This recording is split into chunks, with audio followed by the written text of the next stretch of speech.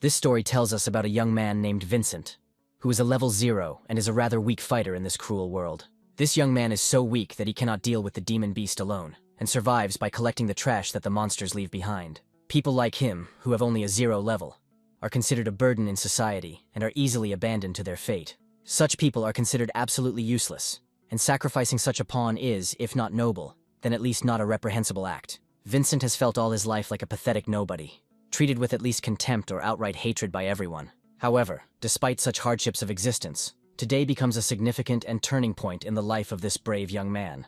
You can say that he lives like trash, but this does not mean that he is not a worthy person, capable of great deeds. Sometimes pride clouds our vision and prevents us from appreciating people who possess amazing qualities despite their low status.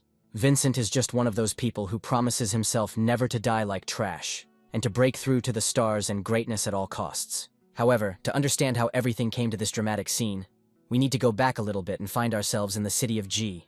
This terrifying foray begins near a Class C gate, which is a portal to a dangerous zone called the Abyss, where terrifying monsters live.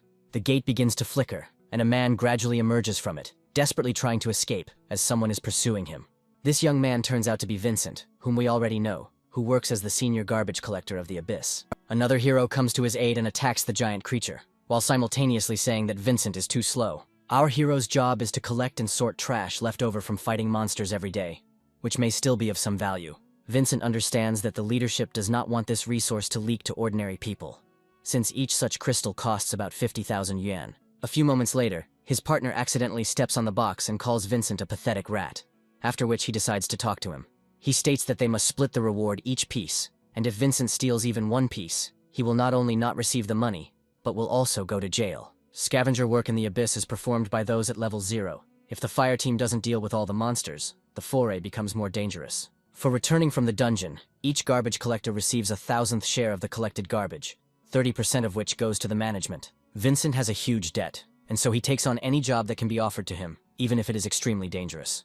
One of his comrades says he's found a job that pays a whopping 3,000 yuan, and Vincent immediately agrees, saying he's in.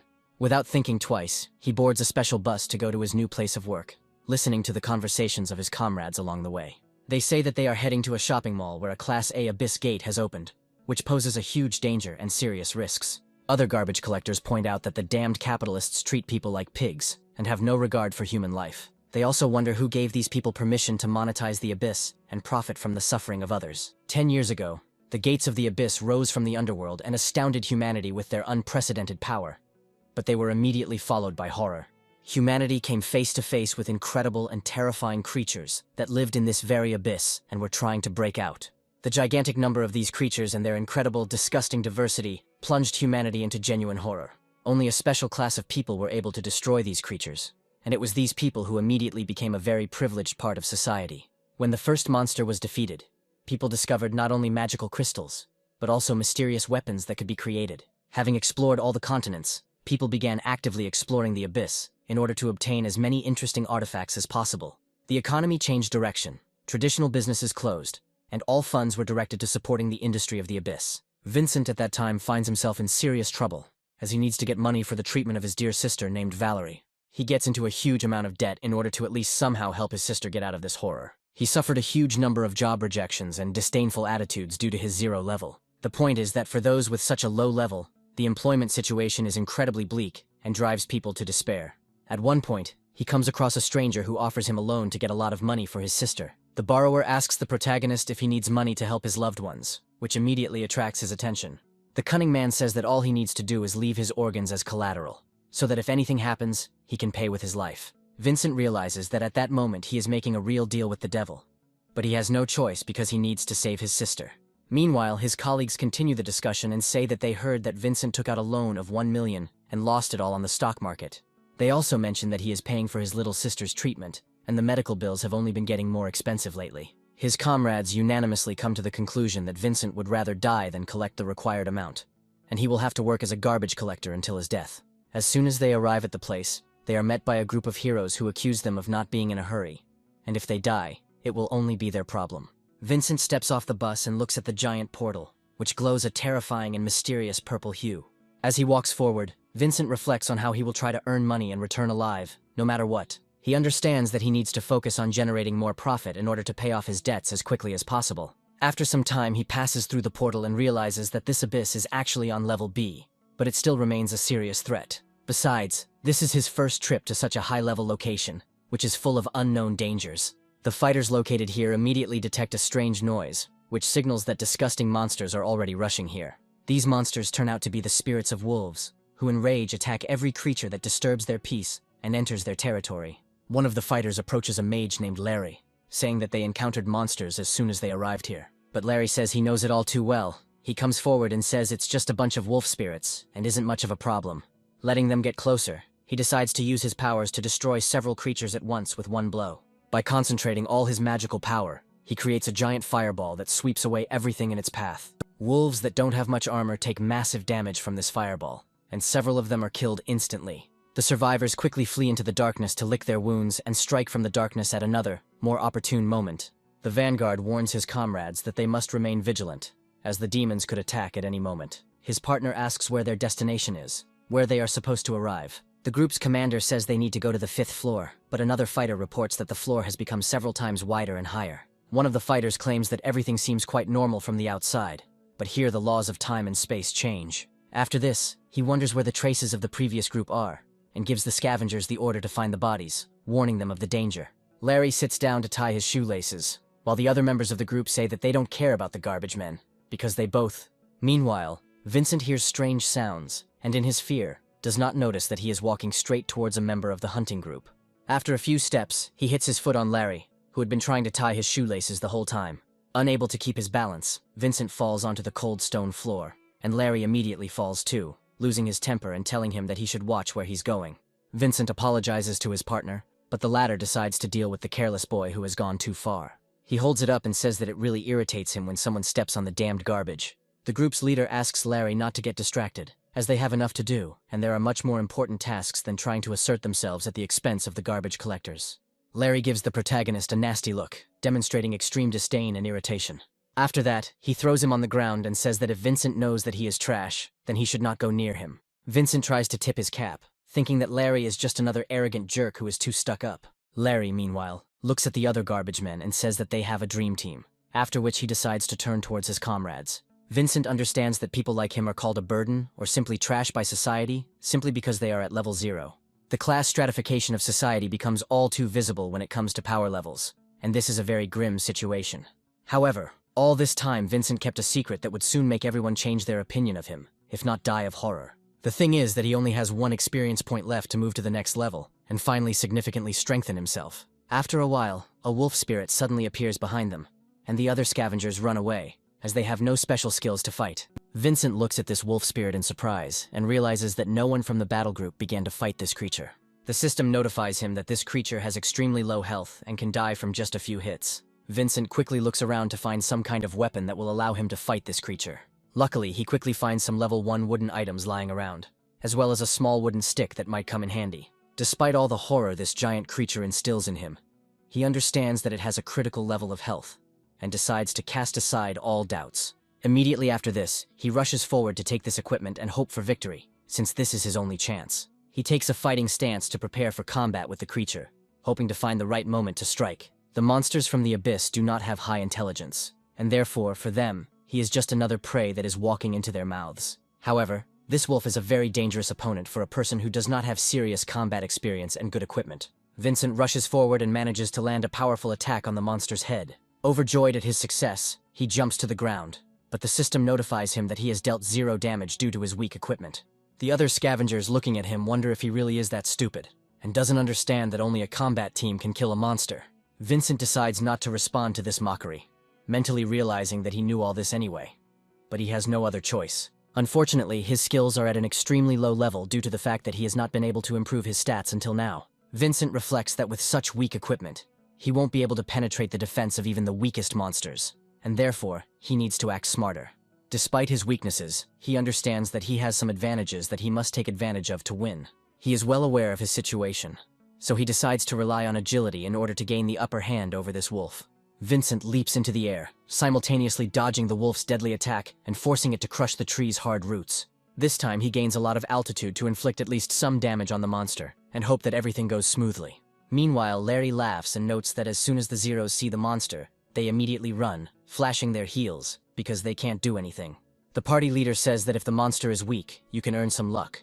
But this does not work if the monster is a demon beast. He also states that they will keep the most expensive items for themselves, and everything else will go to the garbage collectors. One of the fighters informs the boss that apparently one monster survived, and points his finger in the direction of the shopping center escalators. After listening closely, the combat team notes that loud screams are indeed coming from there. A demon beast is at work there. Larry lazily heads in that direction, saying that all the purple gear will be his, and no one else should take it. Meanwhile, a brutal battle to the death continues in this place, as Vincent's plan does not work out as he wanted. The huge demon wolf dodged the attack and immediately attacked him, biting into his shoulder to immobilize him. Vincent feels the incredible damage his body is receiving, but at the same time he experiences a sudden surge of determination. Grabbing a sharpened piece of stick, he shouts that he will never leave this world as a miserable person, and prepares to strike. The giant monster doesn't have time to react, and Vincent accurately thrusts a sharpened stick right into its eye. The system immediately notifies him that he was able to deal a fatal blow to the wolf's spirit, thereby finishing off the creature. Vincent watches the giant wolf corpse fall at his feet and stands frozen for a moment, unable to believe he has succeeded. However, after a little while, he decides to catch his breath to regain his strength, and joy gradually flows into his body. A wicked smile spreads across his face, mixing with the blood coming from his lip, which was split during the fight. Convinced that he was indeed able to win this fight, he begins to shout loudly, emitting a victorious cry. At this time, Larry, who was sent to search for the remaining scavenger who could gather supplies, begins to approach him. He haughtily remarks that apparently, a lone horse was still able to defeat a low-level wolf. After this, he grabs him by the clothes and asks if he really considers himself a hero, accusing him of attempting suicide. He also adds that they didn't come here to drag out his body, but Vincent only smiles. He reminds that once a person reaches the first level, he can join a combat group, and even receive a special specialty that will change his life. However, to do this, you need to think about how to gain experience points, since 0 players cannot kill demon beasts. However, the hero finds a way to achieve this, risking his life for so many years to find someone wounded and finish them off. He waits day after day and gradually kills monsters, slowly but surely accumulating experience points to level up. Over the course of his time as a scavenger, he accumulates a significant amount of experience points, which brings him to his current point. Once he kills the demon beast, he gains the final experience point needed to level up. Now he finally reaches 100% experience to level up and change his destiny. Vincent states with satisfaction that this was the only way to gain experience points, and he did not deviate from it one step. After this, he smiles and says that his ideal conditions, which he had been waiting for so long, have finally been fulfilled. Larry looks at Vincent in shock, calls him a little shit, and asks if he was actually able to level up. Vincent feels an unprecedented surge of strength, and the system congratulates him on finally reaching level 1. However, this incredible triumph quickly fades, as it turns out that he reaches the maximum level of the scavenger profession.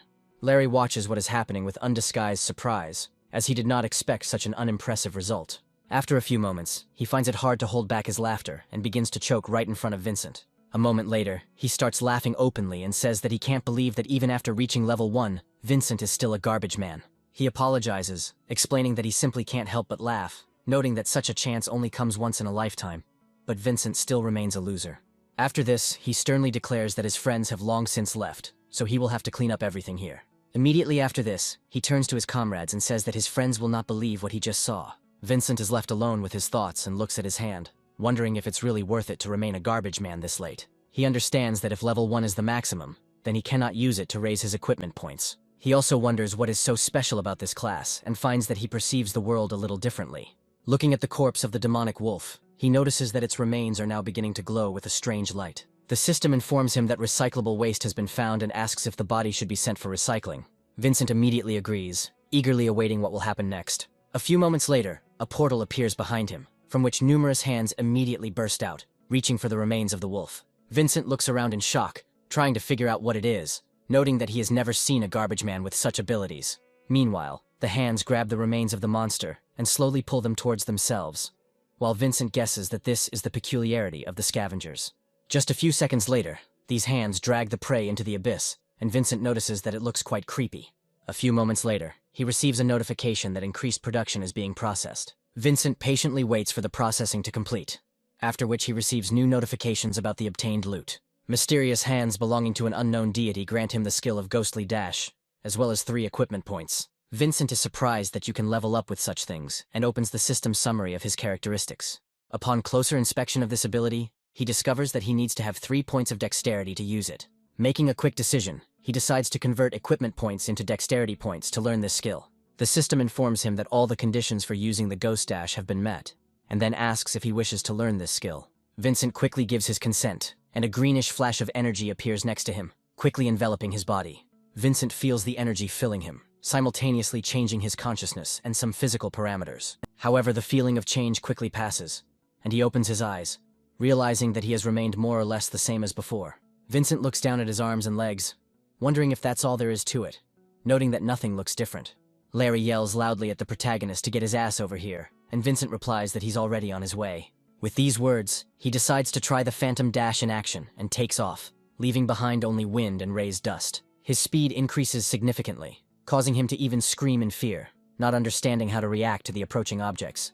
Of course, having accelerated to such speeds for the first time, he does not notice a snag in the way and immediately crashes into it, losing his balance. The dull sound of a human body hitting a stone floor echoes through the air, and Vincent begins to groan from the minor but annoying injuries he has received. He wonders if there has never been a person before who could have possessed such a skill and mastered it the first time. The system immediately tells him that the Ghost Rush skill is now charging, and Vincent says that this doesn't surprise him. After this, he finally gets to his feet and decides to dust himself off so that his clothes look at least remotely acceptable. He also decides to look around to understand what kind of work he has to do at the moment. However, upon looking closer, he immediately freezes in surprise, because now he has discovered something that he could not see before. The protagonist is immediately attracted by the huge number of slain wolves, which can be processed to obtain a considerable amount of loot. Vincent summons his mysterious companions and tells them that the scavengers are an incredibly cool class. Vincent begins recycling his loot, earning an incredible amount of gear points that can be spent on strengthening his body. After some time, the amount of gear points received from recycling decreases, and Vincent also notes that he has not received any abilities. He wonders if he should recycle another monster to gain a new ability, and the mysterious hands gesture to him that he is right.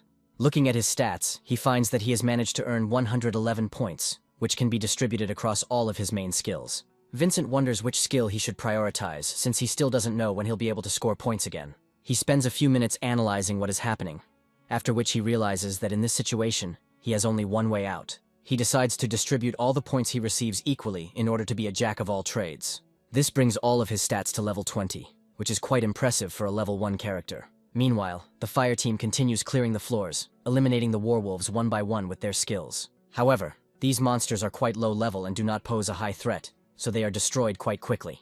The group leader approaches Larry with the conclusion that he did not know that a garbage man could level up and acquire such a profession. One of his partners says that 3 hidden professions are added every year, but the ranking of the most valuable vacancies never changes. Larry says that Vincent is level 1, and that is the maximum value, which means that almost nothing has changed. The group leader says that they don't have time to deal with this and need to move on, looking around along the way. His comrades say they agree with him as they watch the hole in the ceiling gradually begin to narrow. Suddenly, they hear a loud crash, and a huge number of roots suddenly burst out from under the concrete. The group's leader looks at this in surprise, noting that he did not expect something like this, and tries to understand what kind of strange monster this is. After a few moments, this terrible manifestation completes its appearance, and before them appear the mutilated corpses of people. The team leader says that the mission's target has been located, but the other soldiers are afraid and wonder how something so large could fit here. One of the fighters says that less than 2 days have passed since the Abyss's transformation, but everything looks as if they were already 10 years old. Another fighter says that they only encountered weak demon beasts, and this group was much stronger, but still failed. The group leader feels a strange touch, looks around, and everyone freezes, realizing that everything is not so simple here. Looking at the huge number of arriving tree zombies, he says that not only demon beasts live here, but also something more terrible. Meanwhile, the news reports that a void transformation has occurred in a shopping center in one of the cities, and 27 people have gone missing. The group leader orders his comrades to get ready, as this fight will be much more difficult than the previous ones. The fighters begin to realize that they have been ambushed and are now surrounded, meaning they will have to break through by force. Larry uses his fire powers to say that as soon as he wondered where the bodies were, they immediately came across them. He claims that the low-ranking demons lived here only to serve as bait for the real hell. A giant root located near them suddenly begins to move, causing a small earthquake. The group's leader turns around and says that they are now faced with the final boss of this abyss, who is very dangerous. The system notifies them that they have encountered a poisonous abyssal plant, which is an A-class monster. Larry shouts to his comrades to keep their eyes peeled for any dangers this monster may pose. he draws the attention of his comrades to the fact that the entire hunting party they just found has turned into very dangerous and active zombies. Meanwhile, Vincent goes about his usual work, working overtime and earning small bonuses for working overtime. The system informs him that he has earned an achievement for recycling 50 corpses, and he is very happy about it. A vortex from the abyss also appears next to him, preparing a reward for him. Vincent approaches it in anticipation. A few moments pass, and he receives a regular heart-shaped necklace, as well as a very regular dagger for fighting monsters. Vincent even tries to hide his disappointment, and says that even the rewards for the garbage man are complete junk. However, he has no time to mourn the cruel irony of fate, as he hears a very loud roar. He turns around to see what the strange sounds were and suddenly hears someone approaching him very quickly. He understands that either very advanced players or very dangerous monsters are moving at such a speed. Vincent's instincts are correct, as one of the missing hunters, now turned into a zombie, is indeed running towards him. Vincent feels horrified by what is happening, as he has never encountered a monster that looks so much like a human. However, his reflexes do not fail him, and he jumps to the side, avoiding a fatal blow that would otherwise have smashed him into the wall. The system notifies him that the agility skill called Great Dodge is activated, causing him to do several backflips. Vincent admits that this appearance scared him very much, and he already thought that he was finished. After this, he looks at his body and notes that, apparently, he has become much more agile due to the fact that he has pumped up his agility skills. Clenching his fist tightly, he realizes that apparently he really has become much faster and more agile. At that very moment, the zombie again rushes into attack to destroy the main character, but he manages to notice its movement. Within moments, the claws are millimeters from his face, and he makes the timely decision to dodge. If he had delayed even a split second, he would have definitely died. But at this moment, he still had a chance to get out of here. Vincent puts some distance between himself and the angry zombie, looking closely at his opponent. He also realizes that he has not only become much more agile, but also feels much stronger than before. At the same moment, he activates the Ghost Dash skill to gain as much speed as possible and increase his strength. Taking aim, he says it's time to attack. The proud protagonist announces that this time the damage will be much greater, and sends the zombie flying with just one blow to the face. The system notifies him that he has used a strength skill, thanks to which he has broken the enemy's defense and was able to inflict full damage. Vincent wipes his face contentedly and says that, having moved to the next level, he has become an incomparably stronger version of himself. The system also tells him that his intelligence skill allows him to find the enemy's weaknesses, no matter where they are. Looking at this zombie, he finds that it has a high level, and its weak point is the neck. He also realizes that the creature is highly vulnerable to fire, while it begins to make strange sounds reminiscent of human speech. Moments later, the monster and Vincent rush towards each other to finally destroy each other once and for all. Vincent relies on his agility once again, and manages to dodge the attack with deadly claws that can cut through flesh like a knife through butter. By making a well-timed tackle, he also saves himself from being tackled, which would have neutralized his ability to move quickly. Vincent continues to circle around his opponent, waiting for the right moment to strike at a vulnerable point. He realizes that this point is the enemy's weak point, and decides to summon his weapon to have a better chance of an instant kill. The zombie is still a bit confused, so Vincent decides to use the simple dagger card, summoning it to his hand. He rushes forward and delivers a quick attack to his opponent's neck, causing the system to report that the opponent is bleeding. Vincent watches his opponent's behavior closely in order to deliver a few more blows if necessary. Fortunately, his blow is fatal enough to sever the root leading to the victim's brain, which is now completely immobilized. Vincent receives a system notification that he has killed the tree zombie, which falls to the ground, its true host finally resting in peace. Vincent feels the poison in the tree zombie's body hit his skin, replacing his blood. However, this poison is rendered useless by the body's skills, which allow it to resist such substances. Vincent looks at his weapon with joy, and says that he was finally able to deal with the enemy for the first time with unprecedented ease. The system asks him if he wants to send the zombie's body for recycling, and Vincent almost immediately responds with a confident yes. The zombie's body is successfully processed, and Vincent receives a skill that grants him resistance to poisons, and converts the poisoning effect into a positive one. Vincent wonders if this now means he can drink poisonous substances like water. Without thinking twice, he decides to use this card, which gives him 5 more equipment points that can be distributed among skills. Immediately after this, he takes out an item tainted with poison, which is extremely toxic and not recommended for consumption. Vincent decides to take advantage of his skill's effect, and then slowly uncorks a flask containing an extremely toxic substance. He says he is extremely interested to see what comes of it, and cautiously takes a sip of the deadly poison. The system notifies him that, thanks to the poison resistance effect, the toxic effect has been converted into a healing one. His wounds are immediately healed. Vincent remembers that the better his intelligence is developed, the more weaknesses he can find in his opponent, and decides to invest points in this stat. Thus, all of the main character's characteristics are at the 40 mark, in contrast to intelligence, which is pumped up to 50. However, His triumph is short-lived, as another small group of tree zombies immediately appears behind him. Vincent turns slowly, wondering if he's missed another monster during his sweep. However, what he saw made him immediately pull himself together and understand that he now needs to change his battle tactics. The reason is that now he has been discovered by a whole group of monsters that can destroy him in a matter of seconds. Vincent suggests that perhaps he should get away from here, but he is stopped by the words that hurt him before. He understands that everyone treated him like a pathetic nobody and a completely useless piece of trash, but now everything is different. Vincent decides not to run away from these problems and grips his sword tighter, saying that he will show everyone who he really is. Calling upon his deity for help, he rushes forward, declaring that he will no longer allow anyone to look down on him. Meanwhile, the battle group continues to fight with other fighters who turned into zombies and fell in this battle. Zombies that were created from other fighters fight much more seriously than ordinary citizens who accidentally wandered here. The group's leader says that even though they are just corpses, they fight incredibly fiercely and strongly. He also understands that the carnivorous plant is still there and will have to be dealt with, but he still doesn't know what to do with it. Realizing they are outnumbered, he tells his team that they need to retreat immediately to regroup. Unfortunately, while retreating, they instantly lose one of their group members due to one of the fighters piercing him with his dagger. Another fighter also dies in battle with these monsters, and is immediately recycled into another mindless soldier. The group's leader tries to retreat with the surviving Larry, saying that these monsters are right on their heels. At a certain point, they reach the escalators, where the group captain pauses briefly to hold back the onslaught of these opponents. Larry continues to run away, thinking that he only came here for money and equipment, and it would be very stupid to die here. Looking at his captain, an eternal idea comes to his mind, and he immediately directs a paralyzing spell in his direction. The captain turns to Larry and asks him what the hell he's doing, reminding him that they're on the same team. Larry insists that his actions are nothing personal, and that his captain must sacrifice his life to stop these monsters. Immediately after this, he continues to run away, saying that he will pay for his funeral after he gets out of here.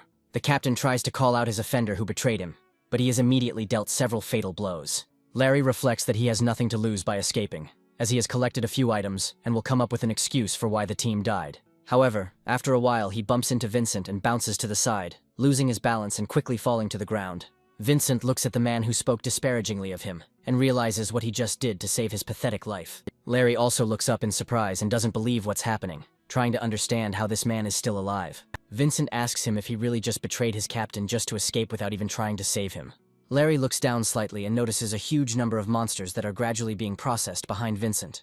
He asks him if he really did all this, not believing his eyes and trying to understand how such a pathetic guy could kill so many zombies. However, a new plan is brewing in his cunning head, as he realizes that he cannot leave everything as it is, because Vincent will give him away. After this, he takes a big swing and kicks Vincent, telling him that he should feed himself to these creatures to become stronger. However, due to the fact that Vincent has significantly improved his skills, this weak blow is blocked, and the move itself ends up in the attacker's direction.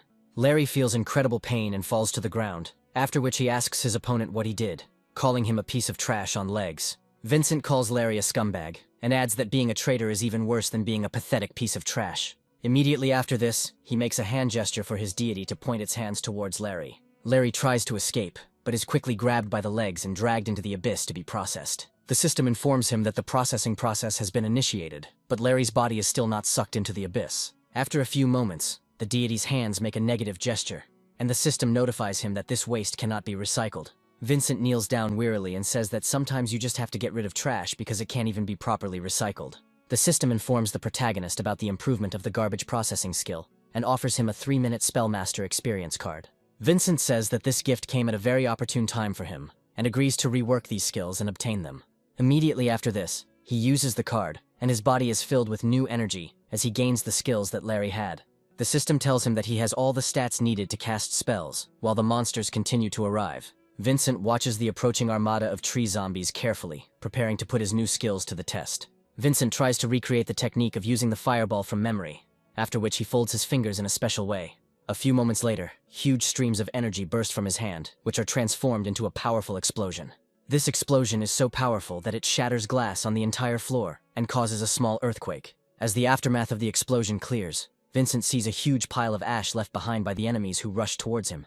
He cries out desperately that he wanted to recycle his opponents, but now all that remains of them is a pile of ashes. Meanwhile, one of the surviving undead, armed with twin daggers, appears behind him and prepares to deliver the fatal blow. However, Vincent realizes the impending danger in time and prepares to dodge. At the last moment, he makes a quick jump to prevent serious damage and turns around in midair. The monster is also preparing to attack again, and not give its opponent a single chance of survival. Vincent reacts to his opponent's behavior much more calmly, since he has already become accustomed to fighting them.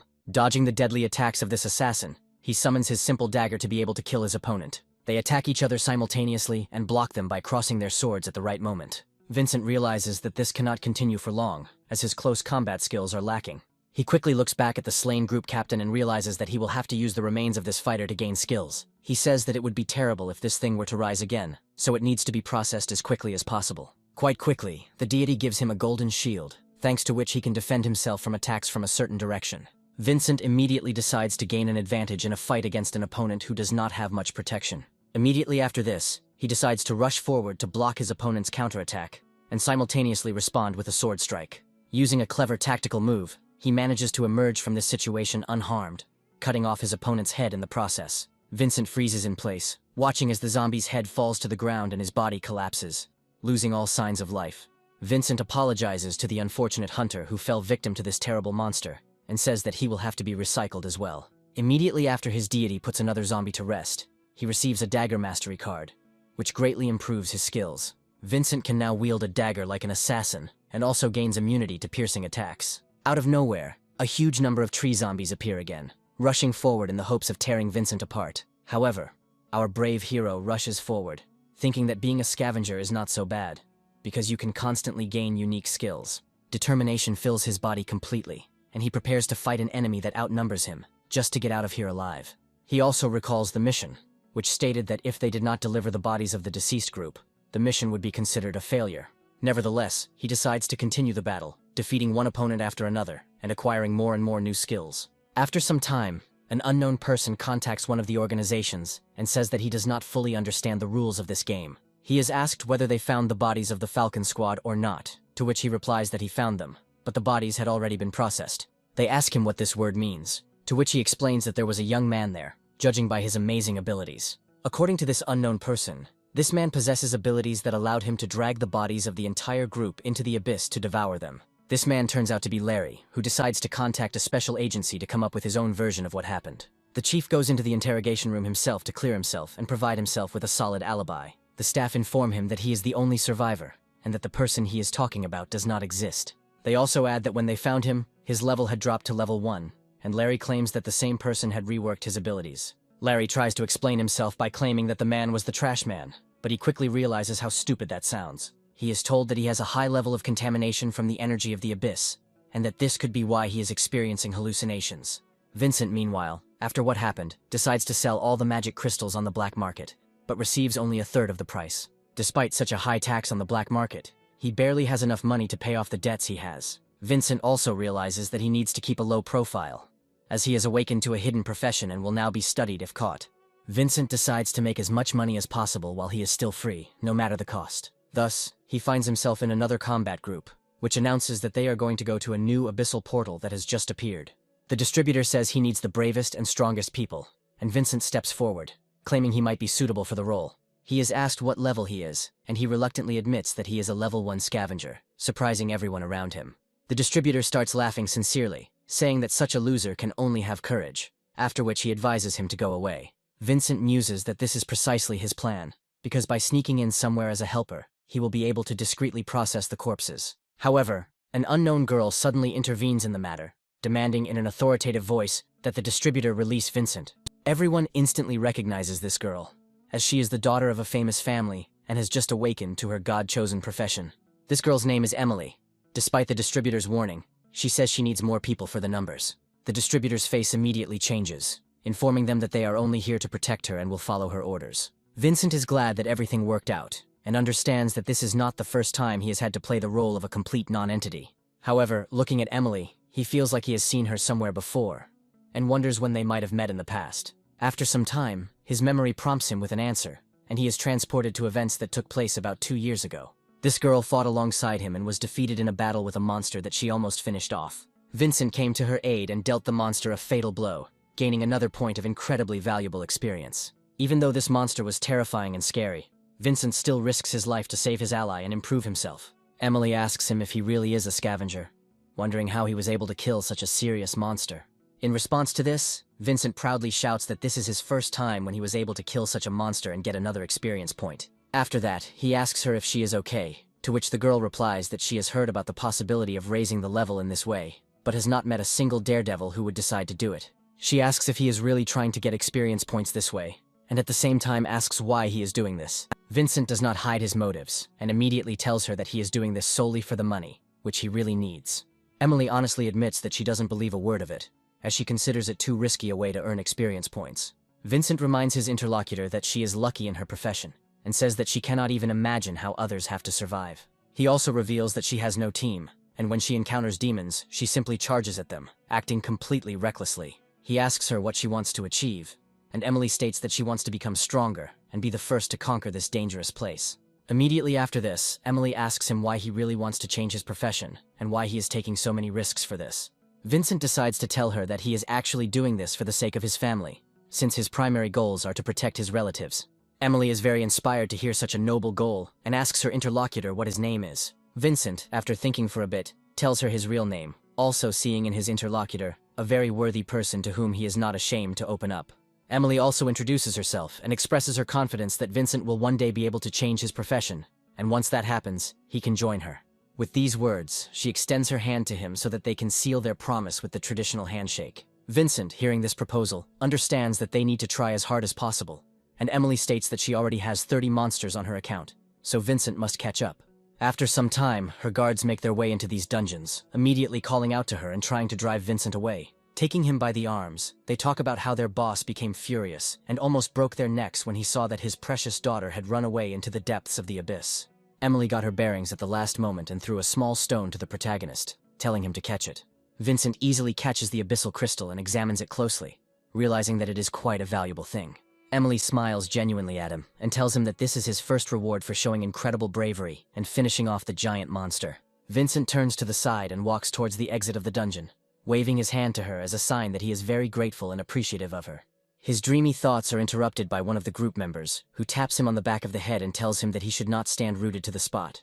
Vincent smiles and says he'll try his best not to drag the others down, while Emily calmly looks around. It is quite obvious that over such long periods of separation the girl has forgotten about him, and does not recognize him at first sight, which is why she reacts so distantly. After a while, she orders the others to move forward to head out and conquer this dungeon. Vincent also follows his partners, thinking that this time he also plans to earn some money and return from the dangerous place alive. The last time he came out of the abyss, he mastered the golden shield skill, as well as the dagger skill.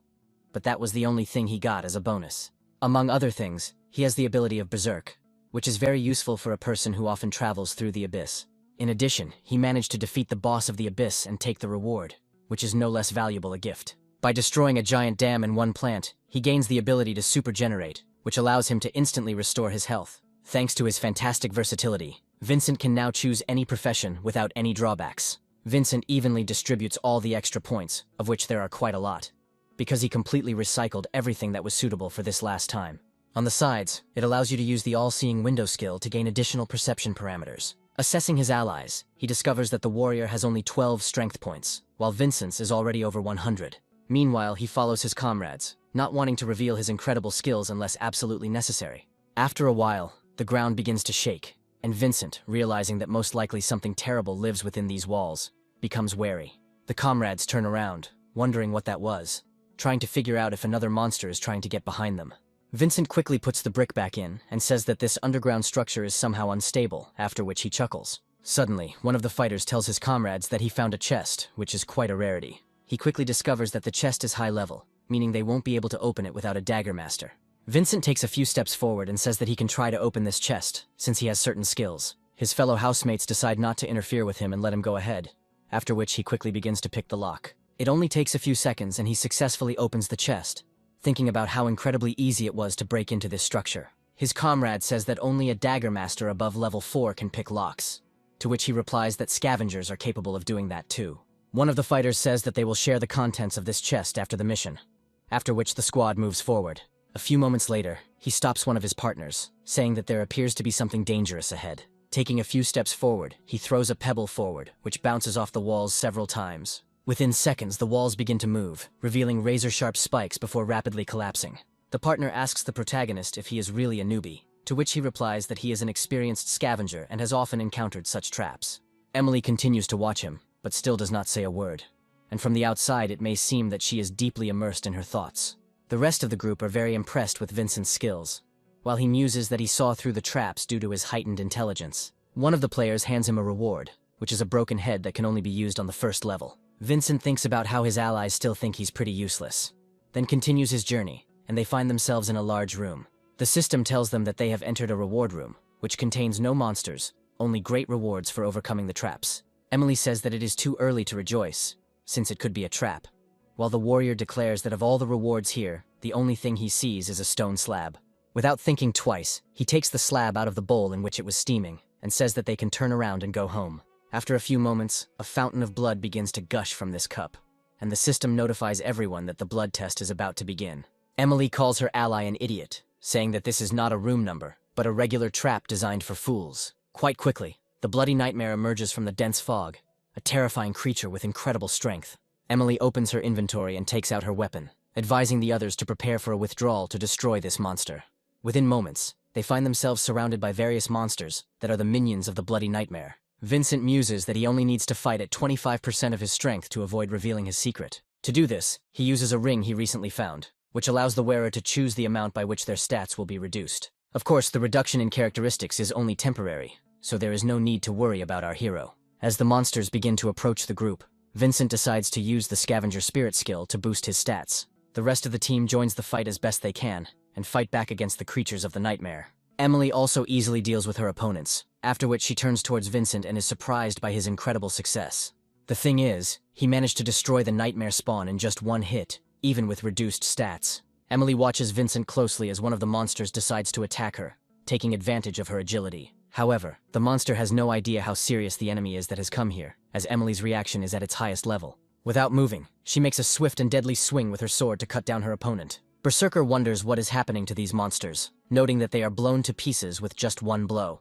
He says that all of this seems incredibly suspicious to him, while other monsters continue their onslaught. After a few moments, the nightmare creatures begin to take on human form to mimic the abilities of their opponents. Each death of such a creature actually feeds it with experience, thanks to which they become only stronger. The girl, who has magical powers, praises the berserker, saying that he fights very well. However, after a few moments their joy turns to surprise and fear, as another nightmare creature appears out of nowhere. The berserker wonders what the hell is going on when the nightmare creature suddenly strikes quickly and cuts off his arm. A moment later, a shrill scream pierces the air from the berserker, who is trying to cope with the incredible pain piercing his body. Some of the heroes lose hope as even beheading it doesn't do any good, and the thing turns out to be indestructible. The monster is about to finish off the berserker with one precise blow that should cut in half anyone who stands in its way. The warrior is already preparing to meet his fate and accept his death, but suddenly the blow of this monster stops. Emily jumps on the beast and quickly freezes it, commenting on how some allies are incredibly helpless. She prepares to destroy the Blood Nightmare's spawn, and says that this enemy poses no danger.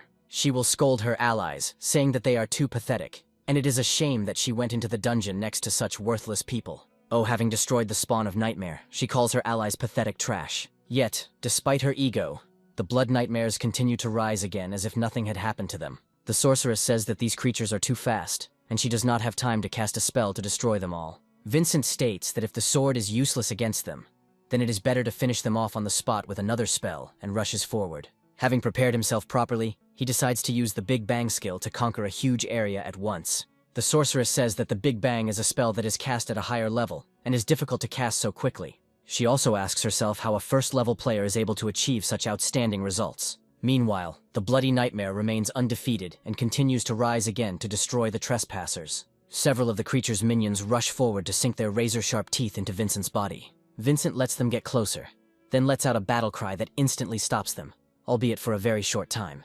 The Blood Nightmare's creatures are shocked and remain frozen in place for a time, stunned. Vincent, meanwhile, rushes forward, entering a berserker state that doubles his speed and strength. Using punches, he crushes yet another handful of opponents with incredible ease and grace. Despite this, he finds that the pieces of his opponents that remained after his blow are beginning to come together again. He turns back and realizes that this time the creature has decided to transform into something more expressive. In a few seconds, a huge block, several tens of meters high, appears in front of him. The sorceress looks at this monster in surprise, wondering what is wrong with this monster and why it has become so big. Vincent suggests that these monsters have gathered into one large creature to deal with them all at once. The sorceress states that this monster is too strong for this location, as the creature is now a royal-level creature. Vincent mentions that Bloody Nightmare can imitate its opponent, and wonders who the king-rank monster is imitating. Meanwhile, the blood giant stretches out his hand to grab the annoying opponent and crush him. The force of this impact is simply incredible, and causes a small earthquake. However, the main character somehow miraculously manages to dodge this attack and jump to a safe distance. Vincent suggests that apparently this monster decided to imitate him, which means that dealing with it will be extremely problematic. Emily shows her confidence and rushes forward, recommending that the others step aside. She claims that she will deal with this monster without any problems and destroy it in just a few minutes. Bloody Nightmare turns his attention to Emily and prepares to attack again, but the girl decides to take the initiative. Emily runs forward quickly, dodging her opponent's attacks and jumping onto his body as quickly as possible. It doesn't take more than a few moments before she jumps into the air to get the perfect angle for her attack. Bloody Nightmare looks at his opponent and understands that he will no longer have time to make any additional efforts to bring her down. All he can do is try to defend himself, and that's precisely why she doesn't hit him right in the head. Vincent continues to watch his ally with surprise and admiration, noting that she was able to freeze his claw with incredible ease. However, this is clearly not enough to send a monster like the Bloody Nightmare to the next world. Readying itself for another decisive attack, the monster lunges forward to grab Emily and neutralize her. Emily looks at her opponent in surprise, realizing that she did not expect such incredible strength, cunning, and dexterity from the Bloody Nightmare. She tries to block the direction of the blow with her weapon, causing her sword to bounce to the side, and she only just manages to catch it. However, her balance is strong enough to keep it and land softly on her feet. She continues to carefully analyze her opponent and understands that this will not work, and she urgently needs to change tactics. She recalls that not long ago the guards told her that they had detected the energy of this mud, which was extremely unstable. They asked her if she was sure she wanted to go there alone, adding that it would be much easier with allies. Emily said at that moment that her goal was to conquer the place that was the highest level of the Abyss Tower. However, she reflected that her progress was still not high enough, and that she was hopelessly behind her older siblings. The girl prepares to repel another attack from her enemy, and understands that there is one simple truth. From her point of view, if he has difficulty in cleaning up without this, she is not worthy of her great family name, which bears incredible pride. The monster tries to make another devastating attack to crush its opponent in the blink of an eye. However, none of this works for him, as Emily creates a special frost shield that has incredible strength. Vincent continues to observe what is happening without interfering, as per Emily's request. At this moment, the Ice Swordswoman herself calls upon a special power that helps her strengthen her abilities and increase her performance. Moments later, she drops the frost flag to the ground to increase her speed, including that of her allies, by 50%. The ground that touches the wooden flagpole immediately begins to freeze and spread out in different directions, thus demonstrating incredible strength. A little later, a huge ice wave appears from Emily's direction, which immediately engulfs the Bloody Nightmare, who did not have time to dodge it. The huge monster turns into an ice statue in the blink of an eye, but Emily understands that the battle is not over yet, and now she needs to deliver the finishing blow. Rushing forward, she realizes that if the ice doesn't kill the monster, it will at least slow it down long enough for her to unleash a series of attacks. Without a second thought, she rushes forward to perform a comet strike and deal a crushing defeat to this giant. Vincent continues to watch what is happening and says that he did not expect to see the power of God's chosen profession. He also wonders who will be stronger, while Emily realizes that her incredibly powerful attack still has no effect. Emily's self-confidence and arrogance are truly at a high level, which cannot be said about her fighting skills. Despite her best efforts, she was unable to inflict any serious damage on the Blood Nightmare, leaving the monster still in full combat readiness. The giant monster attacks again, seeking revenge for the obvious insult it has just suffered. Emily continues to dodge the swift attacks, and reflects on how her strength still cannot compare to that of her siblings, and she begins to insult herself, realizing that she is the owner of a great family name, but still feels like an outcast and the weakest link. Words flash through the warrior's mind that she is a disgrace to the family, and should not leave the house because it is too dangerous without her. Emily realizes that to prevent this from happening, she must become stronger, even if she has to start from a simpler abyss. She confidently declares that she must deal with this monster herself, no matter what, to prove to herself that she is worthy. Thus, she manages to overcome her opponent's resistance and deliver a powerful blow to her enemy. However, her sword breaks. Vincent is surprised by such a sharp change in the balance of power and understands that his ally will now have a hard time. Emily herself understands that she has driven herself into a very uncomfortable position, which is why she can no longer dodge the attack. Bloody Nightmare immediately decides to take advantage of this, and delivers a powerful attack on the girl who came too close. Emily feels incredible pain that permeates her entire body, and hopes that someone will come to her aid in this difficult moment. The sorceress assumes that the Bloody Nightmare has just killed Emily and suggests running to save her life. Meanwhile, Nightmare prepares to deal with her opponent and takes out her other hand to deliver a crushing blow. Vincent, realizing that he must prevent the irreparable and disrupt his rival's plans, acts decisively. He rushes forward, extending his arms to cast fire magic and interrupt the enemy's attack. The sorceresses and other members of the battle group look in surprise at the giant piece of the monster that falls towards them. It's only by a miracle that they manage to run to the side and discover that the bloody nightmare has lost his arm, as if it had been cut off. Emily quickly comes to her senses and gets to her feet to look around and figure out what she needs to do. However, her attention is immediately drawn to Vincent, as he was able to impress this queen with his powers. Meanwhile, the main character rushes forward to continue distracting the monsters and give his allies time to regroup. He also uses his seeing eye skills to find weak points in his opponent's body and exploit them. Vincent reflects that if this monster reaches the royal level, it will be able to survive under any circumstances and lose all meaning.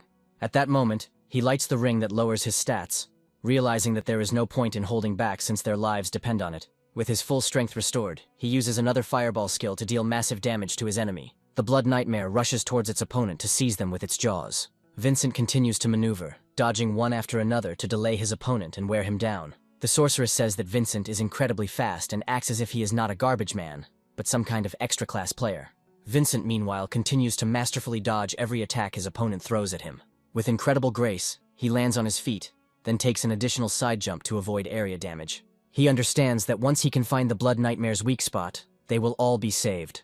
At this moment, he sends several fiery explosions into his opponent's body at once in order to find a weak spot. Vincent reflects with disappointment that no matter what part he blows up, it still grows back, and he still hasn't noticed any weak spots on his body. After a few moments, the idea occurs to him that perhaps this creature is being controlled remotely, and he turns to his comrades. He asks them to kick him a stone tablet that was in the blood bowl and contained some data. Taking proper aim, the warrior kicks the tablet towards him so that it reaches its target accurately. The system notifies Vincent that he has passed the intelligence test, and says that by deciphering the ancient spell, he will be able to lift the curse. Vincent only has time to read this much before the bloody nightmare decides to intervene and reaches forward with his hand to grab the stone slab. Without thinking twice, he immediately sends this slab into his mouth, and it immediately disappears into his jaws. An eerie glow begins to emanate from his body, and the system reports that the bloody nightmare has entered invincible mode. Emily wonders what happened and why the monster froze, to which Vincent replies that they are in big trouble.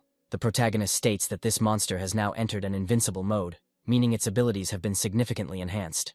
Emily finally decides to approach him and says he looks familiar, asking if they could have met somewhere before. Vincent looks at her in surprise and says that they met 2 years ago in business, and back then, he was a garbage man who earned experience points. He also states that Emily witnessed him gain his first experience point in his life, and Emily remembers everything.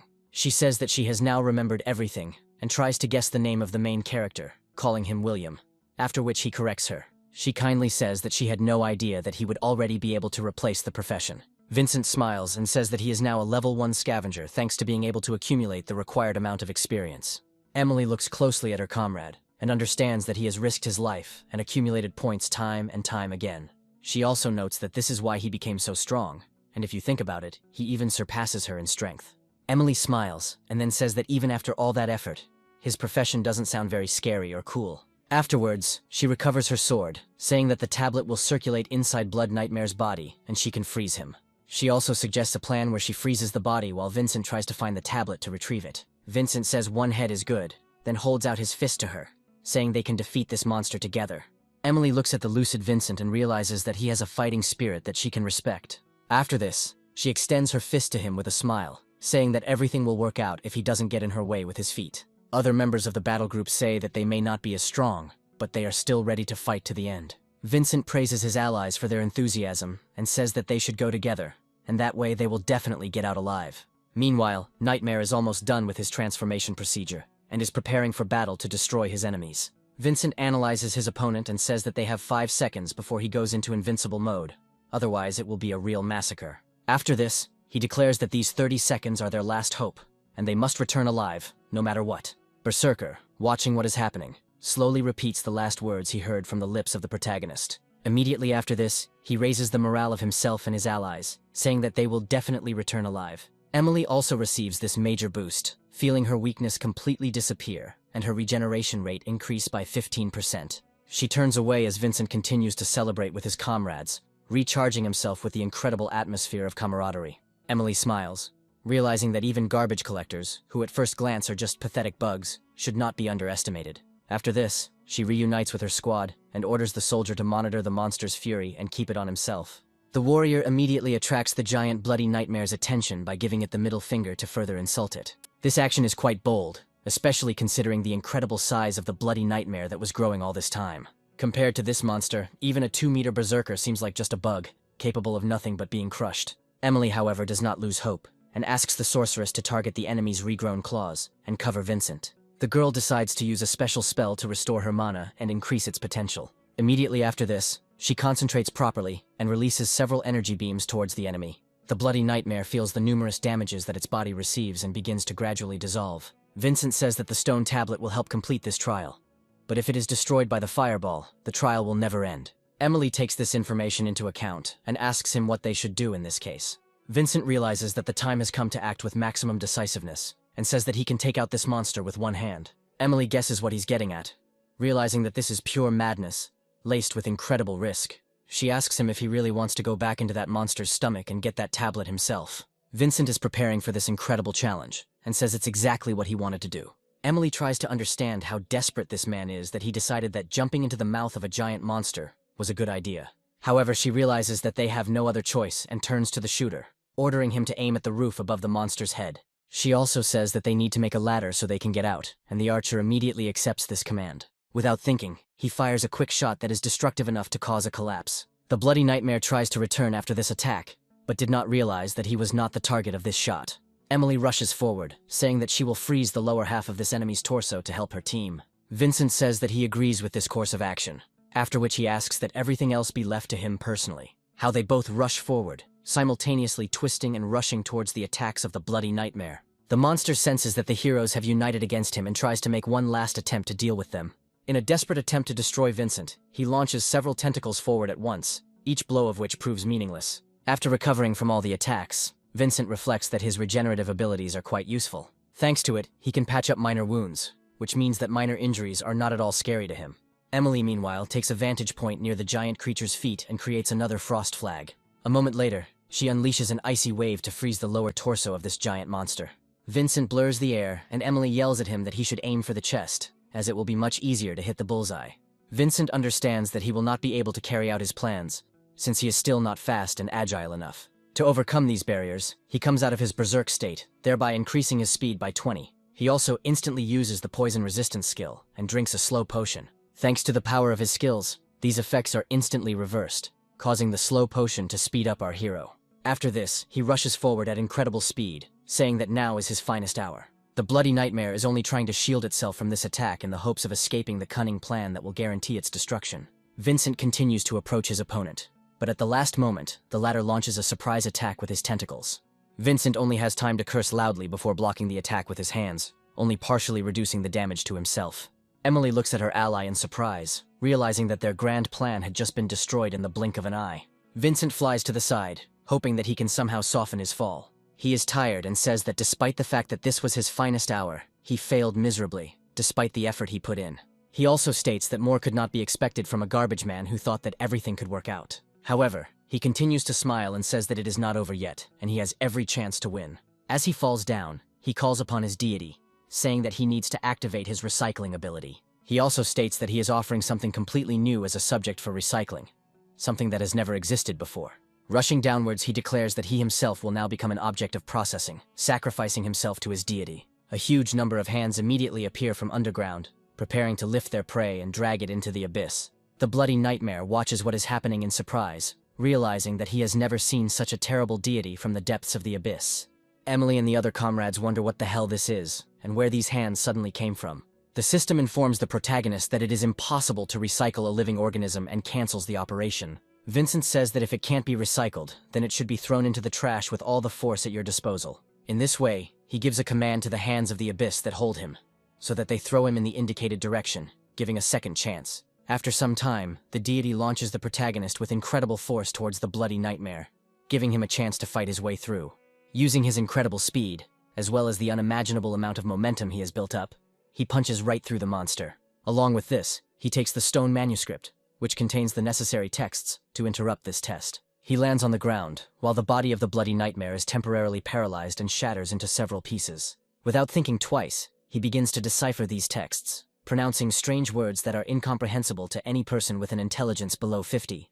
The system notifies him that he has finally passed the blood test, after which the body of the bloody nightmare begins to catch fire and dissolve into thin air.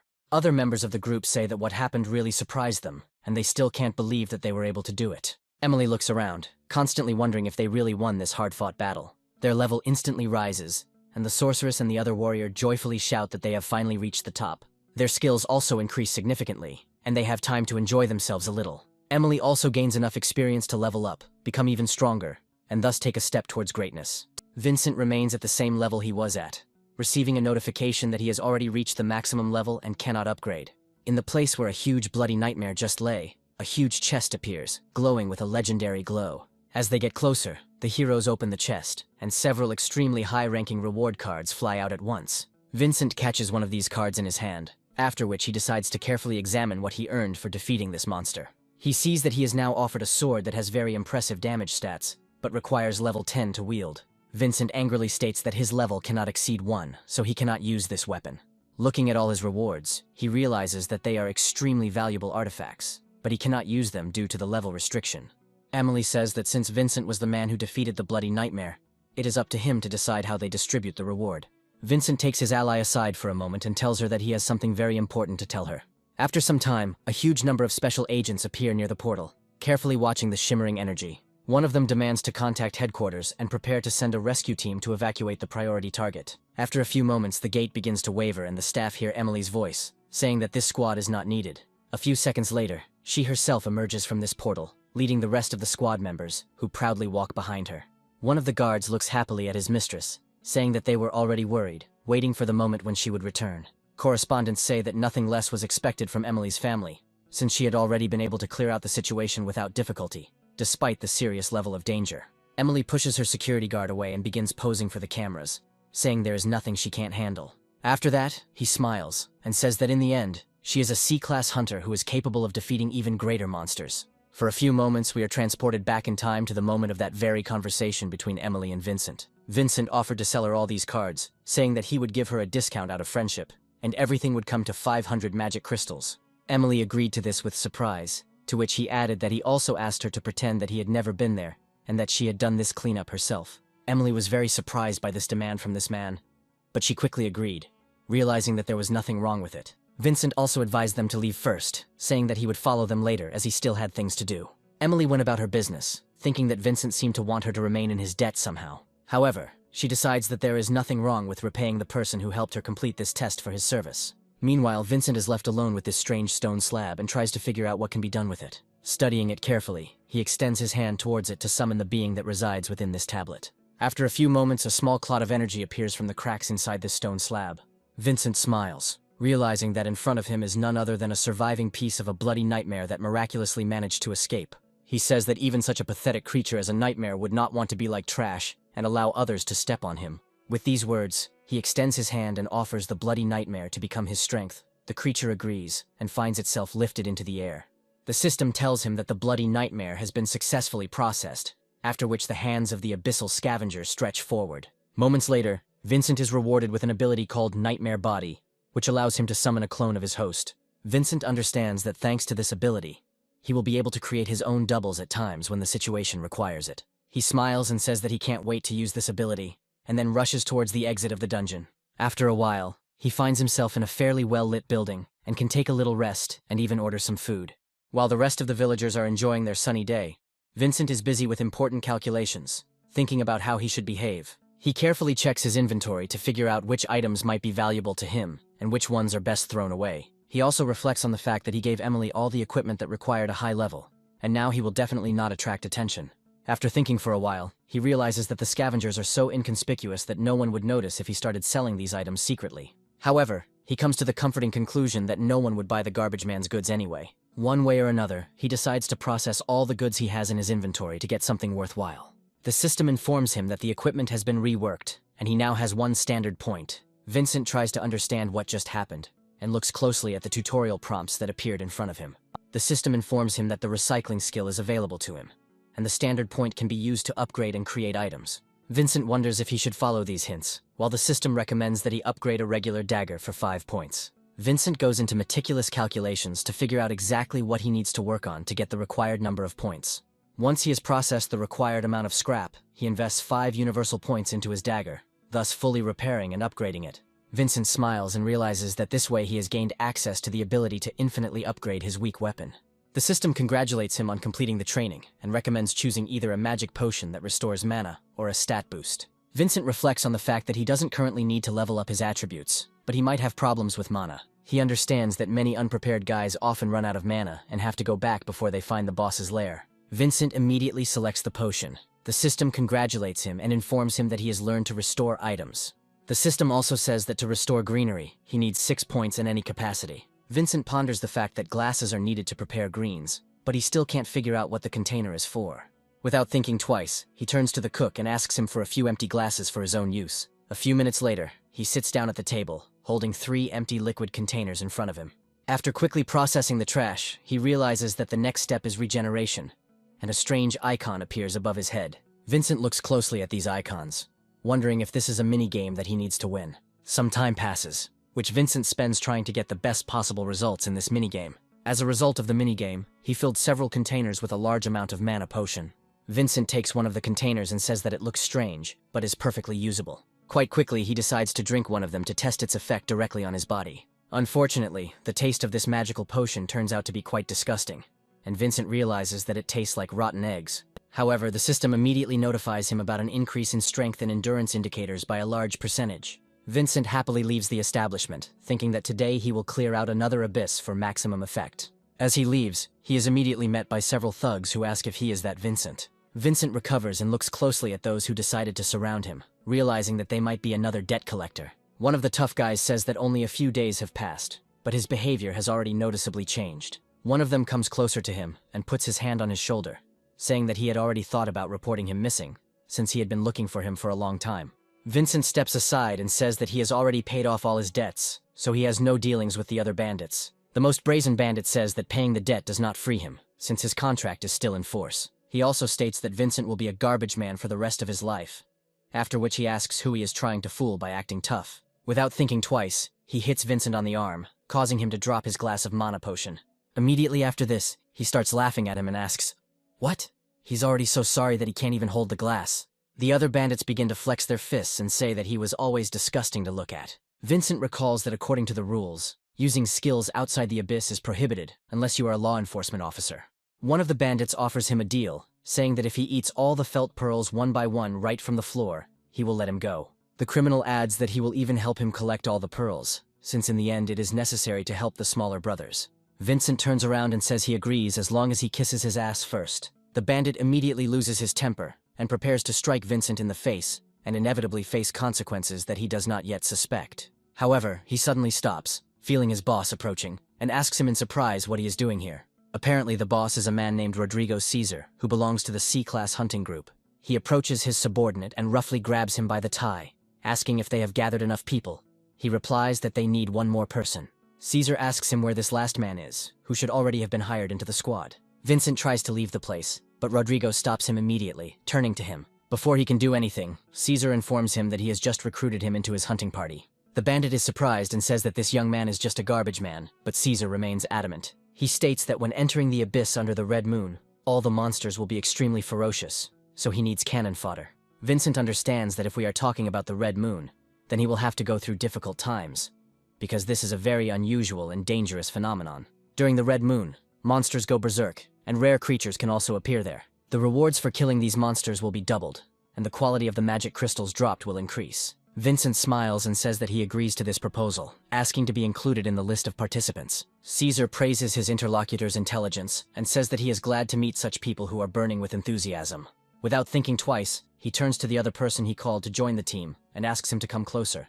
Vincent hears a strange scream and turns around to find out what happened. Finding himself in the middle of a problem, he sees that the person who also decided to join the team is Larry. Larry points fearfully at Vincent, easily recognizing in him the one who crippled his future life. Vincent, realizing that something urgently needs to be done to stop the stream of accusations that could follow in the next second, begins to act. He begins to fight Larry, beating him and ordering him to shut his mouth immediately if he wants to keep any of his teeth. Larry tries to run away, but Vincent prevents this and catches up with him literally around the next corner. Vincent reminds him that if he hadn't used each of their powers back then, they would have died there, and in fact, he saved his life. Rodrigo asks Vincent if they know each other, to which he replies that this is, of course, not true, and Larry was mistaken. Rodrigo turns and leaves, saying that a man who killed all the members of his group cannot have friends. Vincent asks Larry how he managed to get out of there, realizing that he should have been dragged behind bars. Larry says he was initially sentenced to 15 years in prison, but he dropped all charges and paid the fine, becoming bankrupt. Larry immediately demands compensation for all the damage he suffered. But Vincent declares that one more word, and he will indeed recycle him like garbage. Larry decides to shut up, and the group heads to the Sea City subway, where a new portal is currently being prepared to open. This portal looks incredibly threatening, but this does not stop our heroes from conquering this abyss. Vincent, Larry, and Rodrigo approach the portal so they can each meet their new squad. Among the other members of the cannon fodder squad, he meets a bard named Chester, who is level 3. Vincent greets them and says that he is a first-level garbage man, after which Larry does the same. Chester tries to cheer up the protagonist, saying that there is nothing surprising in exchanging your life for money, and they all understand him. After this, he says that their team needs a leader, and therefore, as a bard, he puts forward his candidacy to give commands. This team also includes a healer and a warrior, who do not make any expressions due to their lower level. Rodrigo approaches his team and says that in addition to the 6 main Oath participants, this time they will be joined by 5 temporary ones. He also states that the temporary members are cannon fodder to reduce their losses and will be used as reconnaissance. Rodrigo also says that he doesn't have any hopes for them in combat missions, and if they encounter monsters, they should flee immediately. He also states that if they want to get the money, at least one of them must remain alive, in which case, all the money will go to the survivors. The cannon fodder squad's healer suddenly begins coughing darkly, and the warrior asks him if he is all right. The healer says that he cannot retreat, since he has 4 daughters and he must feed them somehow. The warrior exhales tensely and says that he has a sick wife who is about to die, and he needs to risk everything to earn money for her treatment. Chester remains in the most optimistic mood and joyfully chants victory cries to keep his men moving forward. The warrior says that there is a new face in their squad, to which Chester states that in their squad someone always dies. The warriors say they are more concerned that the face looks too relaxed for a man going to certain death. After some time, their team enters the mysterious catacombs and continues to explore them for some time. Chester turns to Larry and tells him that he is surprised that they haven't encountered any monsters yet. But Larry asks him not to croak. The healer says that it has become very cold here, to which the warrior replies that the temperature has indeed dropped significantly. Chester begins to complain that he knew he needed to dress warmer and decides to move on. After some time, he steps on a strange pressure panel, which instantly activates a mechanism created for only one deadly purpose. Vincent only has time to look up and discovers that a huge blade appears next to the bard, which is about to cut him into pieces. Using his incredible speed, he quickly pushes him aside to save the fool's life. Chester looks back at the man who just saved him and finds a huge blade lying next to him. He wonders what just happened, and Vincent mentally asks how this man survived until today. Chester says he's too lucky, but he needs to be much more careful in the future. However, his carelessness immediately gets the better of him, and he suggests moving on, stepping into another bait trap. This time, several cocoons fall from the ceiling, the total number of which reaches about 10. Chester runs away, assuming that there might be something dangerous in these cocoons, deciding to watch them from afar. The healer wonders what is in these cocoons, making the bold assumption that they most likely contain living beings. In response to his bold suggestion, these cocoons begin to collapse violently, and giant claws emerge from them. Moments later, the cocoons are completely destroyed, and the Suicide Squad is attacked by a massive force of level 5 demon spiders. Chester screams loudly about how much he hates spiders, realizing that these elite-level creatures can also spit venom. Larry tries to deal with these opponents by using fire skills, which, in theory, should destroy these insects. Several arrows fly from his hands at once, hitting the heads of these giant creatures directly, but having no effect. Other fighters say that these are elite monsters, so defeating them requires a much more organized approach. The warrior rushes forward to focus the monster's aggression on himself, thereby giving the team time to deal damage. Vincent, meanwhile, continues to keep a close eye on these creatures, one of which chooses him as the target for its main attack. The spider lunges forward to bite his leg, but the damage this creature inflicts on the protagonist is 0. Vincent, looking bored, smashes the spider across the floor with one deft kick, instantly destroying it. Larry looks at Vincent and wonders why he is so arrogant if he is just a garbage man. Meanwhile, the system asks the protagonist if he is ready to begin processing the destroyed spider. Vincent immediately replies that he is ready, and the system destroys the monster's corpse, rewarding him with new items. In addition to the standard skill points, he receives a special arcana that allows him to poison his weapon, increasing its damage. Vincent realizes that by recycling corpses, he can now obtain not only skill cards, but also arcana, which can be used to profitably enhance his weapons. The warrior interrupts Vincent's thoughts and says that he should not be in the clouds, and if he cannot help, then he should retreat. Vincent calmly takes out his dagger and decides to use the lasso to enhance his regular blade. Immediately after this, his blade takes on a different appearance and begins to resemble a spider's sting. Chester continues to run away, thinking that even though he is the highest level, he still has a hard time fighting. He dodges another blow and tries to figure out what to do in this situation, which does not bode well. He admits to himself that his profession does not require combat skills, and all he can do is strengthen others. However, he becomes more determined, understands that the situation is too dangerous, but knows what to do. Filled with incredible determination, he performs one of the popular songs to raise the morale of his comrades. Vincent is surprised by such a bad performance and wonders what is going on with this bard and why he is doing such nonsense. Hearing these amazing tunes, the spider becomes enthusiastic, and the system notifies everyone that these monsters have become stronger. Chester storms off, wondering what just happened, realizing that he must have played the wrong song. Without thinking twice, he turns around and finds one of the spiders rushing at him, ready to instantly tear him into small pieces. Luckily, an unfortunate fate befalls this monster, as Vincent comes to the rescue. Armed with his upgraded weapon, he cuts the huge insect into small pieces in a matter of moments. Meanwhile, the other members of the squad sense the additional strength of the monsters and realize that they need to retreat.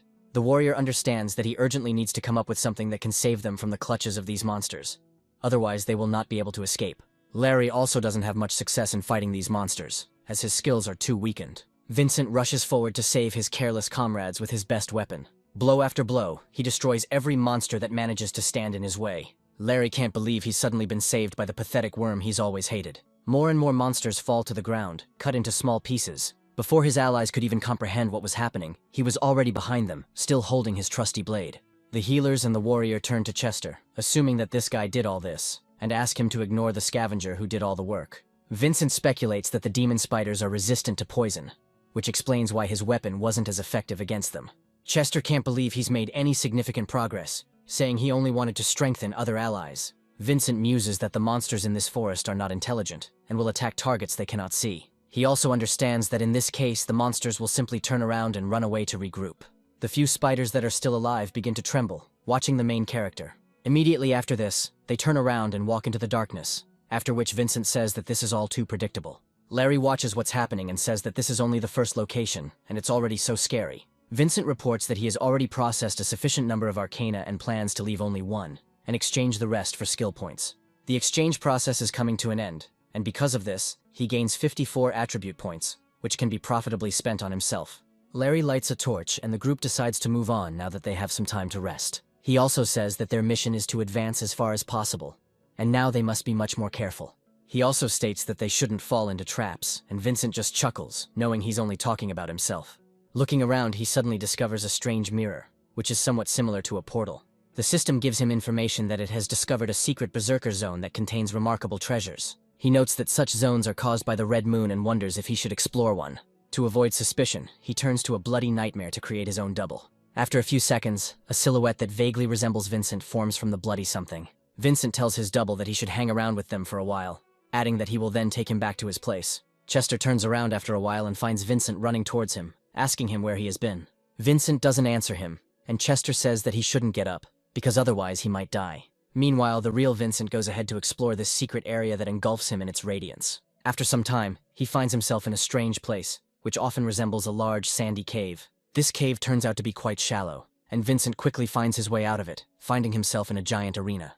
This arena may initially appear empty, but Vincent begins to hear a strange chirping sound above him, indicating that someone is there. He manages to raise his head and discovers a giant spider, which is lurking in ambush and is already preparing to fall on him with its body. He manages to jump back at the last second and save his life from certain death, because this monster is too strong.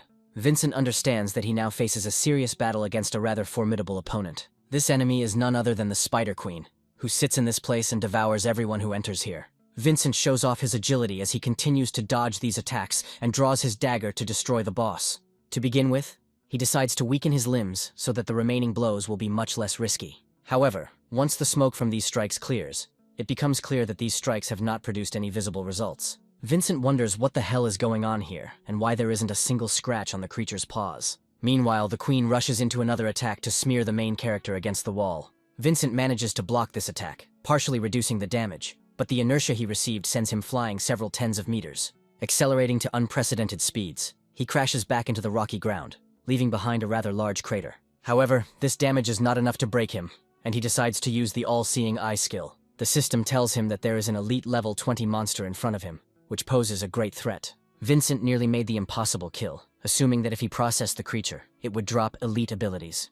Meanwhile, the monster opens its mouth to shoot a web, thereby disarming and immobilizing the enemy. The shot of the sticky and extremely dangerous liquid proves ineffective as Vincent manages to dodge at the very last moment. At that very moment, he is about to rush into the air to take the most suitable position for an attack. He takes careful aim and then decides to use the Big Bang skill to deal fire damage to the spider. Before the spider can react, he receives a huge blast of magmatic energy to his head, stunning him. However, these injuries also turn out to be not significant enough to break the will of this creature. In response, he releases another web, but this attack also fails. The spider decides not to give up and continues to shoot a huge amount of web towards Vincent, who, using running bed, turns away from it. Vincent realizes that this spider is fireproof, meaning it is not afraid of flame, and he needs to come up with something more suitable. Without thinking twice, he decides to close the distance with his opponent, realizing that in this case, he will have to rely on brute force. Vincent says he will kill the spider the classic way, and prepares to strike with his blade. The giant spider realizes that he has miscalculated, but it is too late to get out of this situation. Vincent delivers a powerful blow, and the system notifies him that he has dealt critical damage to the enemy's weak point. By scratching the eyes of the giant spider, he makes it let out a loud scream that would be heard throughout the dungeon if the spider were not the king here. Vincent says that the bites of 5th-level demon spiders are poisonous, but larger spiders are not resistant to poisons. He also understands that this is most likely due to changes in their defense and ability to reproduce, since they no longer have to hunt alone. The giant spider realizes that he must urgently respond to such an attack with something unexpected. Vincent is actually caught off guard by the main attack and web, and realizes that he won't be able to dodge it anymore. The spider creates a giant web and spins it around itself to knock down the opponent. Thus, the main character finds himself enveloped in a web, and loses the ability to move at his previous speed. Sensing the scent of easy prey, the giant spider moves closer and closer to the protagonist to finish him off. Vincent relishes the fact that his plan is going exactly as he wanted, and activates a berserker state to quickly escape the web. Within moments, he breaks all the bonds that restrict his movements, preparing to break forward. Without giving the spider a chance to react, he rushes forward, preparing to deliver a monstrous attack. The blow is so powerful that several eyes of this giant creature fly out of their sockets. Among other things, this attack rips off the giant insect's head, sending it to the next world forever. The system offers him an upgrade to the RK version of the cards, which can either increase the duration of the rage or enhance the display. Vincent carefully analyzes these options, realizing that with one of them he will lose health until he dies. He also notes that choosing more reliable options would be logical, but this spider is an unusual monster. He understands that if he chooses the first boost, he will undoubtedly upgrade himself, but this drain on health is too much due to weather effects. However, he still decides to go with this option, since the strength of the regenerative ability of this side effect will be less noticeable. Vincent also understands that choosing this buff will allow him to deal damage to those with strong resistance to physical damage. Meanwhile, the giant monster crosses several very interesting cards that can be recycled or sold. Carefully choosing each of them, Vincent stops his choice on one of the cards that he finds most attractive. He understands that he has chosen equipment that he can officially take from the abyss, and it will bring him a good income. Immediately after this, he summons his deity to recycle all the remaining monster remains and rewards that dropped from him. Vincent watches as a huge number of hands gradually pull the giant island of this spider into the abyss. He also wonders what kind of reward he will receive for refining such a gigantic, high-ranking creature.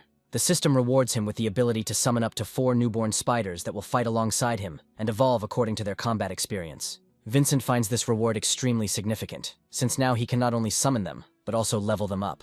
Meanwhile, the cannon fodder group continues their exploration and discovers a very interesting place. Chester says he didn't think they would stumble upon a mine in the abyss that was particularly valuable. The healer says that he had no idea that there could be so many magic crystals here, suggesting that the red moon is to blame for everything. Immediately after this, the healer decides to use a special skill that marks all objects within a 60-meter radius for allies. Now every member of this group, including Rodrigo's squad, can see the deposits of valuable materials that are located here. Larry asks the healer if he is mentally retarded, suggesting that they could take the treasure for themselves. The healer says that this is all a stupid idea, since they would not have survived if Rodrigo's squad had found this place without their instructions. Larry realizes that his life really is worth nothing to those above him, and they really could be killed and written off as an accident. He recalls moments when he betrayed his people, considering them trash that he wouldn't mind throwing away. Incredible arrogance takes over him for a while, but it is immediately followed by the incredible horror that he recently experienced. The oppressive feeling of the abyss into which he was almost pulled by the deity that Vincent possesses continues to haunt him day after day. This feeling created such a serious trauma in his psyche that he will not be able to get rid of it for the rest of his miserable life. After recovering from post-traumatic stress, he realizes that the damned bastard who walks around him and collects crystals is to blame for everything. He reflects on the fact that his level is low again, but it doesn't matter because he needs to raise some money. He takes a few crystals and muses that if he can get some good equipment, he might be able to join the main force of the scavenging group.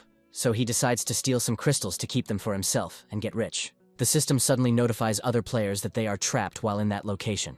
A blast of laser energy passes Larry and the warrior, which is incredibly deadly. This shot hits the healer's forehead, who had been standing there unsuspecting the whole time, killing him instantly. The warrior looks in horror at his comrade, whom he killed instantly, and wonders what the hell is going on here. Meanwhile, Vincent decides to linger a little in the berserker's room, which he cleared with such difficulty. He decides to summon a single tarantula to test how much of a threat it can pose to opponents at this level. The young man comes to the conclusion that at the initial stage these creatures look absolutely defenseless and rather plush. The system tells him that this creature can grow into a spider from a demon at level 5 if he increases his stats. Vincent realizes that if he wants the creature to be effective, he needs to level it up to at least level 5, and tries to give it some points. The cutest creature opens its eyes even wider, and then opens its mouth to receive the large number of points it needs. The transfer of points is completed.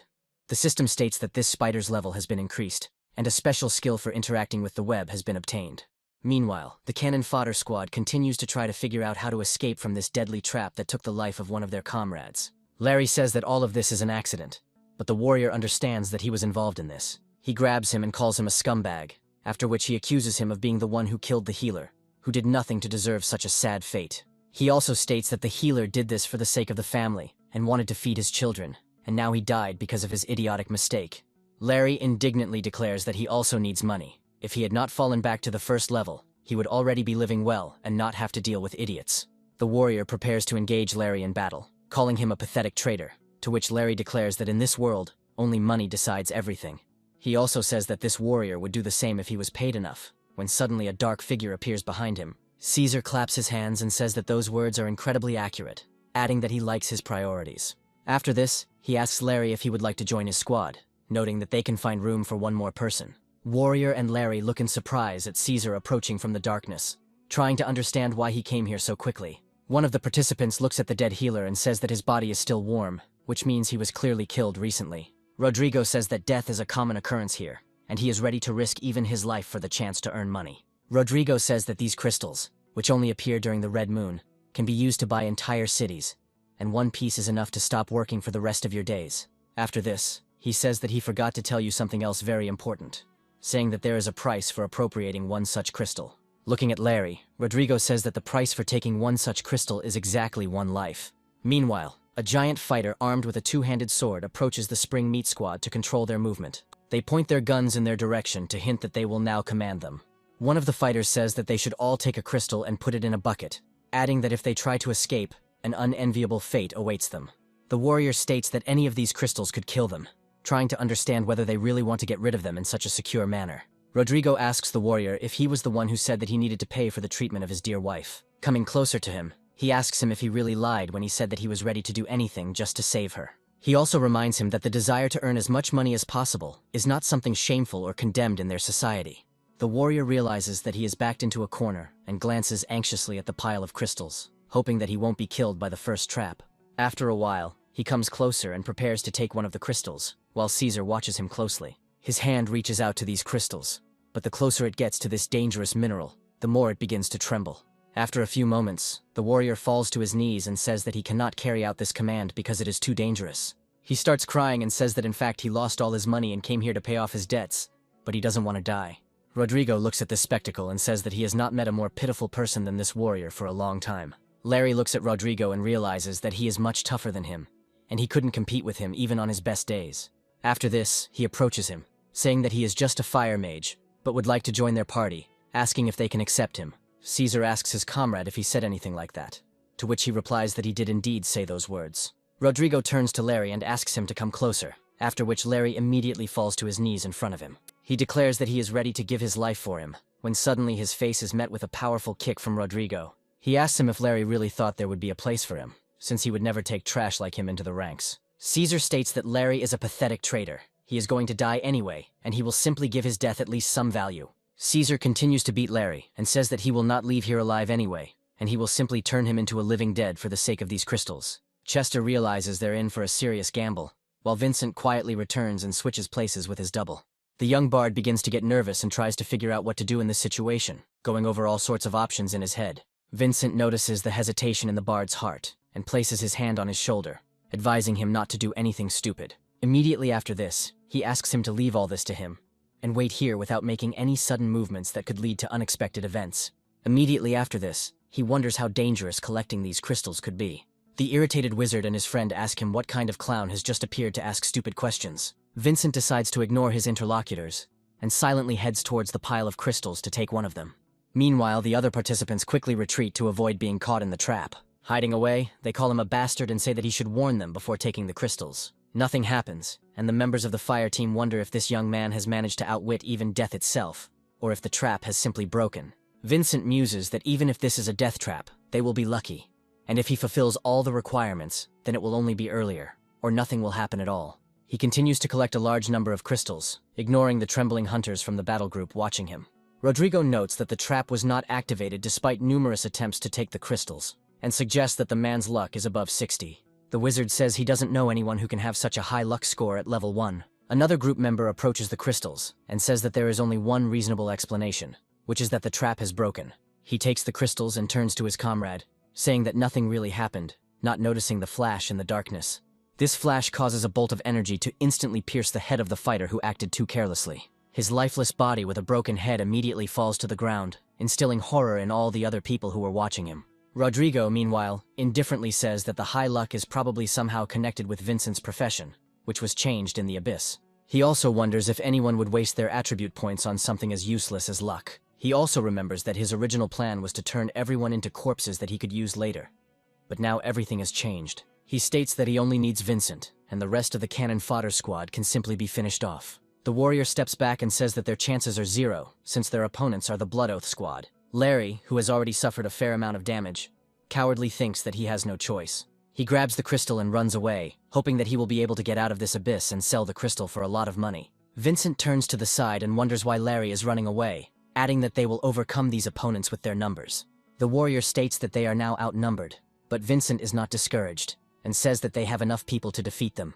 Suddenly, one of the fighters in the combat group hears a strange chirping sound, and asks his comrade if he hears this strange noise. The warrior waves his sword and says that he doesn't understand anything, after which the wizard looks up. Quite quickly, he discovers strange humanoid spiders that are rapidly approaching the battlefield.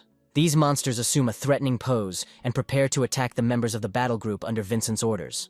Chester says that they are now caught between a rock and a hard place. Vincent reassures him, saying that he picked up the monsters along the way. Immediately after this, he activates his enhanced insight skills to assess his opponents. One of the biggest threats is the enemy Necromancer, who is level 20 and has some serious skills. The next most powerful enemy is the enemy Berserker, who is level 17 and armed with a two-handed sword. Among other things, there are 2 enemy hunters here who are level 18 and can shoot a bow. Additionally, there is an enemy paladin here who can provide the rest of the team with protection and some damage. Vincent reflects that his gut tells him he won't have any particular problems fighting these opponents. But there's one catch. Looking at Rodrigo, he receives a notification that his skills cannot be determined because this enemy is close to his strength. Vincent understands that apparently the level of this man is not much lower than his, and maybe even higher. Caesar states that if the level of these subordinate monsters is below 10, then it is even possible to resort to their help, since they are useless. Vincent says that now the plans have changed, and if they want to survive, they must follow Larry's example. The warrior understands that he is being led by a complete idiot who decided to sacrifice himself to stop these opponents. But he really has no choice. Having thought everything through carefully, he sets out to flee to save his miserable life and try to get rich again another time. Vincent also turns to Chester and says that he probably had his own motives for going into this abyss. But if he wants to live, he must escape from here. Chester looks at the protagonist with a very worried look and promises him that he will never forget him. After this, he also follows the advice of his comrade and runs away into the darkness, so that these vile hunters will never find him again. However, his extremely low luck skill prevents him from leaving this room calmly, which is why he steps on another trap. The pressure plate that Chester stepped on at full speed causes a powerful collapse that blocks the exit for him and the warrior who was with him. The warrior asks him what the hell happened and what he stepped on this time, while calling him a stupid idiot. Chester apologizes, saying that ever since they entered the abyss, nothing but bad luck has been fallen on them, and he still doesn't know why. Meanwhile, the paladin rushes forward to crush his opponent with a powerful hammer blow. However, the improved version of the spider is preparing to fight this enemy and withstand all the tests. The paladin's strike hits its target and knocks the spider aside, as it has too much momentum. The arrogant warrior claims that he can knock out these opponents with just a few blows of his renowned hammer. However, this judgment turns out to be premature, as the spiders have some tricks up their sleeves that they decide to use. One of the spiders immediately shoots a web straight into the face of the presumptuous paladin to briefly immobilize him. The enemy paladin tries to remove the web from his face in order to at least somehow continue the fight. However, in his attempts he misses one very important detail, and when he finally notices it, it is already too late. The thing is, Vincent decides not to hesitate and immediately takes advantage of the opportunity to knock out one of the opponents. Luckily for the paladin, he manages to block the attack and states that Vincent's damage is too low to deal with. A moment later, he ducks to protect his face from a razor-sharp dagger. With a sweeping motion of his shield, he asks Vincent how he likes the protection of a true paladin.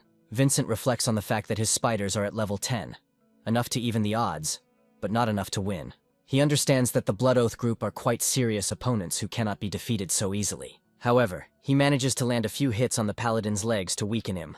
He decides to rush forward again to take advantage of the opportunity that has arisen. The paladin falls to the ground, but is immediately covered by two archers preparing to eliminate Vincent. The protagonist notices their intentions and dodges 2 arrows in time that would otherwise have finished him off. The hunters look at Vincent in surprise and wonder if he really managed to dodge such a swift attack. Unable to believe that anyone could dodge their shots, they decide to try again, assuming they simply missed. One of the archers shoots towards Vincent, but he prepares to block the arrow with his hand. Waiting for the right moment, he delivers a powerful blow with his dagger and cuts the arrow in half. The archers watch the scene in amazement, trying to understand how some boy could cut an arrow with a dagger. Vincent decides to immediately respond to his offenders by using the Big Bang skill.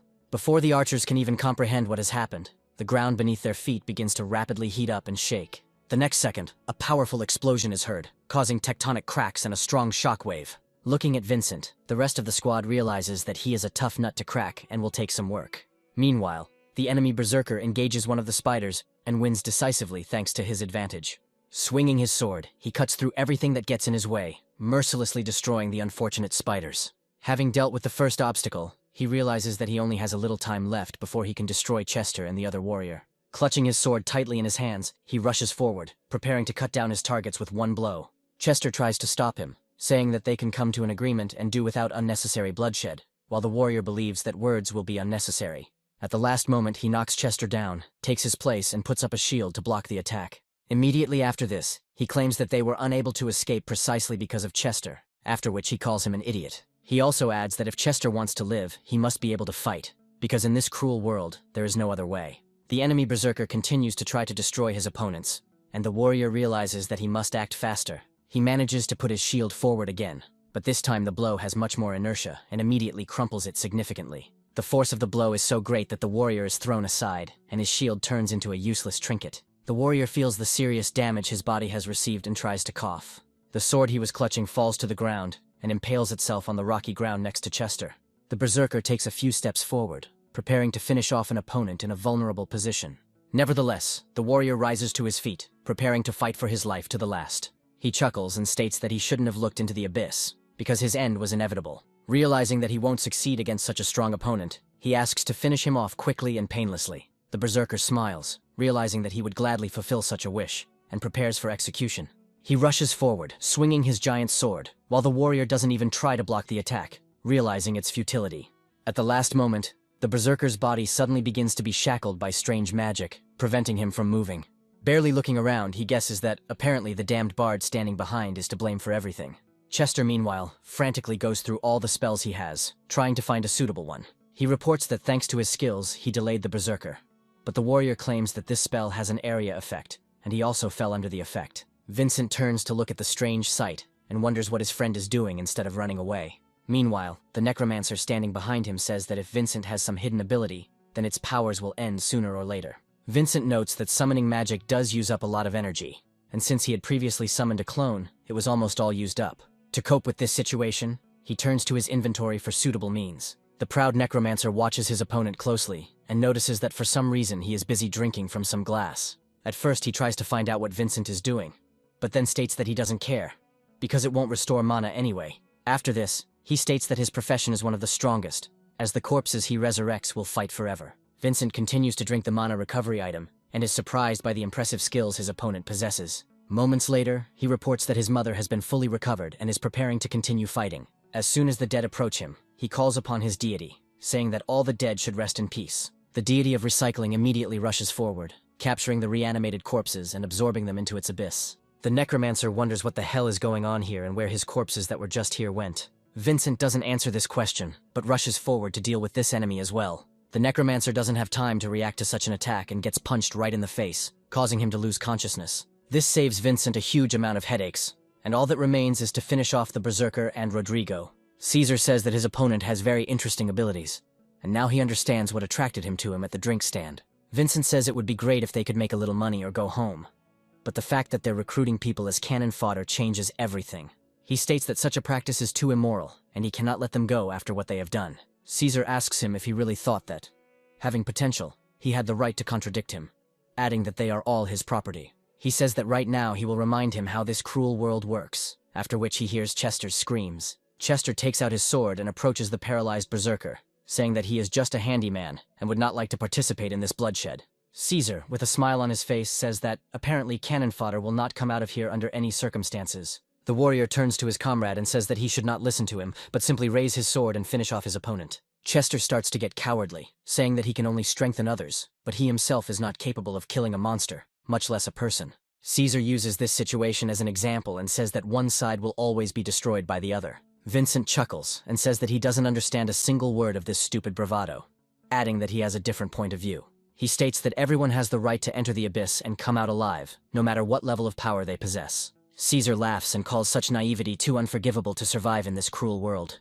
Immediately after this, he rushes forward while Vincent blocks his attack. However, this is the wrong tactic. Caesar's strength is at an extremely high level, causing any blow he makes to have incredible momentum, capable of crushing mountains. Vincent, however, survives this attack calmly, but he understands that he is dealing with a person with incredible strength. Caesar continues to develop his offensive, and the protagonist is surprised by the incredible speed that his opponent has developed in a matter of seconds. Rodrigo rushes forward to deny his opponent the opportunity to recover from the damage he has received. Vincent, however, manages to dodge this attack thanks to his unrivaled agility that he has developed. Caesar smugly declares that his fist is invincible, meaning he can deal with absolutely any opponent. At this time, the warrior asks Chester what he is waiting for, still hoping that his ally will find the courage to finish off the berserker. The control effect wears off, and the berserker turns around, rewarding the cowardly bard with a powerful blow to the face for his indecision. Chester falls to the ground, unable to stay on his feet from such a serious blow. He tries to get up, feeling blood running down his face from serious injuries. The berserker prepares to cut down his opponent with a powerful blow of his sword, and punish him for his slowness and indecision. The warrior once again comes to the rescue in this situation, grabbing the berserker by the body so that he stops his attack. He also shouts at his ally to do at least something to win this battle, realizing that he won't be able to hold off such a beast for long. The berserker throws the warrior away from himself with a sweeping sword strike that instantly reaches its target and inflicts devastating damage. In his death throes, he is surprised that Barto did nothing, despite having had many opportunities. Finally, he asks him why he volunteered to be the leader if he was so weak and unable to make any decision. Chester says in a plaintive voice that he volunteered to be the leader simply because he thought that if he did, he wouldn't have to fight. With these words, he falls to his knees and says that in fact, he is not a strong opponent at all. After this, he tries to beg his teacher and says that he is a noob, so he asks for mercy. He recalls that other players told him that he was incapable of dealing damage, but that he could significantly buff others. Unfortunately, his complete incompetence didn't even help with this, as he couldn't choose the right target to enhance it. It was because of this that the man was driven away everywhere, called a pathetic nobody, and a newbie with whom there was no point in communicating. This situation drove him into the depths of despair, which is why he found himself in the position he is in now. Caesar found him, realizing that such people were ready to do anything, and asked if he had any work. Chester then confessed that he was a third-level bard, hoping that someone would not know about his past and take him with them. Caesar was the very man who invited him, offering him a job, hiding his true intentions. Vincent, meanwhile, continues to fight Caesar, who once again throws him onto the stone floor, leaving a large furrow behind him. Rodrigo wants to finish what he started, and rushes forward to finish off the protagonist with one powerful blow of his hand. He shouts that he is using a martial arts technique that causes continuous physical damage at the point of impact, and claims that if the opponent tries to use magic, they will die even faster. Caesar smugly declares that this explosion is an indication of combat skills that would cripple even the most powerful mage. Vincent notes that his opponent is moving too fast, and realizes that he needs to make even faster decisions to survive. He attempts to evade, but Caesar mockingly asks if he really still has any hope of getting out of here alive. Vincent wonders if the man loses any blood when he uses this skill and comes to the conclusion that he must have some kind of weakness. After a few moments, he freezes in place, realizing that this insight has given him one bright idea. Without thinking twice, he returns to the battle and turns to Chester, saying that he has one very important request. A moment later, he takes a serious blow from Rodrigo and is again thrown back several dozen meters. It turns out that he stops right next to a bewildered Chester, who still doesn't know what to do. Vincent tells him that it is useless to hope for mercy from others, just because he is a weakling. He also claims that he had dreamed of this before because he was disappointed with his weakness, just like Chester. Remembering himself in the past, he states that he was very weak and capable of very little. But this did not break him. Vincent states that he does not give up because there is no need to be afraid of one's weakness, because there are things much more terrible. The protagonist tries to inspire the bard by inspiring him to a moral uplift after what he heard. To do this, he says that you need to be afraid of your own cowardice, and the biggest fear is the fear of losing heart and not coping. Vincent says that he will never be afraid to lose, because if he does, he will die anyway. However, he emphasizes that it was precisely this mindset that giving up is not an option that helped him reach the heights he is at now. Time after time, he fought monsters that were an order of magnitude stronger than him. But thanks to his tenacity and a little luck, he was able to emerge victorious. Vincent says that when he gathered all his will into a fist and took the first step, he learned one very important thing. From his point of view, deep down he always knew that he should be on top of this world because he deserved it. He also adds that even when he was a weak garbage collector, his ambition did not fade away, and he did everything possible to achieve results. Chester asks in surprise if he really wants to become the king of this world. He also realizes that if he doesn't get stronger, he will die, and understands that compared to ridicule, it was better to simply disguise himself and run away from fights. Determination begins to overwhelm him, and he says that he wants to become stronger and pump up his spirit so much that he will never give up again. He notes that his third level is no match for his opponent's stats, as he will not be able to defeat him under any circumstances. He also states that he has become very interested now, and so he will simply let the opponent make a few attacks. However, Chester suddenly throws away his sword. The berserker is surprised by such a strange maneuver, and continues to watch the weak bard, who still does not pose a threat. Chester, meanwhile, instead of grabbing his sword again, decides to resort to a more original way to deal with the enemy. Grabbing his microphone, he decides to use his poetic lyricism skill to further empower his allies. The berserker continues to watch what is happening, not realizing how serious a danger the bard can pose in such a situation. Rodrigo also underestimates his opponent, wondering what the hell is going on, and whether they seriously expect to win with the power of song. Chester confidently declares that he is the best amplifier in the world, after which Vincent feels a surge of energy. The system notifies him that while under the influence of inspiration, all damage he inflicts increases by 15%, and his defense and speed increase by the same amounts. At that moment, he decides to summon Blood Nightmare while the buff is still in effect, so that his plan will be as effective as possible. A strange liquid pours out of his body, and immediately rushes to another place to carry out a surprise attack. Bloody Nightmare decides to materialize behind the berserker to surprise him and take him by surprise. Once the transformation is complete, it is too late for the berserker to dodge, as he is too clumsy. The Bloody Nightmare himself decides not to waste a single second and immediately entangles his opponent with tentacles. Chester watches in amazement as Bloody Nightmare dispatches his opponent, leaving him no chance. Immediately after this, he turns his gaze to the real Vincent to make sure that he is okay. Rodrigo attacks again, wanting to finish off his left opponent, but this time Vincent dodges again. The first attack is followed by a series of additional blows, but all of them miss their target. Vincent speculates that due to his powerful magic, he has very fast regeneration, which allows him to fight indefinitely. Finding the right moment to attack, he rushes forward using a berserk state skill called Blood Splash. He increases his damage to continue the fight, and they clash with their opponent again in a brutal battle. At one point, he even manages to find a window to make an attack and throw a dagger. Rodrigo takes some damage from this, and wonders what happened to his armor if some lowly scavenger could wound him with a normal dagger. Vincent muses that Blood Splash ignores enemy armor, but Rodrigo's martial arts are still a factor. He understands that this fight needs to be ended as quickly as possible, since he still lacks experience in close combat. Caesar says he finds this fight incredibly interesting and smiles, enjoying the fact that he has met a worthy opponent for the first time.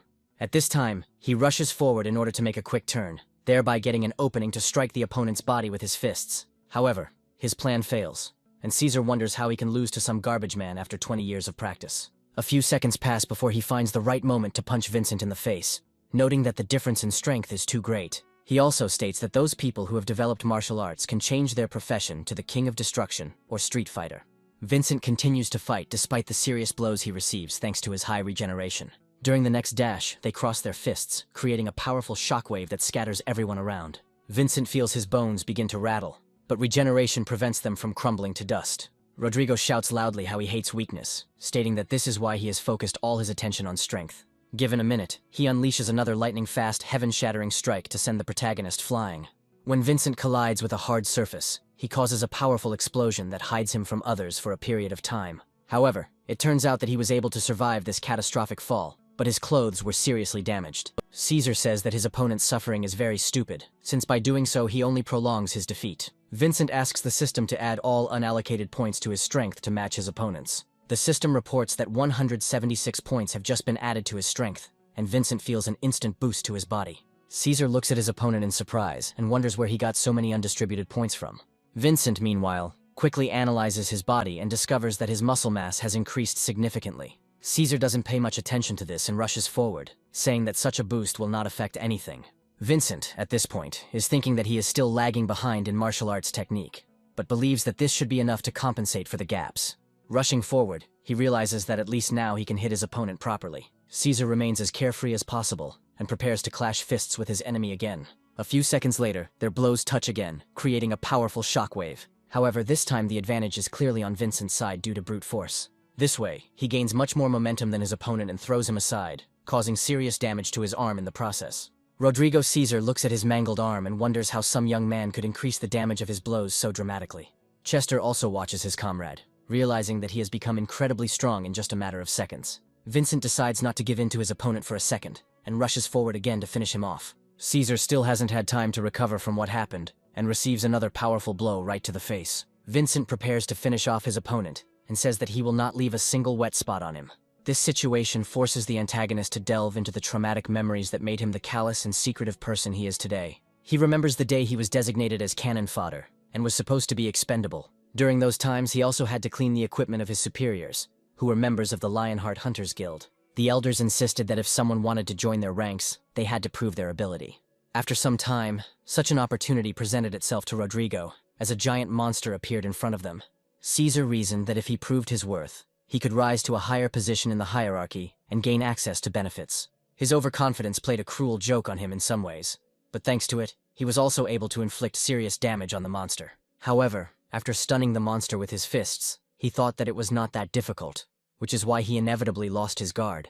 In a place like the Abyss, such actions are deadly and have already killed many fighters. The monster recovered faster than expected and dealt a devastating attack on Rodrigo. The young man was trampled into the rock and suffered injuries so severe that people usually die on the spot. His lower jaw was shattered, 8 ribs were broken, his heart was pierced through, and his spleen and kidneys were damaged. Replacing all of these organs required a huge amount of crystals. The scientists who rescued him said technology now makes it possible to extract valuable cells from the monsters of the Abyss and transplant them into the human body. One of the scientists told him that thanks to this, Rodrigo survived, but became half human, half monster due to the similarity of DNA. However, by such an act he proved that he was worthy of joining the Lionheart squad as a full member. However, not even a few days had passed before he found himself captured by a monster who offered to become his extra hand and watchdog. Rodrigo asked where the rest of his team had gone, happily accepting such gifts. The monster replied that these useless rats were not strong enough, and he dealt with them. That day, Caesar learned a very important lesson. This world is extremely cruel and can swallow a person whole. This instilled in him the idea that if he couldn't show his worth, then he was nothing more than trash that needed to be gotten rid of. After a few moments, the unbreakable effect is triggered, significantly increasing Rodrigo's defense and increasing his speed. Vincent is very surprised by such a sharp transformation of his opponent's body, and tries to understand what is going on here. He also wonders how Rodrigo managed to recover so much strength, and because of this, he misses a blow. Caesar puts a tremendous amount of force into this punch, so he instantly sweeps Vincent out of his way. Only by some miracle does the protagonist manage to maintain his balance and recover from this blow relatively quickly. Caesar states that the hallmark of magic crystals is their rich, seething magical power. He also says that during the blood moon, thanks to the transplanted organs of monsters, he can feed on the power of these magical crystals. Arrogance gets the better of him for a while, and he declares that he can become even stronger than the Abyss boss for a short time. Meanwhile, the system informs Vincent that Rodrigo Caesar has now been promoted to the rank of Abyss boss, and must be defeated. Vincent is surprised by such a drastic change and wonders what happened to his opponent's body. Caesar offers Vincent to surrender, promising him a quick and merciful death at his hand. Vincent realizes that making a deal with the devil is a sure way to the grave, as they never keep their word. Caesar, meanwhile, advises him to let go of his human body and become unkillable. At the same moment, he throws several heavy stones at the main character, which he only miraculously dodges. Vincent turns as Caesar speaks of fully accepting the cost of this power. Vincent tries to keep an eye on his opponent so as not to become a victim of his sharp blow at the decisive moment. Unfortunately, it is too late, and Caesar accelerates to incredible speeds that are impossible to avoid. Chester begins to literally tremble with fear, realizing that he is faced with a force the likes of which he has never seen. He reflects on the fact that they are undoubtedly no match for high-level players, and even Vincent, who turned out to be much stronger, cannot stand up to Rodrigo. He still has his invincible power, which lies in his monstrous essence. Caesar begins to celebrate his victory prematurely, saying that in order to win, he had to show his ugly side. After this, he calms down a little and turns his gaze to Chester, who certainly cannot cause him any problems. He says that Chester failed the mission he was entrusted with, which means he will be the last piece of cannon fodder to see it. He immediately rushes forward and says that as a reward, he will give him a heroic death. Chester stops his opponent and says that even if he dies anyway, he wants to tell him something. Rodrigo comes closer and grabs Chester by the throat, saying that he already talks too much. Lifting him above the ground, he asks him if he has any last wish. Chester doesn't deny himself originality and says that he wants to leave this abyss alive and unharmed. He also says that Rodrigo's assumption is fundamentally wrong. Chester claims that he is not the last of the cannon fodder left alive. An unsuspecting Caesar turns around and sees a strange liquid gradually rising from the ground. Vincent, who was able to avoid fatal damage, says that thanks to this bard, he bought himself some time and drank a mana restoration potion. Vincent also says that Rodrigo's weaknesses are not immediately obvious, so he relied on his comrade. Caesar wonders if he only killed the Blood Nightmare, trying to figure out when he managed to switch places with him. Vincent says that the Berserker's combat skills greatly increased his strength in a short period of time, but afterward, there is a period of exhaustion. Vincent also says that even Caesar, who has a body that blurs the lines between man and monster, must pay a price for his power. Rodrigo doesn't understand this philosophical concept, and asks him what the abyss has to do with this conflict. The explanation for the protagonist's words comes very quickly, and Caesar quickly begins to feel strange sensations. Looking at his hands, he discovers that they are very quickly beginning to mutate and take on unpleasant shapes. Chester decides not to waste a single second and immediately moves to a safer place. Rodrigo feels a surge of incredible anger, after which he turns an enraged gaze on Vincent. Anger continues to take over his body and mind, as all monsters are insane maniacs. In a thirst for blind revenge, for no apparent reason, he rushes forward to tear Vincent to pieces with his claws. Vincent continues to dominate his opponent with incredible agility and dodges all the blows. Thanks to his skills, he seems to dance around his opponent, simultaneously looking for his weak points. After quickly analyzing his opponent's movements, he realizes that the changes in his body have significantly increased his speed. However, this speed is still not enough to match Vincent's performance, but the situation is becoming more dangerous. Continuing to dodge one blow after another, he hopes that he will be able to reach some weapon that will help him in the fight. Chester decides to come to the rescue in this situation and calls out to the protagonist, hoping to attract his attention.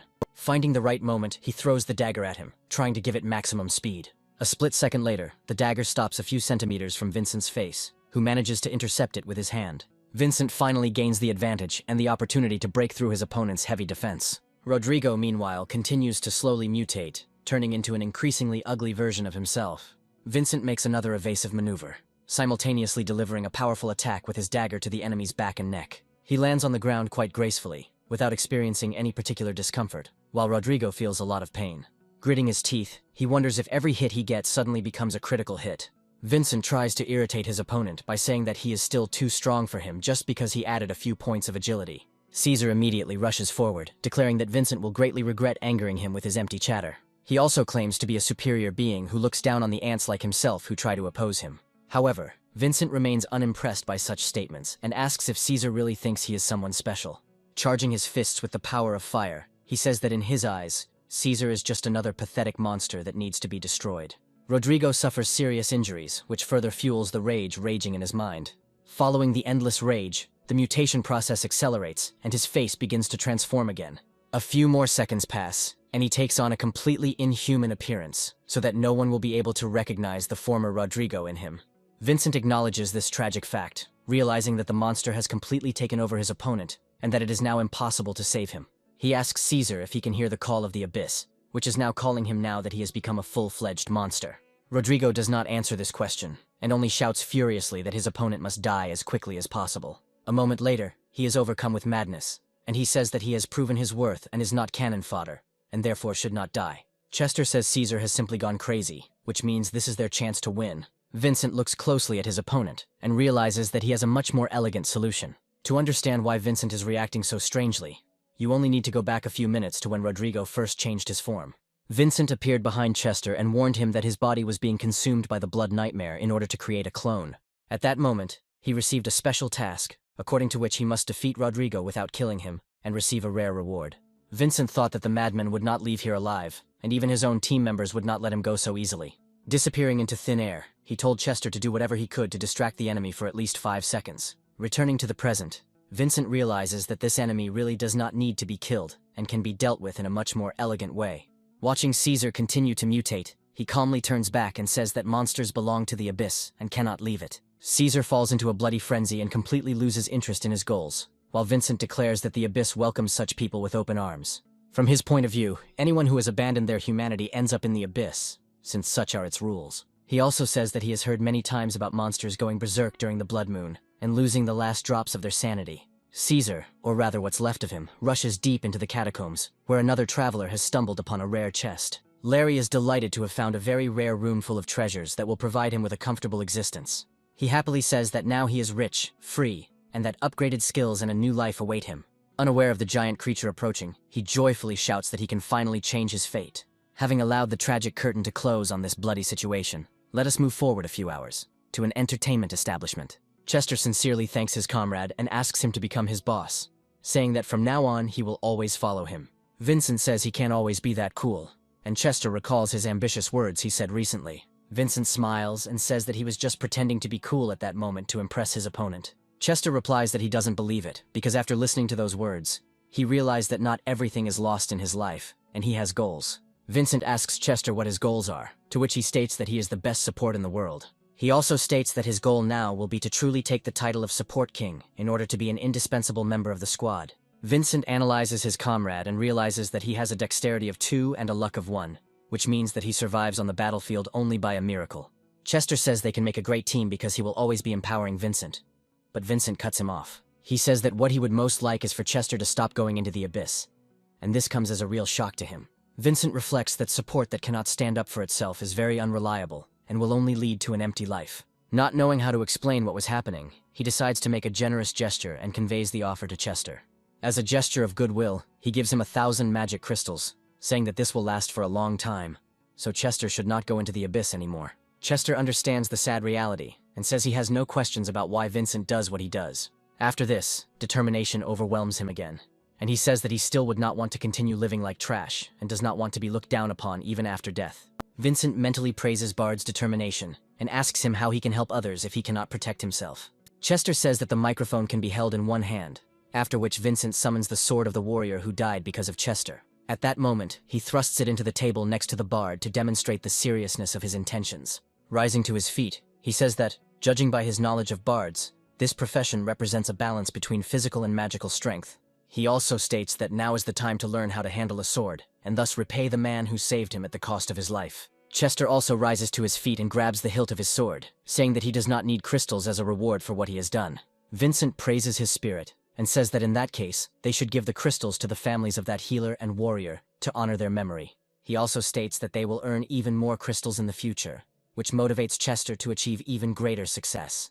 Meanwhile, an unknown group of people continues to analyze the vibrations emanating from the gates of the abyss. The unknown girl says that after the incident under the Red Moon, a small detachment was sent out and discovered the corpses of the Blood Oath team. She also reports that the leader Caesar was heavily infected and completely demonized, and that the bodies of several outsiders were found. The girl claims that Larry, who was recently declared the team's killer in another incident, the invasion of the abyss, was found among the dead bodies. She adds that the body was wearing high-end gear when it was discovered, meaning he fought the mutated Caesar and lost. One of the employees asks his partner if this man is the only survivor, to which the girl replies that there was no one else there. Another employee wonders if their plan has now completely failed, to which his comrade replies that Caesar is a useless dog.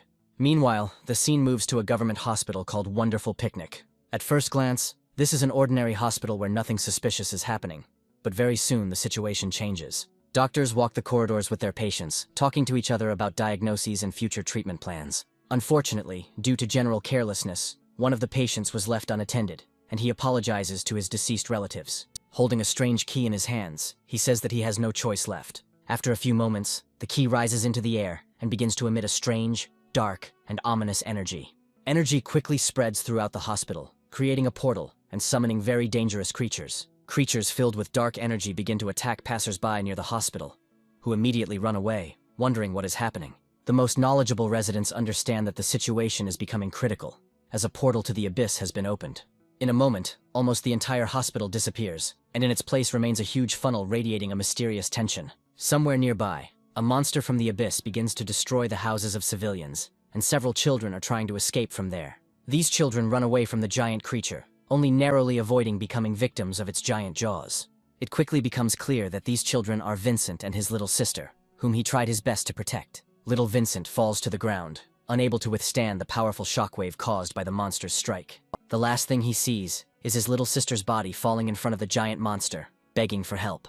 Luckily, it turns out to be just a bad dream, and the protagonist jumps up furiously in his bed, trying to look around. Cold sweat breaks out on his body, but he quickly realizes that he only dreamed it all. Lying on the bed, he realizes that it was just a dream, but the anxiety in his heart does not subside for a second. After a while, he grabs the phone and realizes that today is a special date, since he had agreed with his sister that he would visit her. To give his dear little sister a pleasant surprise, he decides to first stop by the store and buy her favorite flowers. After greeting the flower seller, he asks her to put together a beautiful bouquet for him, and the girl guesses that he is going to see his sister. Vincent says he was late because he had to meet someone, after which the saleswoman is happy for Vincent's sister. After all, she has such a good brother. She also compliments his new hairstyle. He replies that he was just passing by and met a friend who works in a hairdresser. As soon as the girl collects a beautiful bouquet, he says that he will gladly help her carry it out so that she does not have to carry heavy things. Immediately after this, he goes outside and sees a huge number of police special forces vehicles heading in a direction familiar to him. The girl wonders where all the patrol cars rushing to the hospital come from. Vincent feels incredibly anxious and understands that he must get there as soon as possible, since his sister is in this hospital. Without another word, he takes off with his incredible agility and increased strength. Having upgraded himself to this level, he no longer needs to move like ordinary people. He can now jump from building to building. A few moments later, he finds himself at a giant portal and hears the voices of police officers trying to secure the area. He wonders why the Abyss Gate appeared here, as it doesn't usually manifest so chaotically. A few moments later, he jumps down and finds a police officer who has been trying to lead ordinary people away from the danger zone all this time. Looking at another civilian, the police officer says that civilians have been ordered to evacuate and the passage is blocked. However, as soon as he meets the protagonist's gaze, it becomes clear that this man had better remain calm. He lets him pass. He only looks with some regret at Vincent, who continues to approach the dangerous portal. The police officer's partner asks him what the hell he's doing, since civilians must not be allowed through under any circumstances. The police officer says that this guy could look like the other people who entered, with whom he does not match in any case. Vincent continues to say his sister's name, saying that this time he will not be late in helping. Once inside, he says that the gates created another space inside the hospital, much larger than the area of the entire building. Looking around, he realizes that it is quite empty here, which means that the squad of career changers was here even before his arrival. He also discovers an empty potion container, and realizes that ordinary fighters cannot afford such expensive items. After a few moments, he decides to use the skill of creating a regeneration potion in order to place it in such a large, convenient bottle. He transfers this potion to his inventory, realizing that this dungeon will be tough, so any supplies will be very useful. After walking forward for several dozen meters, he finds himself at a fork in the road and tries to figure out which direction is best for him to move. To ensure that his decision is not entirely random, he decides to use his keen observation skills to track down some details. The system informs him that he will not be able to return once he has chosen a path, and he understands that he needs to approach this choice as carefully as possible. Vincent takes the torches, saying that without them he doesn't know how long it will take to reach the end. He also understands that he doesn't have time to think about it, since ordinary people can't last long here, and he needs to act extremely quickly. Rushing forward, he stumbles upon a red carpet on which there are no traces of other people, which means that Vincent got here first. Looking back, he realizes that the return route has been swallowed by darkness, and now he will not be able to return under any circumstances. After some time, he takes out a special object, saying that if he finds himself in a labyrinth, he will be able to mark places he has already been to, so as not to get lost. The system notifies him that he has used the Eye of Argos, and he commands the item to show him a map of the area. The system quickly disappoints the protagonist by telling him that it is impossible to display the map outside of this area. Vincent calmly says that it is now clear why people mark the road with sword scratches, since the device does not work in this area. A huge number of tentacles begin to appear behind him, and he realizes that he has entered a trapped room. However, after thinking for a bit, he realizes that he did not hear any sounds of extraneous mechanisms, which means that this room is something else. He also notes that it is eerily quiet here, while a strange spirit-like creature appears behind him. All this time, this spirit did not make a single sound, and only at the moment when he thought that he would be able to kill Vincent, he decided to swing his giant scythe. Luckily, Vincent manages to react to this treacherous blow in time, and jumps to the side, forcing the spirit to plunge its scythe into the stone floor. Jumping to the side, he realizes that he has an excellent window of opportunity to finish off his opponent, who must pull the weapon out of the ground. He makes a lightning-fast dash, simultaneously striking with his pumped-up dagger, cutting the spirit in half. Unfortunately, this attack has no effect, and the system notifies him that such attacks will be ineffective. Vincent once again jumps away from his opponent to give himself room to maneuver, and realizes that the spirit has physical immunity. Meanwhile, Revenant lets out a loud cry to inflict damage on his opponent. The system notifies the protagonist that he has been deafened, and he indeed stops hearing any sounds. Vincent realizes that he acted recklessly and did not sufficiently assess the danger of this place. After quickly analyzing his opponent, he realizes that he is facing the very monster that appears in the Abyss of Rules. He briefly dives into his memories and rolls back in time 3 years to when he first found himself in such an abyss. The foray seemed suspiciously quiet to him, but he constantly had the feeling that someone was watching him. Suddenly he discovers strange statues that look quite creepy, as they have dark smiles frozen on their faces. Vincent turns away from them and realizes that these are not some kind of monsters, but just a bunch of creepy statues that pose no threat. As he continues to collect crystals, he reflects on the fact that none of them should go to waste, because his future career depends on it. Hearing a strange sound, he turns around again to see if he imagined that someone ran among these statues. One can only imagine the surprise and horror of the protagonist when he discovers that these statues have become much closer to him, and their position has changed. Vincent jumps back and wonders what is happening, because just a few seconds ago these statues were just a pile of stones. At that time, a colleague comes to his aid, who advises him not to turn around and says that these are demonic crying statues. He also states that one should not turn one's back to these creatures or blink when looking at them. He also claims that the demons of the abyss follow a certain logic in their actions, and the higher the level, the stricter it is. The scavenger states that these creatures are very dangerous opponents, but while they are being looked at, they are petrified. Vincent wonders what he should do, to which his comrade replies that he should slowly back away and not blink until they are out of the room. All this time they look back and feel incredible tension, because they cannot see what is behind them. Vincent also fails to notice a pebble lying right under his feet, causing him to slip and inevitably lose visual contact with his opponent. Not only does Vincent himself stop looking at these demonic creatures for a while, but his colleague also turns around to find out what happened. The demonic statues immediately take advantage of this and rush forward to devour their victims in the blink of an eye. Luckily, the scavenger doesn't get flustered and immediately rushes forward to pull the lever that will allow him to escape from these creatures. It's hard to imagine what would have happened if they had been trapped in this place without a way to escape quickly. The stone slab descends at great speed, thereby ensuring the safety of the protagonist and his comrade. Vincent realizes how lucky he is to be with such a comrade, because otherwise he would have died here. Exhausted, he falls to the ground and thanks his comrade, who mentions that normal attacks do no damage to these statues at all. He also states that despite his inexperience as a fighter, he is very strong in terms of knowledge of monster behavior. Vincent returns to reality and realizes that he is no worse than some career changers and must find a way to deal with the enemy. He also claims that if this monster is immune to physical attacks, then magical attacks should have some effect. Finding himself in a more advantageous position, he decides to use the Big Bang skill to paralyze the enemy. However, as soon as he attempts to fire a magic shot, his hand suddenly begins to behave strangely. Before Vincent can react to this incident in time, the magical energy in his hand explodes. Vincent realizes that he can no longer even rely on fire powers, despite the fact that this is the only type of magical damage he can inflict. For a moment he wonders what he should do in such a case, if he cannot fight the enemy in the usual way. Quite quickly, he comes up with one ability he still has, and he realizes that this might be his chance to win. Once again, he dodges his opponent's attack, and tries to carefully think through his next move. He notes that time is short, and the monster is physically invulnerable, but its attacks are primarily focused on one type of damage. While waiting for the moment when he can return to the fight, he realizes that the logic of this creature is very strange. Revenant makes an off-balance attack with his scythe, but it also misses thanks to Vincent's agility. Unfortunately, spirits are tireless, so the opponent prepares to attack him again with another barrage of attacks. Vincent takes out his dagger and blocks some of the scythe's attacks, still frantically trying to figure out what the creature's weak point is. To get a clue, he decides to use his Eye of Insight and find at least something. After a few more dodges, he realizes that the monster only materializes after it makes an attack. From his point of view, before the sickle swings, the creature loses its protection from physical attacks. Seizing the moment, he rushes forward, preparing to launch a series of quick and accurate attacks. His theory is indeed confirmed, and the ghost takes a fair amount of damage from Vincent's bloody attacks. Immediately after this, the spirit begins to make very strange sounds, signaling that the creature is dying. After a few moments, it vanishes into thin air, and Vincent assumes he has managed to solve the problem. However, the problem only begins to escalate, as after a few seconds, a strange energy sphere appears in the air again, from which a silhouette is formed.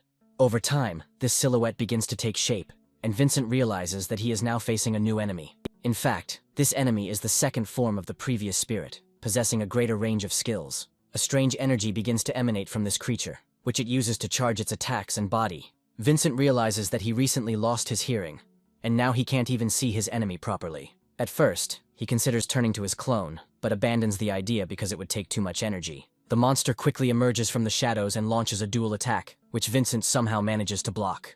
The protagonist realizes that it is too difficult for him to fight this enemy, and that he cannot cope with him, even with such a set of attributes. At the same time, he activates the super regeneration skill to recover and gain additional chances. The system informs him that the deafness condition has been eliminated, and all lacerations have been instantly healed. A greenish glow begins to emanate from Vincent's body, and this stops the cruel ghost for a while. Vincent immediately notices this, and guesses that in the second phase this creature is afraid of light, and even a weak light will not allow it to get closer. At that moment, he realizes how he should act, and sets his fists on fire to create more light. The ghost naively assumes that his opponent will try to throw a fireball at him, and begins to laugh prematurely. In fact, Vincent is well aware that his strength lies in not attacking his opponent with fire spells. Instead, he directs the fiery energy directly into himself, causing his body to become engulfed in flames. In a few moments, he himself turns into a massive source of light, ready to dispel all shadows. Ignoring the burning effect, he happily notes that he is finally able to see clearly in the dark. The frightened ghost immediately begins to run away from it, so as not to receive serious damage from light sources. Vincent claims that his opponent is afraid of flames because his life force is contained in darkness. He also understands that for an ordinary magician who does not know how to cast spells on his body, it would be quite difficult here. But Vincent should now be able to handle it without any problems. He lunges forward with Ghost Rush and grabs the ghost, saying that he himself will become the fire that destroys it. Grabbing his opponent as tightly as possible, he decides to use his Big Bang skills by directing himself. The ghost does not have time to return from such a spell, and becomes a victim of the protagonist's ingenuity. Vincent jumps to the side and his outer clothing is instantly wiped off, leaving him half naked. The system notifies him that the monster was defeated, but its health would have been critically reduced and doctors would have been needed. The system also tells him that his hand was badly burned and he cannot hold a weapon, to which he replies that now he will have to wait for regeneration. The burning body of the ghost falls to the ground and Vincent tries to put it out so that he will have materials to recycle. A moment later, he summons his deity, who pulls the island of ghosts into his vast abyss. As a reward, Vincent receives another pet, which is perfect for executing enemies and restoring health. The system also states that the artifact cannot be exchanged, as it is bound to the soul. Vincent, realizing that this is a very useful skill, especially when used in battle with a large number of not very strong opponents. The distinctive feature of this skill is that if the target is not killed, the wearer will receive the same amount of damage. Vincent realizes that this skill must be used with extreme caution, and then uses the super regeneration skill. In addition to vitality, this skill restores the protagonist's outerwear, who, filled with determination, sets out to save his sister. Meanwhile, somewhere in the depths of the dungeon, one of the monsters begins to crush captured people who were brutally killed. By cutting up the unfortunate captives, he separates the necessary body parts to feast on them later. Luckily, Valerie survived and managed to avoid this fate, but she is now in a rather dangerous situation. In order to distract the giant enemy, who is a deadly orc, she throws the bottle away. The crack of a glass bottle causes the creature to turn around and go to investigate to check what happened. Valerie gets some time to get her bearings and figure out where she needs to go. The biggest problem for this girl is that she is paralyzed in the lower part of her body, so her legs cannot walk. Having climbed out of the pile of giant bags, the girl looks around, then rubs her bruised head. She continues to look around and discovers a small teddy bear lying on the cold floor and decides to take it. She crawls up to him pretty quickly, saying that she must definitely find her brother and never let anyone hurt him. Unfortunately, before she can detect it, the giant monster returns to its lair, stepping on the bear. He also detects Valerie, instantly making it impossible for her to escape from such a gigantic creature. Before dispatching its victim, this creature lets out a loud and unpleasant roar that echoes throughout the dungeon. Valerie immediately tries to figure out what to do in this situation, but in reality, she has almost no options for salvation. Valerie understands this perfectly well, and turns her last prayers to her brother to come to her and save her from this terrible monster. The giant figure swings his cleaver, completely oblivious to the mysterious silhouette that suddenly appears behind him. Moments later, a giant sword cuts into his skin, slicing through it as if it were soft plasticine. The mysterious warrior easily cuts the giant monster in half with his equally impressive sword. Valerie watches this gigantic machine with surprise and horror, trying to understand how a person can even hold this sword in his hands. Valerie's savior is a warrior with a two-handed sword whose name has been lost to time, so from now on we will simply refer to him as the Nameless Warrior. Valerie immediately realizes that the person in front of her is a hunter who specializes in destroying monsters. The Nameless Warrior, however, reacts rather indifferently to the unfortunate girl and turns his back on her. Valerie quickly crawls towards him and clings to his leg, begging him to get her out of here, saying that she will pay him for it. The Nameless Warrior says that the monster was destroyed, so if she wants, she can get out of here. But if she goes with him, she will definitely die. Valerie, concentrating, understands that she must get out for the sake of her dear brother, because she promised him. To understand what this promise is, we need to go back 7 years to when the doctor told Vincent that Valerie's spinal nerves were damaged. Vincent asked the doctor in fear if this meant that she would never be able to even stand on her feet again. The doctor said that such severe damage to the spinal nerve is incurable, but in theory, there is one way to fix it. Young Vincent was very impressed by the even theoretical possibility of extracting his sister, and asked the doctor what he should do to achieve this. The doctor said that theoretically science was no longer useful here, but he knew of cases where blind people regained their sight while in the abyss. Vincent said that if there was medicine in the abyss, then he could cure his dear sister, and asked the doctor if he understood him correctly. The doctor warned the young boy that only those who change professions can go into the abyss, and he will only meet inevitable death there. He also advised him to think of a more realistic option that he could afford, after which Vincent said that he would definitely find the money. Finally, the doctor told the protagonist that he would try his best to save his daughter. He just needed to pay for the procedures on time. The nurses also see the main character off and talk among themselves about whether this is really the boy everyone is talking about. They share difficult details and say that Vincent and Valerie's parents died that day. The woman does not sincerely empathize with him, realizing that this boy has had to bear a very heavy burden. Vincent, meanwhile, suppresses the incredible despair so as not to embarrass his sister, and decides to visit her. Valerie looked at him with concern and asked how he was feeling, trying to figure out what they should do next. Vincent happily landed on her bed, talking about how he had gone to the doctor today, and then declared that he was going to go to the abyss. Valerie looked at her brother in surprise and asked what this abyss was, and if it was a safe place. Not wanting to upset his dearly beloved sister, Vincent immediately lied, saying that this was a fairly safe place. He also assured her that this place was very peaceful, and very soon he would find there a cure for her serious illness. Immediately after that, he jumped out of his chair and said that there was one more thing he forgot to tell her. And after thinking for a long time, he turns towards her and gives her a special teddy bear, saying that he won't be able to come to her often, so this teddy bear will protect her. Valerie sadly told him that he was the only family member left alive, and she didn't want him to be in danger. She asked him not to go where monsters live, to which he replied that he had found a job and would soon earn a lot of money and cure her. Valerie said that if he had to sacrifice himself for money, she would prefer to sit in a wheelchair for the rest of her life. She also asked him to promise her that he would never risk his life, and Vincent, without hesitation, swore to this, knowing that he would break the promise. Valerie tells the Nameless Warrior that if she stays here, her brother will definitely follow her into the abyss, and she doesn't want him to take risks. The brave girl says that she will never allow her brother to be in danger, so she has to get out. The Nameless Warrior says indifferently that he is a little impressed by her incredible zest for life, even in this situation. With these words, he lifts the girl, light as a feather, saying that if monsters attack, he will not protect her. Valerie thanks fate that the wheels of her wheelchair remained intact, and she can move around without much difficulty. The Nameless Warrior says that she is not his client, so he will not care at all whether she is alive or dead, to which she replies that she will not cause any trouble. The Nameless Warrior says that he has not had a name for a long time, but he is a warrior with a two-handed sword. Vincent, meanwhile, continues to explore the abyss, reflecting on how, when he explored it, he saw a lot of greenery that could restore physical injuries. However, these injuries were received from the abyssal creatures, and that is why they were recovering, since it does not contradict the logic of the abyss. Thus, if the burn was received before entering the abyss, then it cannot be cured under absolutely any circumstances. Vincent sadly says that otherwise he would have found a way to cure his dear sister long ago. After a while, he freezes in place and realizes that he has finally come across the group that was here before him. Unfortunately, all that was left of that group were lifeless bodies, and he realized that the level of these monsters was higher. Vincent immediately realizes that he needs to be more careful if he doesn't want to fall into another trap and die here. Looking around, he realizes that there are no living demons in sight yet, which means there are survivors here. After a while, his steely gaze comes across something very surprising. He approaches the giant corpse of the monster and is surprised to see it cut with a sword, but the Eye of Insight reveals nothing useful. Looking around at the bodies of the other warriors, he realizes that most of them were not strong in agility or strategy and relied only on brute force. Vincent smiles and says that he is still much stronger than this bunch of newbies who are changing professions, because he is simply indestructible. Meanwhile, Valerie continues to follow the nameless warrior, looking around carefully. Her caution knows no bounds, while the same cannot be said about this man, who walks through these corridors with absolute calm. The absolutely logical outcome of such an attitude towards one's safety is that he steps into a trap.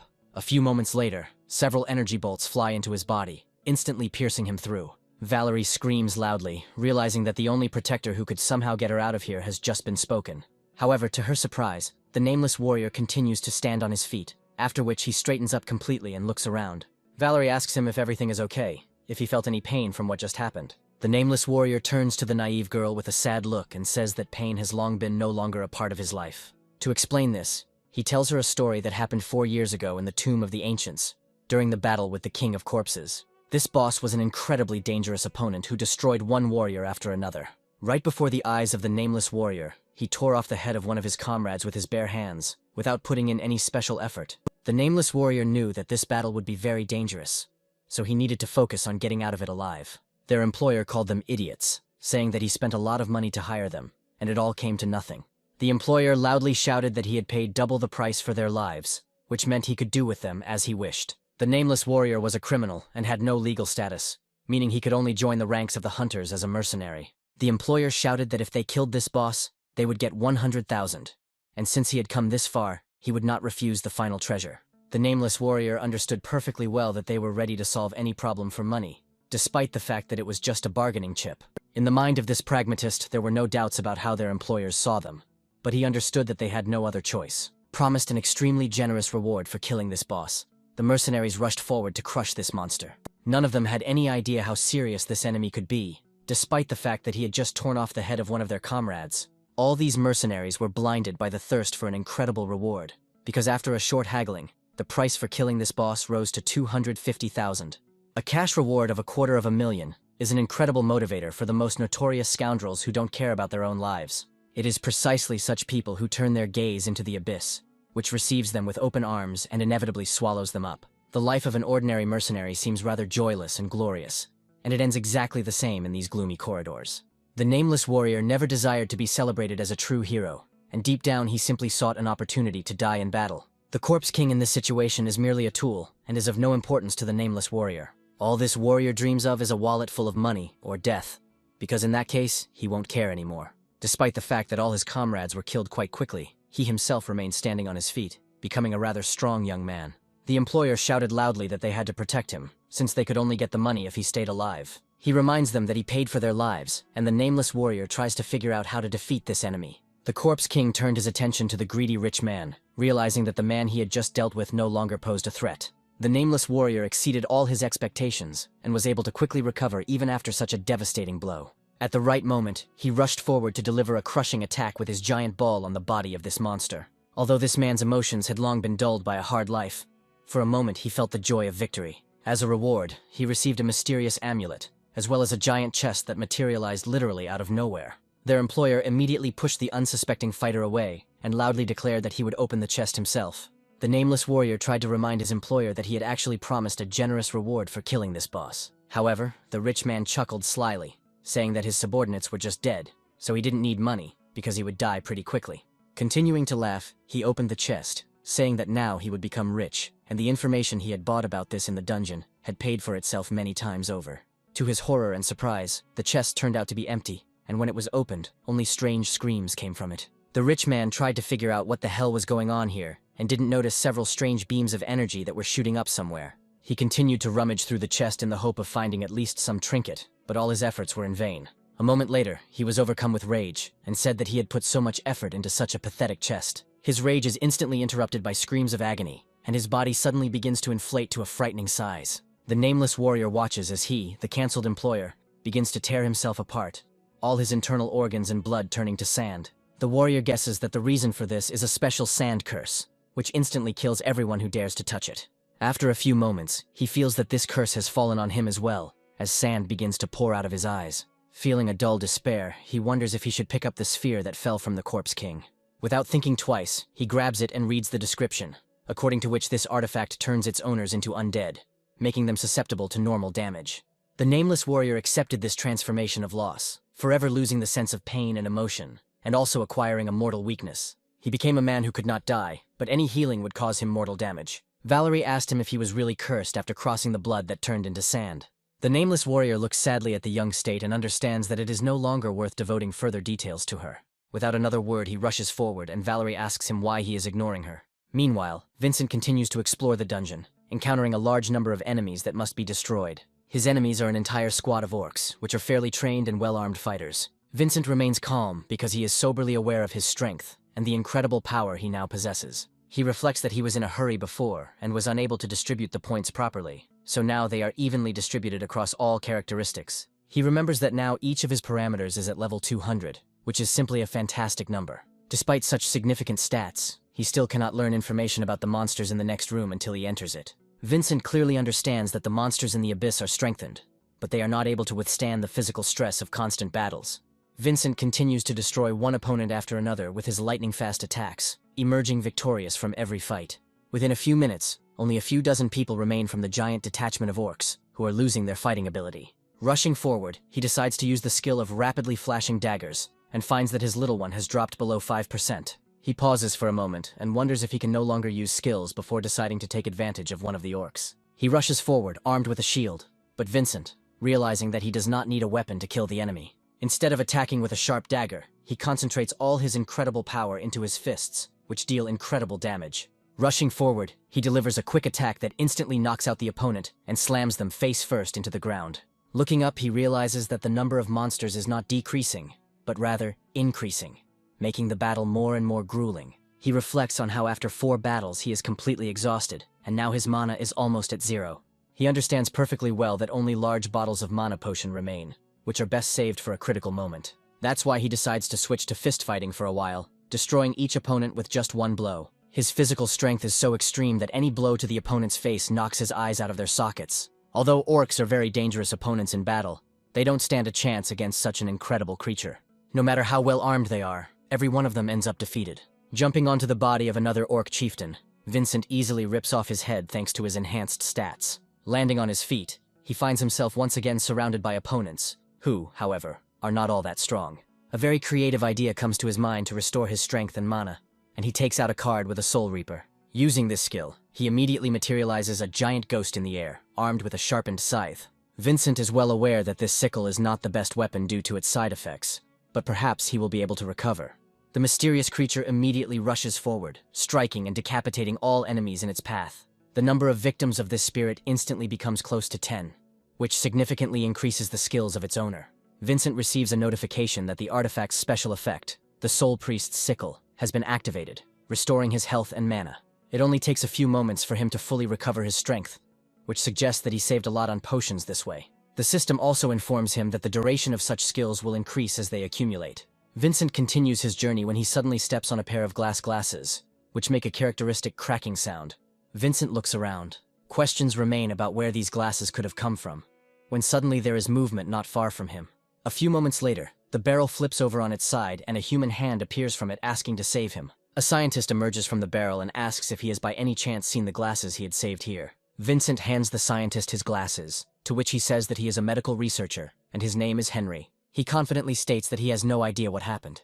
But suddenly the monsters that Vincent had just killed appeared in his room. Henry also says that he was so scared that he hid in a completely unfamiliar room and hid in a barrel to stay alive. Vincent asks him if he saw any other survivors who might still be nearby. Henry says that this is a poor place, huge, and very few people can survive here, not to mention the disabled and crippled people from the hospital. Vincent asks him how he dares to talk about patients like that without worrying, being a doctor, to which he replies that in times of danger, you need to think about yourself. Henry says that if he was serious in the fight, then he wouldn't have hidden in the barrel, after which he suggests that Vincent came here to save him. Henry's tone immediately becomes stern, and he says that if Vincent was sent to save him, then he should stop talking nonsense. He also adds that the Lionheart squad must have promised an amazing reward for his life, and Vincent immediately understands that he is talking about Caesar. For a moment, he remembers that when he defeated him, he received 150 stat points, as well as a mysterious medal. Chester said that he had seen this emblem before, and it belonged to the Lionheart squad. Vincent carefully studies this emblem and says that this emblem belongs to the clan of the most powerful hunters. He laughs and says that the standards of these powerful hunting groups are becoming too high to meet. Returning to the present, he immediately turns around and walks away, causing Henry to become confused. Vincent asks him if he came here from the ward, to which Henry responds with a counter question, and then why he needs to save other patients. He adds that all these patients are poor and are unlikely to be able to pay him well, to which Vincent replies that he must save his sister. Henry is very surprised to learn this information and guesses that his interlocutor did not come here to hunt monsters. Vincent states that he also recycles trash he finds along the way to power up. With these words, he turns to Henry and says that he does not need to accumulate ballast, so he gets rid of it at the first opportunity. Immediately after this, he discovers another portal that should take him to another place, and this is the Abyss, and he rushes there. Henry warns him that this place is a labyrinth in which it is very easy to get lost. He offers to help him, saying that they will definitely find his sister and then get out of here. Without waiting for an answer, he says that silence is a sign of consent, after which he rushes into the portal first, saying that he came from there. Vincent pauses for a moment, trying to understand why this scientist is acting so actively. After a few moments, he decides to follow this eccentric guy and moves in an unknown direction. Henry asks him which hunting guild he belongs to, in order to at least find out something about his interlocutor. Vincent says in a tired voice that he is not a member of the guild, and does not plan to join one. Henry asks him fearfully how he plans to deal with the creatures in this abyss alone. He also says that anyone with even a little bit of power will be lured into hunting parties that band together to fight solid monsters.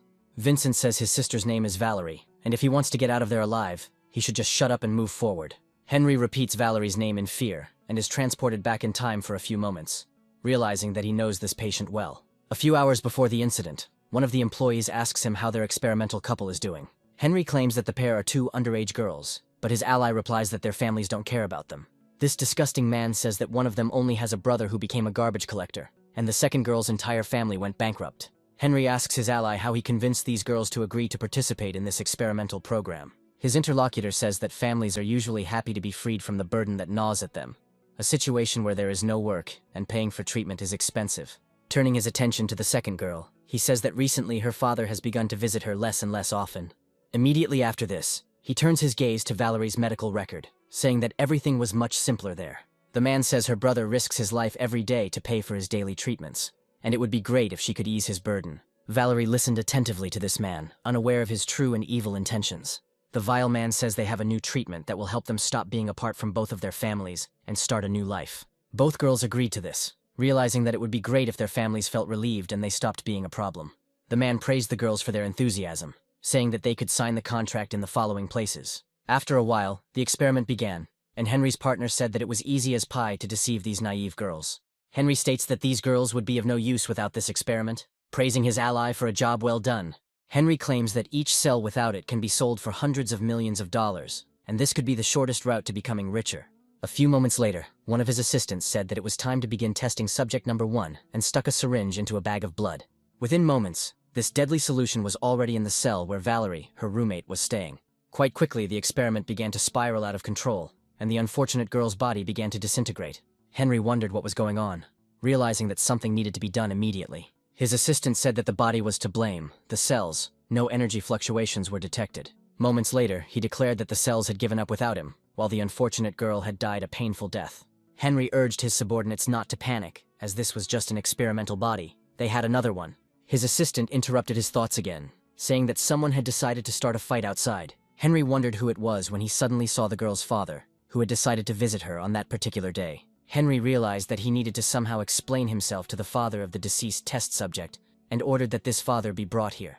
The man approached his partners and said that it was forbidden to beat patients in the hospital, adding that the gentleman had asked them to take the man to him. A few moments later, the man was raised to his feet and asked to follow him.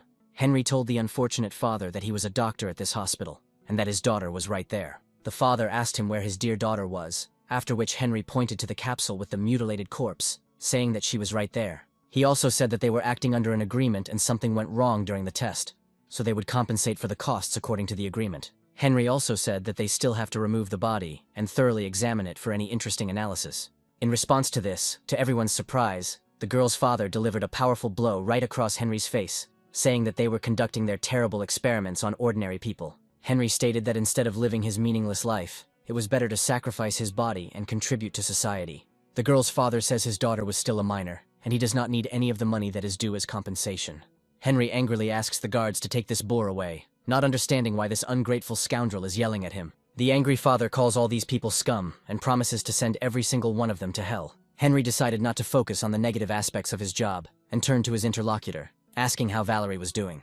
The man answered him that there were no energy fluctuations, and apparently he would have to wait a little longer. He also asked the doctor if he would make a similar scene with this girl when he saw her mutilated molecule-split body. Henry naively said that there was nothing to worry about, since the man was probably a level 0 and was just a garbage collector. Vincent, meanwhile, asks the doctor why he reacted that way when he heard that name, assuming that he knew the girl. Henry immediately moves away from him, saying that he has never heard the name of such a patient before, and assumes that she is from another department.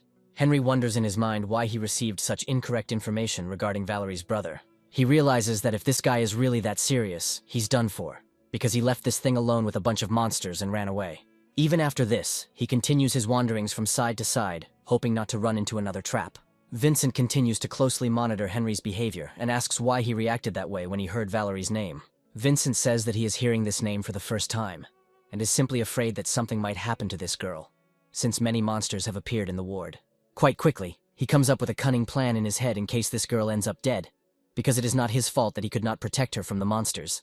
Vincent continues his journey, after which he hears a strange rustling sound and realizes that they are trapped. In the blink of an eye, his reaction tells him that he needs to get out as quickly as possible. Vincent takes a quick step back and grabs Henry's clothes forcefully, trying to move him as quickly as possible. A split second later, a giant sword used by monster hunters flies past them.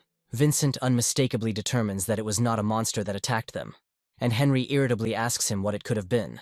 The nameless warrior emerges from the darkness, apologizes, and says that he mistook them for local residents who... He looks closely at Henry and says that he received an order from the TV Heart to save him. Vincent remarks indifferently that now he understands why such a big brute is walking around the abyss. He also states that he should have known that the marks near the entrance to the dungeon were left by his sword, after which he praises him for being able to break through alone. The nameless warrior says that the mercenary is working here for double pay, and also admits that he killed his teammates for money. Vincent reflects on having seen mercenaries like this before, and realizes that the rules say they can get the full payout if they are the only ones left alive. After a few moments, Vincent stops Henry, saying that this warrior's sword has an extremely deadly aura. He immediately turns to the nameless warrior, declaring that he does not intend to interfere with him in carrying out his orders, but there is one catch. He immediately adds that this man told him that he could show him the way to the sister he was so desperately looking for. The nameless warrior says he saw a girl here who fits the description Vincent just gave. Vincent asks him where she was, and Henry understands that now it is definitely the end for him if this young man finds her. Instead of answering, the nameless warrior throws into the protagonist's hands a small teddy bear, which he had given her long ago. Vincent asks his interlocutor where he got this teddy bear. The nameless warrior says that this girl was very sweet, but he is very sorry that she could not get out of this dungeon. Vincent looks up in surprise and asks his interlocutor what he is talking about, not believing what he just heard. Henry is mentally glad that the test subject died, which means there will be no one to tell about what happened here. The nameless warrior says that he met this girl, but he didn't care whether she survived or not, but he promised to convey her last words. After this, he says that Valerie expressed the hope of meeting him here, at the entrance to the hospital, and that he would see that she was fine, and therefore there was no reason to take risks again. Vincent understands that his interlocutor allowed the innocent girl to die only because he was too lazy to lift even a finger. He immediately rushes into the attack and asks if he just stood and watched. The nameless warrior calmly replies that a mercenary's duty is to strictly carry out orders for a reward, and that the rest does not concern him.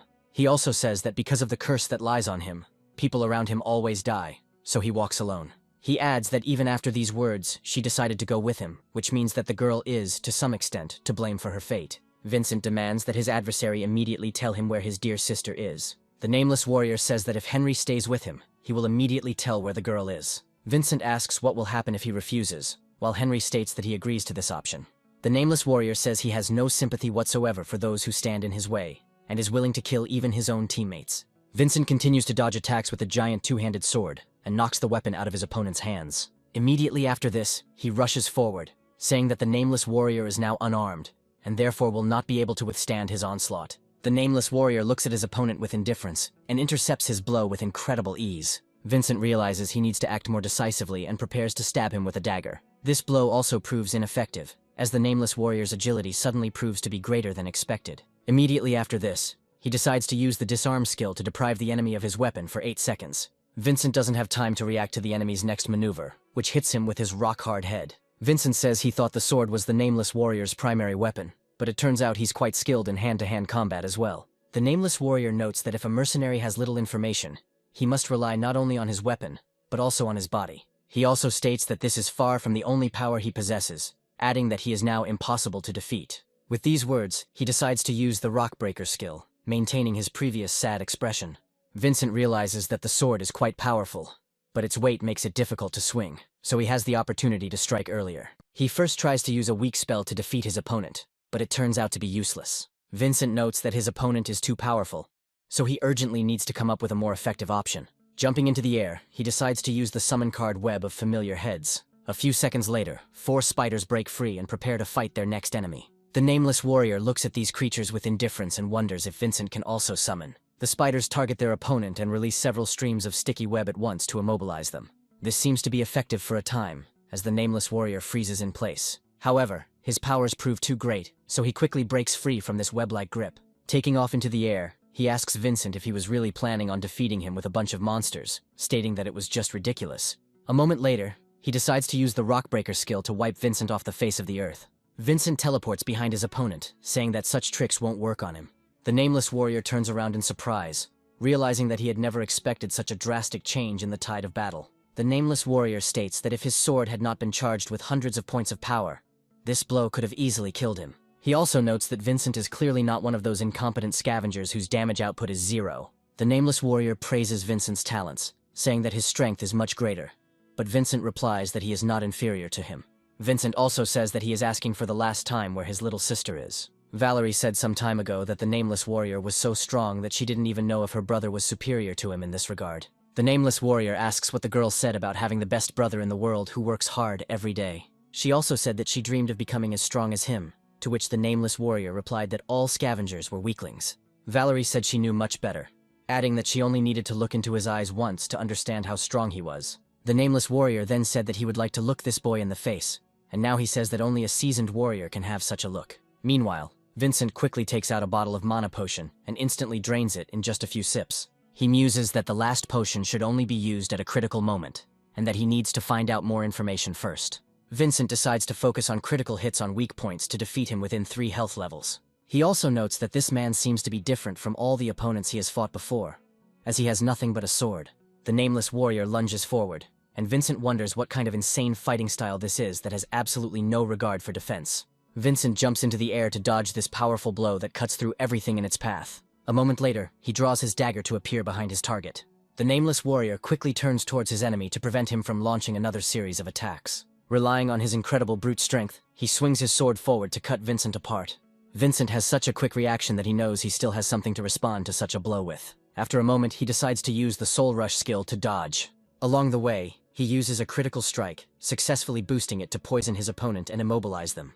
This blow was aimed precisely at the opponent's neck, and any other opponent having received such damage would have died instantly. Vincent also notes that his opponent didn't even think about dodging, but only took the blows, which is very strange. The Nameless Warrior lands on his feet and doesn't even think about falling to the ground, despite the life momentarily fading from his eyes. A few moments pass, and Vincent notices a smile on his face, realizing that instead of blood, this man has sand. The Nameless Warrior lets out a loud cry as his strength begins to rapidly regenerate and charges forward. Vincent successfully dodges this attack again, but realizes that the situation is becoming increasingly dangerous. To make sure that the person in front of him is actually alive, he decides to turn to his deity. Moments later, countless hands belonging to the scavenger deity appear out of nowhere and grab the warrior. The Nameless Warrior falls into a stupor for a moment, after which he again lets out a loud war cry. He grabs the hands of the deity and throws them away with the help of his incredible strength, which he received in exchange for the curse. Afterwards, he delivers a quick strike to cause a chain reaction between his sword and the energy of the abyss. There is a powerful explosion, and the Nameless Warrior ultimately emerges victorious from this difficult battle. Vincent lands on the ground and tries to analyze what just happened, because it defies any explanation. The Nameless Warrior sadly states that he cannot be killed by normal attacks, then looks at his hand, which is beginning to crack. Vincent asks his opponent if he is immortal, wanting to gain at least some knowledge. The Nameless Warrior claims that the Abyss can grant things that modern technology cannot even comprehend, be it professions or equipment. He also claims that he has something more special, namely a curse, which is a divine punishment accepted for the sake of unprecedented power. The Nameless Warrior declares that he has sworn to take everything for himself, to mock him and the fate he has chosen for himself. The nameless warrior says that he has received the power he so craved, for which he underwent unimaginable trials. The man also states that God did not say that the price of this power would be so great that anyone would refuse it if they knew in advance. Vincent looks at his opponent and asks him if he has turned into a monster. Henry muses that the rumors that ordinary people in the abyss can become monsters are true, adding that the undead have an extremely powerful ability. He states that due to their nature, as long as their energy is not depleted, they will be endlessly resurrected. The nameless warrior rises from the dead, saying that in the moment before his death, he reached out and touched eternity. All the people who looked at him before said that this guy is a loner, which means he will kill all his allies. The nameless warrior declares that he has finally learned the price of eternal life. He also claims that he died that day, but is still alive as some kind of taunt of fate. Immediately after this, he looks at his opponent with incredible determination, preparing to rush into battle again. He decides to use the Death Wish skill to increase his damage output. Vincent realizes that combining this skill with the Curse of Immortality is pure cheating. To deal with his opponent, he once again decides to resort to the help of the Bloody Nightmare. The nameless warrior deals a powerful attack to the protagonist's body, but since it is instantly consumed by the nightmare, he survives. The nameless warrior sees a strange creature that is completely immune to physical attacks, while Vincent manages to dodge it. At that very moment, he again turns to the energy of the abyss, but the nameless warrior does not want to give him a single chance. Vincent takes out a powerful shield and wonders if immortality really means the nameless warrior is unkillable. The nameless warrior declares that he has absolutely no doubt that victory in this battle will be his. Vincent continues to dodge his opponent's attacks and throws forward the Soul Priest artifact. A moment later, a spirit materializes in the air, armed with a sharpened scythe, personifying death itself.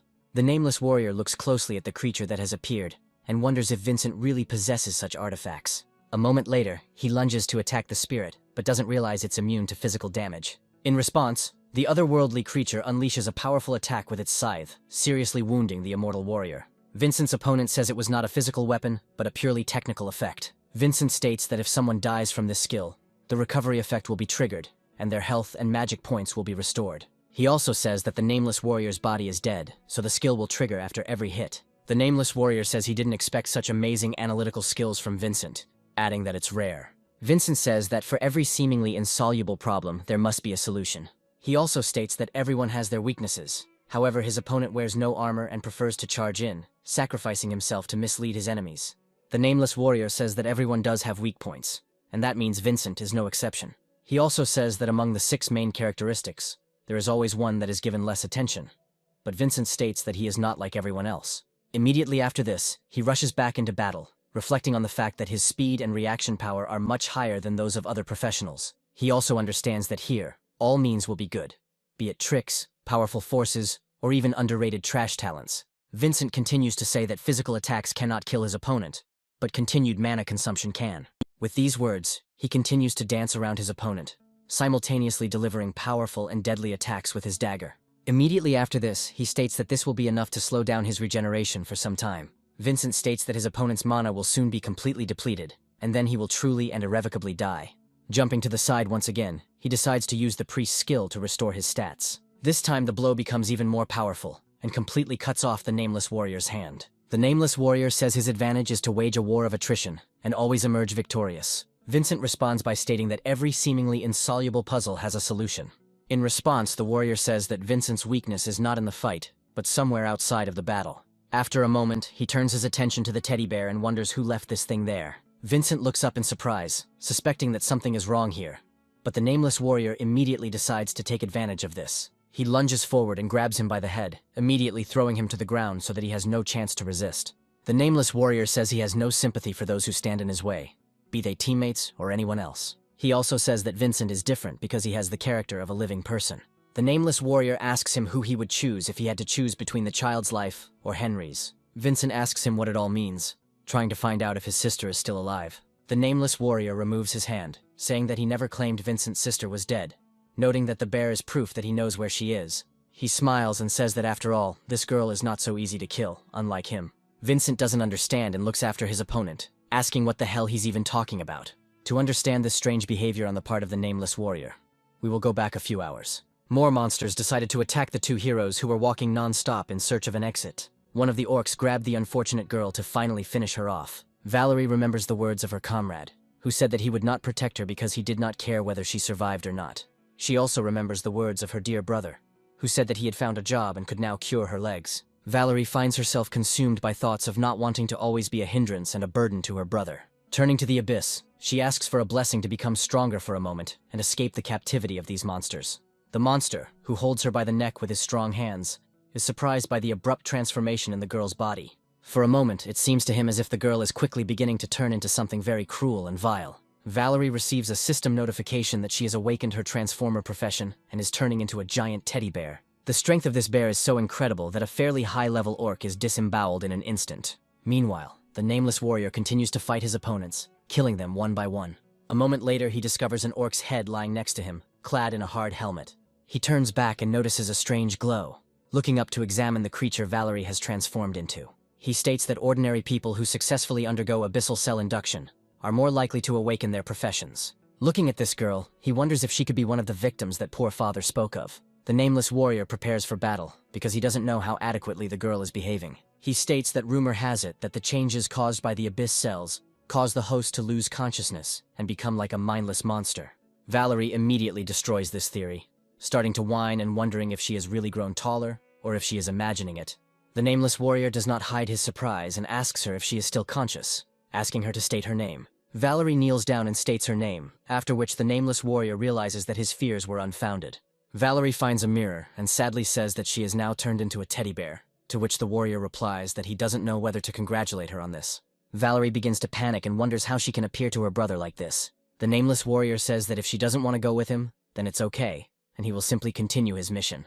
Valerie hands him a teddy bear, sincerely asking him to give it to his brother and to retell her last words. The nameless warrior takes the teddy bear and says that if he meets this man, he will definitely tell him everything. He also states that he will personally hand over the teddy bear and explain everything.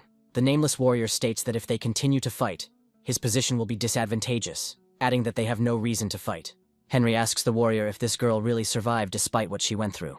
The nameless warrior says that in fact, the doctor who is behind Vincent is to blame for everything that happened here. He also claims that the appearance of this abyss is, to a greater or lesser extent, his merit. To understand what the nameless warrior means, we need to go back a few hours.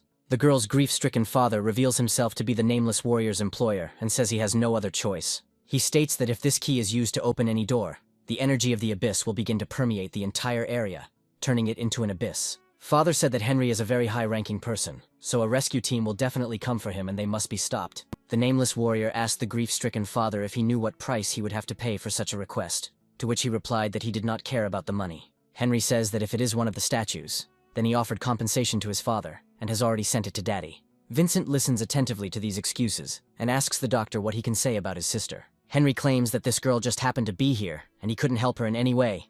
Even if she was an experiment subject, it was her personal desire. He also says that if any problems arise, he will be able to easily compensate for everything. Vincent realizes that words are unnecessary in this matter, and he powerfully slaps the scoundrel on the cheek to teach him a lesson. The blow is powerful enough to cause Henry to lose consciousness for a while, but he quickly comes to his senses. He also wonders who would need a disabled person who can't even walk properly. He adds that if he had used it, it would have brought much more benefit to society, since she made sacrifices for the sake of research. Vincent calls upon his deity to capture Henry, who states that his sister should feel grateful. Vincent states that his sister has been through so much that some pathetic human being will never understand this suffering. Henry says that's not what he meant at all, and he didn't mean to offend his sister. A moment later, the hands of the garbage deity slam the obnoxious scientist into the ground to finally shut him up. This blow does not prove fatal, as Vincent has another plan in mind for the fate of this scoundrel. Grabbing him by the clothes, he says that even in hell such people are not needed, after which he calls him useless trash. Finally, he glances towards the nameless warrior and decides to give him this prey. Seeing a portal that should lead him in the right direction, he throws Henry towards it so that he can finally deal with him. The nameless warrior's hand, which had just been severed, flies into the air and grabs Henry by the head. The nameless warrior asks his opponent if this means they have reached an agreement between themselves. Vincent states that he just wants to make sure his sister is safe as soon as possible. He doesn't care about anything else. The nameless warrior states that a mercenary's duty is to carry out orders, and that the girl's father wished for Henry to die here. Henry tries to buy his way out of his fate by offering to pay twice what he was promised, but the nameless warrior remains adamant. Looking back at Vincent, he says that next time they will have a great battle. Vincent no longer hears these words, and rushes into the portal to the sounds of the breaking bones of the vile scientist who deserved his fate. As soon as Vincent passes through the portal and finds himself in a strange place, he almost immediately finds his beloved sister with his eyes. Valerie is still in bear form and asks him if it is Vincent. Vincent apologizes to her for coming so late, saying that she will definitely be safe now. Valerie begins to tremble a little and says that she should be the one apologizing, since he always risks his life for her. Vincent says that it's all nonsense and there are no more monsters here, so she is completely safe. Valerie apologizes to him and says that this is all not true, since one monster is still left here. Sitting on her hind legs, she begins to cry and says that she has now become a monster and does not know how to turn back. She states that she relied on him for everything and wanted to become like him and stop being a burden to him. At the same time, she apologizes to him for the fact that she is still an obstacle to normal life and has turned into an incomprehensible monster. Vincent exhales tensely, saying that many people don't look like monsters, but inside they look even worse. But she turned into a monster, but inside she's still sweet. Valerie says that she is very flattered by such a compliment, but she still looks like an incomprehensible, ugly person. Vincent says that his job is to fight monsters, and he can easily recognize them by their appearance. After this, he decides to look around, and his attention is drawn to one very interesting detail, which he decides to focus his attention on. Looking closely at the destroyed orcs that remained here, he asks her if she has become much stronger.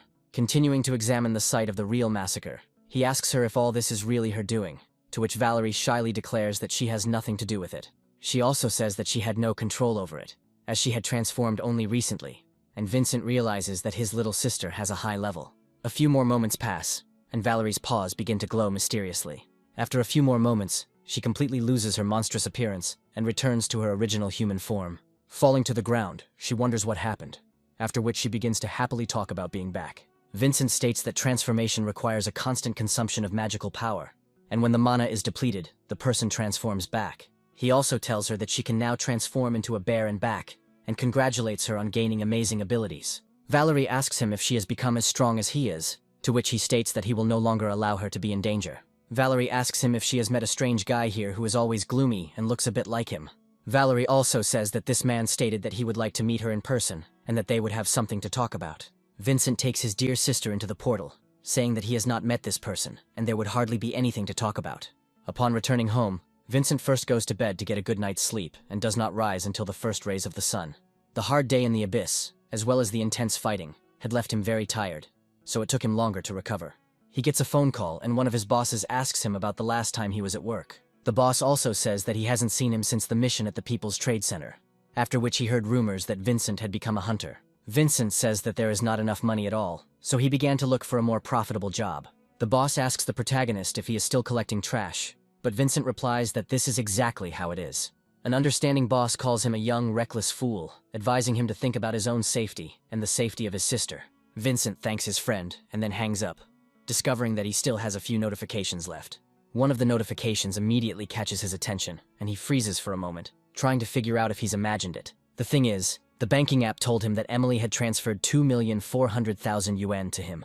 He also opens a text message sent by this girl, which says that he should thank her when he sells the rest of the junk. Vincent smiles as he says he has never seen so many zeros in his life. He also claims that he has put up for sale some of the resources and equipment obtained during his recent visit in her name, as she is a celebrity. He decided to do this last night to ensure a comfortable existence for himself, since no one would question where these things came from. Emily's good name and her unquestionable authority will provide our hero with almost unlimited, seemingly risk-free access to this junk. Emily met him and asked him what he had done to pick so many good things. Vincent says he was just collecting a huge amount of garbage in the song and found all this. He also states that it is true that he cannot use these rare items now, so he asks her to sell all this junk. Emily is very impressed by this dynamic and says that she didn't expect anything like this from a first-level garbage collector. She also says that his body has gotten much stronger since they last saw each other, to which someone replies that he's been through a lot and gotten into shape.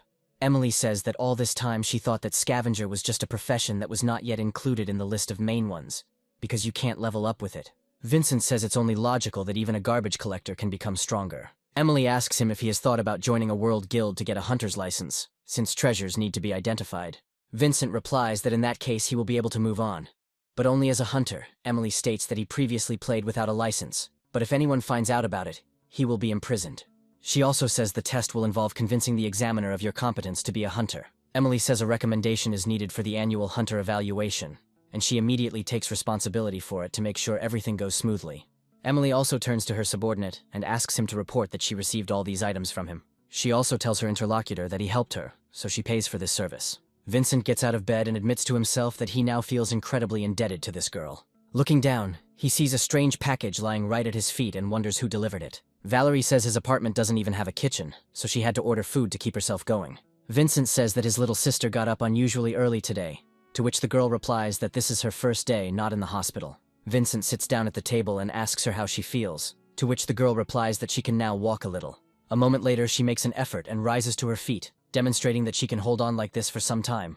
Vincent realizes that this is quite a difficult task, and asks her how she was able to achieve this in just one night.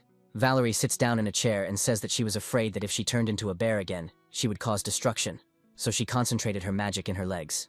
Vincent advises to be careful with something like this, to which Valerie replies that she will gradually practice and will soon be able to walk fully. Vincent says he will be only glad if his sister can regain her motor skills and heads for the exit. Valerie asks him if he is leaving already, to which the protagonist replies that it is time for him to go. Valerie asks him how he spends his weekends, to which he replies that he doesn't have weekends, he always works. With these words, he loudly slams the door behind him to make sure it is closed. Valerie begins to suspect something is wrong, wondering if her own brother is cheating on her and if he has a girlfriend.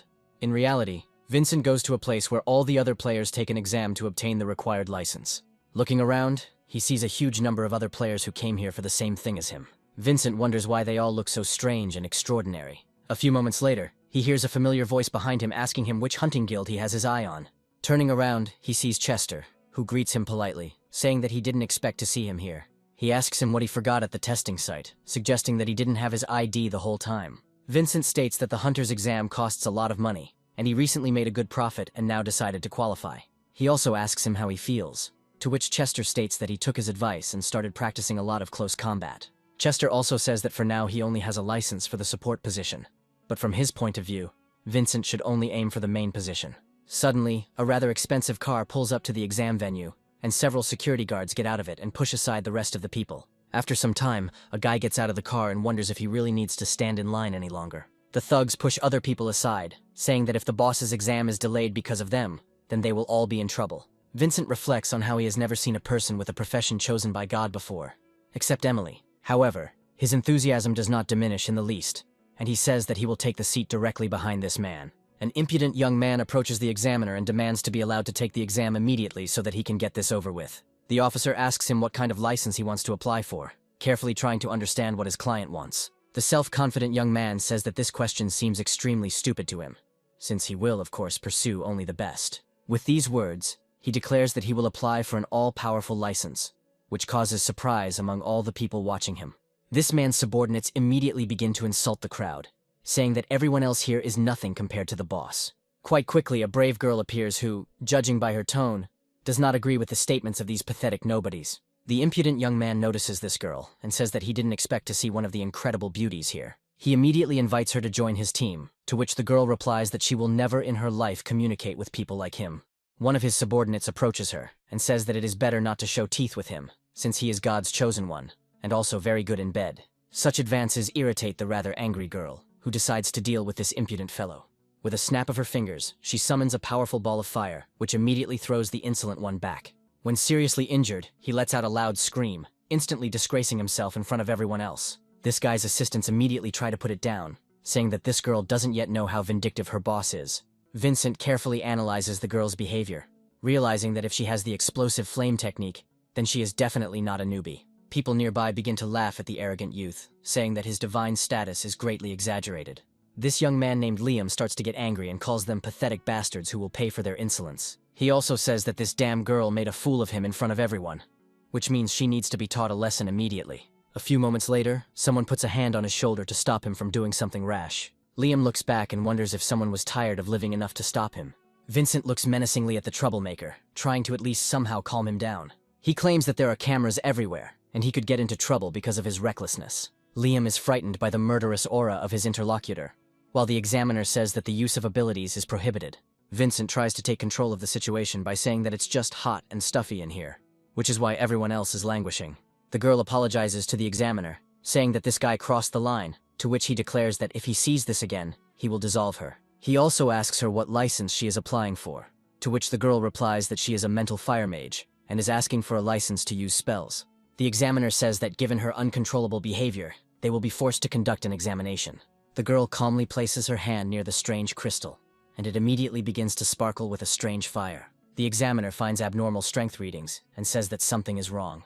He immediately states that there have been recent cases where unregistered hunters have left traces of destruction, after which he asks to come with him. The girl realizes that she is in a rather difficult situation and is trying to figure out what to do next. Pretending to be a naive bunny, she says that it must have been a mistake and asks for another chance. When the examiner carefully observes the repeated procedure, he notes that the indicators are now normal. The girl starts laughing and says that finally everything worked and she passed this test. Vincent watches this closely and tries to understand why this girl has changed so drastically in her character, demonstrating individual manifestations of strength. Chester tries to figure out what these people are trying to track down, but Vincent puts his finger to his mouth to make his interlocutor be quiet. The examiner asks who will be next, and Vincent says that he should go next. The examiner asks him what license he is applying for, to which he replies that he wants to get an all-powerful license. The examiner asks him what his profession is, adding that this license is not suitable for everyone. Vincent declares that he is a level 1 scavenger, looking confidently at his interlocutor. The people behind him start laughing out loud, saying that this is some kind of joke. The examiner says there is nothing wrong with this application, but the test to obtain such a license will be too difficult. Vincent asks him if there is an exam for this profession, which surprises everyone else. The examiner says that with a standard license, participants form a team to explore the abyss, but Vincent will have to do everything alone. The examiner also says that even on easy difficulty, the only thing that awaits solo players is death, nothing else. Vincent wonders if he can get his license if he clears the entire location alone, to which the examiner replies that it is technically possible. He also throws him a crystal, saying that if he is so confident in himself, then he must not be a weak player. Vincent holds the crystal for a long time, and the examiner notes that there is no reaction.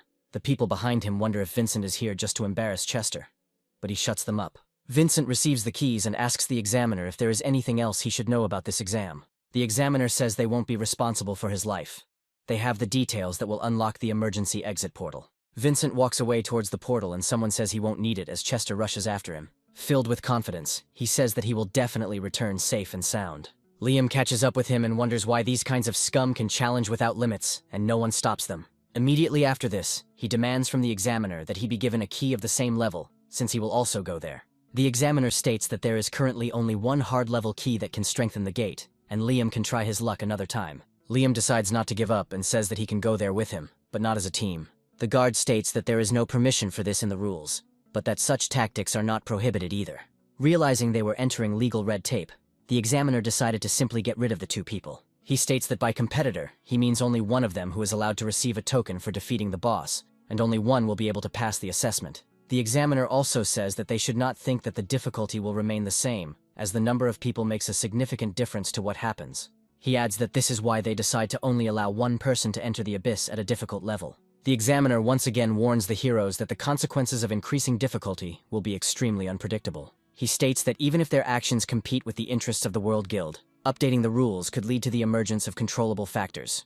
Afterwards, he asks them if they are ready to go there together, despite everything they just heard. Vincent speculates that so-called buffs could significantly increase the difficulty level and stats of monsters. Liam says he has the best equipment, and such a garbage duty will not be a problem for him.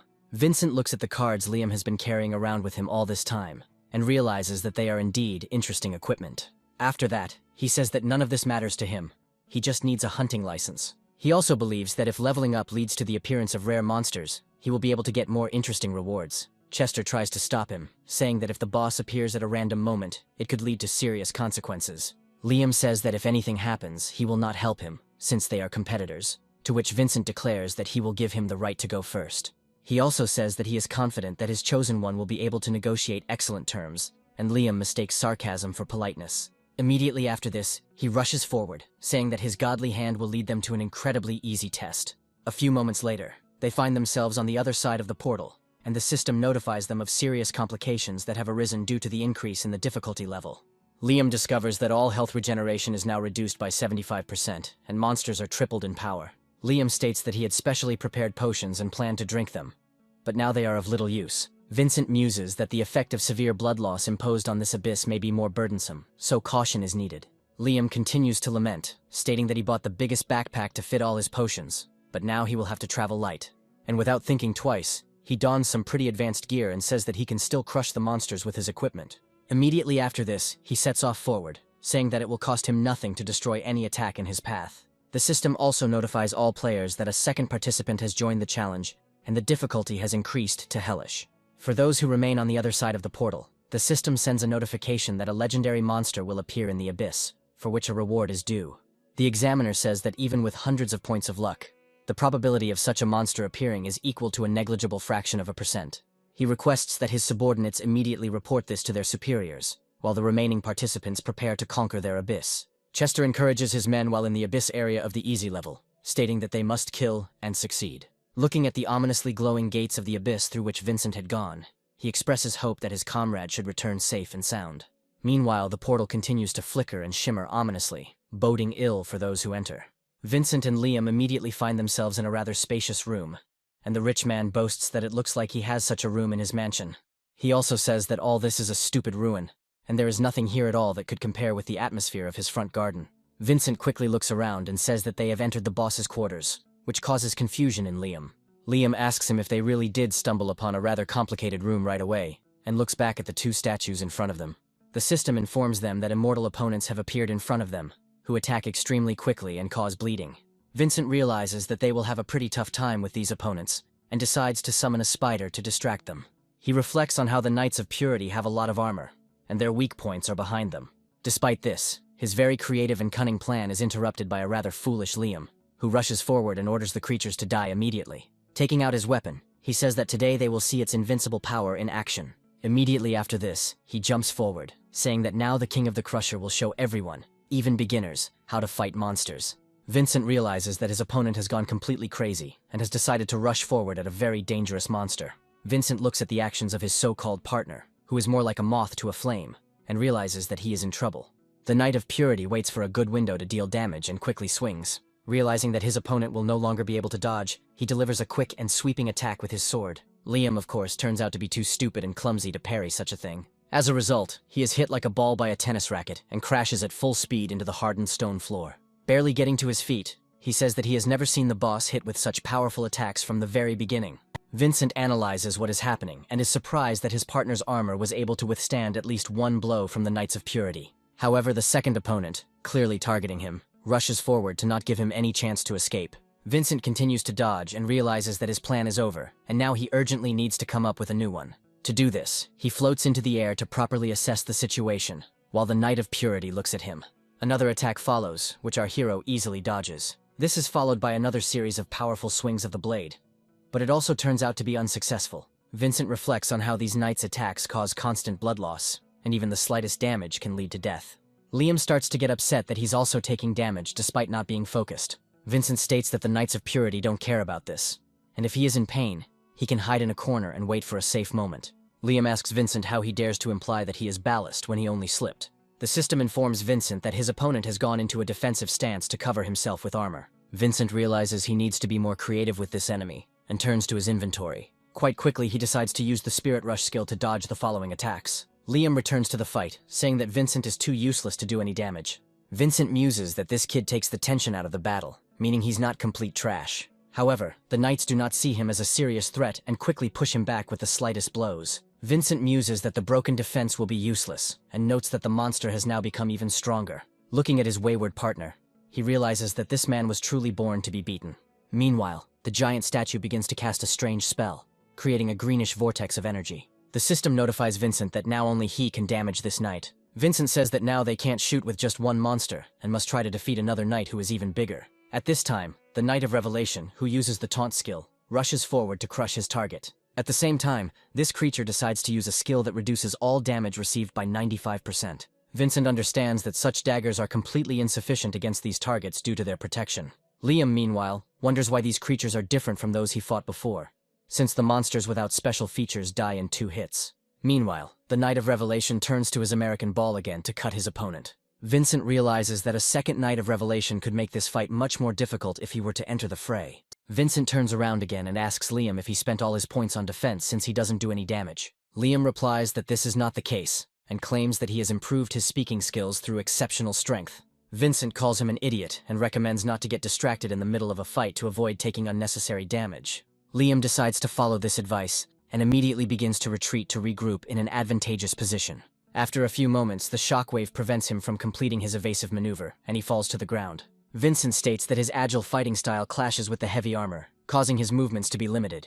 A moment later, one of the guards decides to use another technique that destroys everything in its path, and our heroes barely have time to dodge. Vincent also begins to scold his partner, saying that this is no place for fun, and that money must be earned through sweat and blood.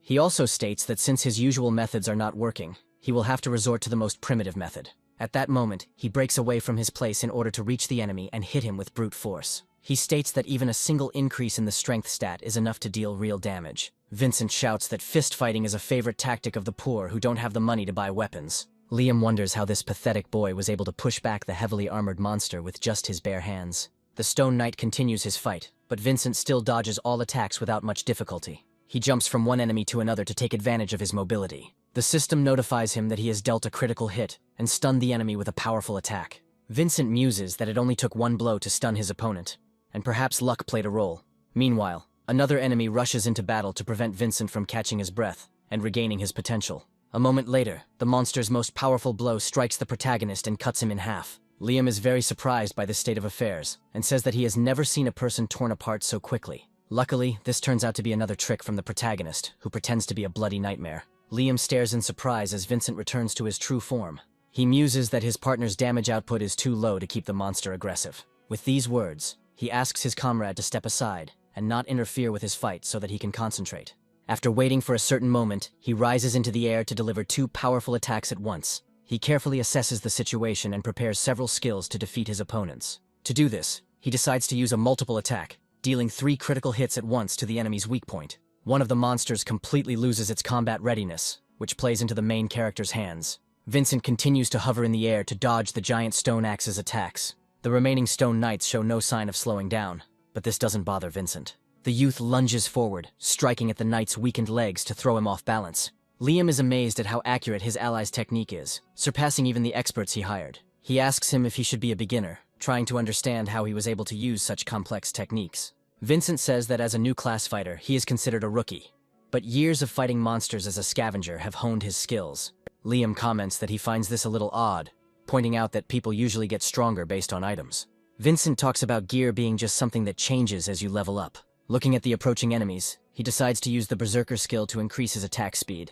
Vincent concludes his thought by saying that his main equipment is his body, which continues to get stronger. Enemies resort to an interesting tactic, using spiked armor to deflect damage. Liam states that it's time to shine, and asks his ally not to think that he's limited to just balls because of his tank class. At the same time, he claims that he is capable of casting such an amazing spell as Lightning Arrow. For individual approaching stone monsters, he asks them to respond to the taste of his incredible lightning, and takes careful aim.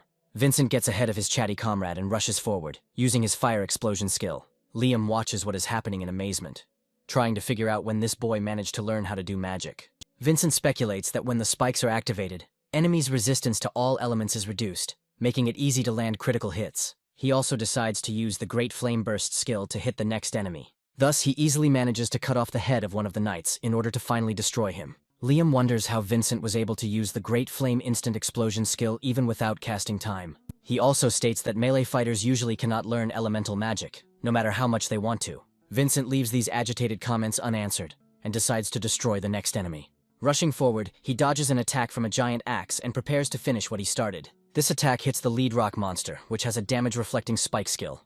The spikes immediately work. The Stone Knights inflict damage on themselves thanks to the tricks used by Vincent. Liam says he never expected these monsters to be so easily fooled. Vincent lands on his feet, realizing that his opponent is still standing and needs to be finished off. He realizes with irritation that Spiritual Dash is still on cooldown, so he needs to defend himself somehow. As a desperate measure of defense, he decides to summon a fairly good shield and simply take the blow. This attack is incredibly powerful and instantly inflicts damage that would be incompatible with the normal existence of this shield.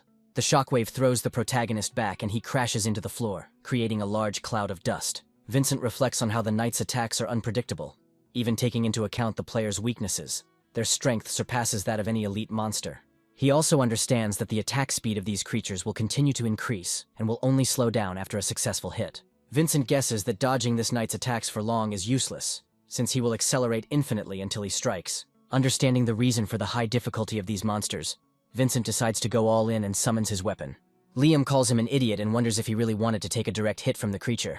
Vincent continues to follow his hastily concocted plan, and puts his hand forward to cast the England spell. At the last moment, he shoots a fireball to disrupt the enemy's attack. This fireball hits the enraged monster right in the face, as he tries to understand why his opponent is still alive. In a fit of rage, it brings down a giant axe on the spot where Vincent had just stood.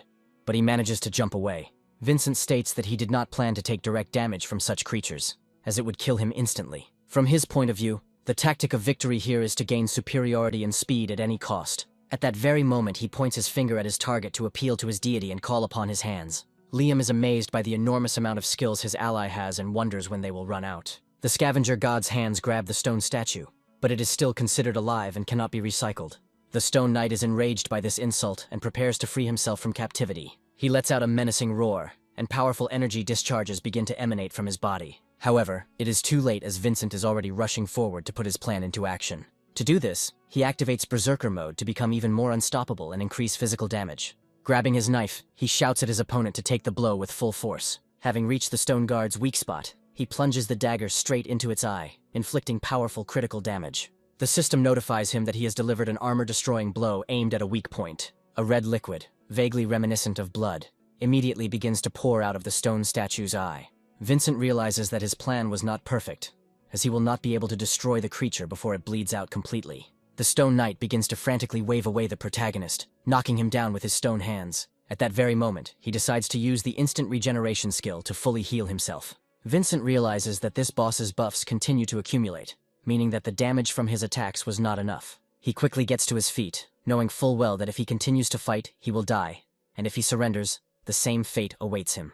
So he decides to use the reactivation of the Berserker skill to put all his health on the line. The system informs him that the double Berserker activation effect has reduced his lifespan to 7 seconds. Vincent rushes forward, declaring that he will finish this in one blow, and easily dodges the stone enemy's final attack. Despite clapping his hands vigorously, he manages to avoid any damage thanks to his sharp dagger, which crushes his fingers. The stone creature tries to understand how this is possible, since no other challenger has ever been able to hold out for so long. Vincent continues his onslaught, rushes forward, and instantly crushes the boss's head.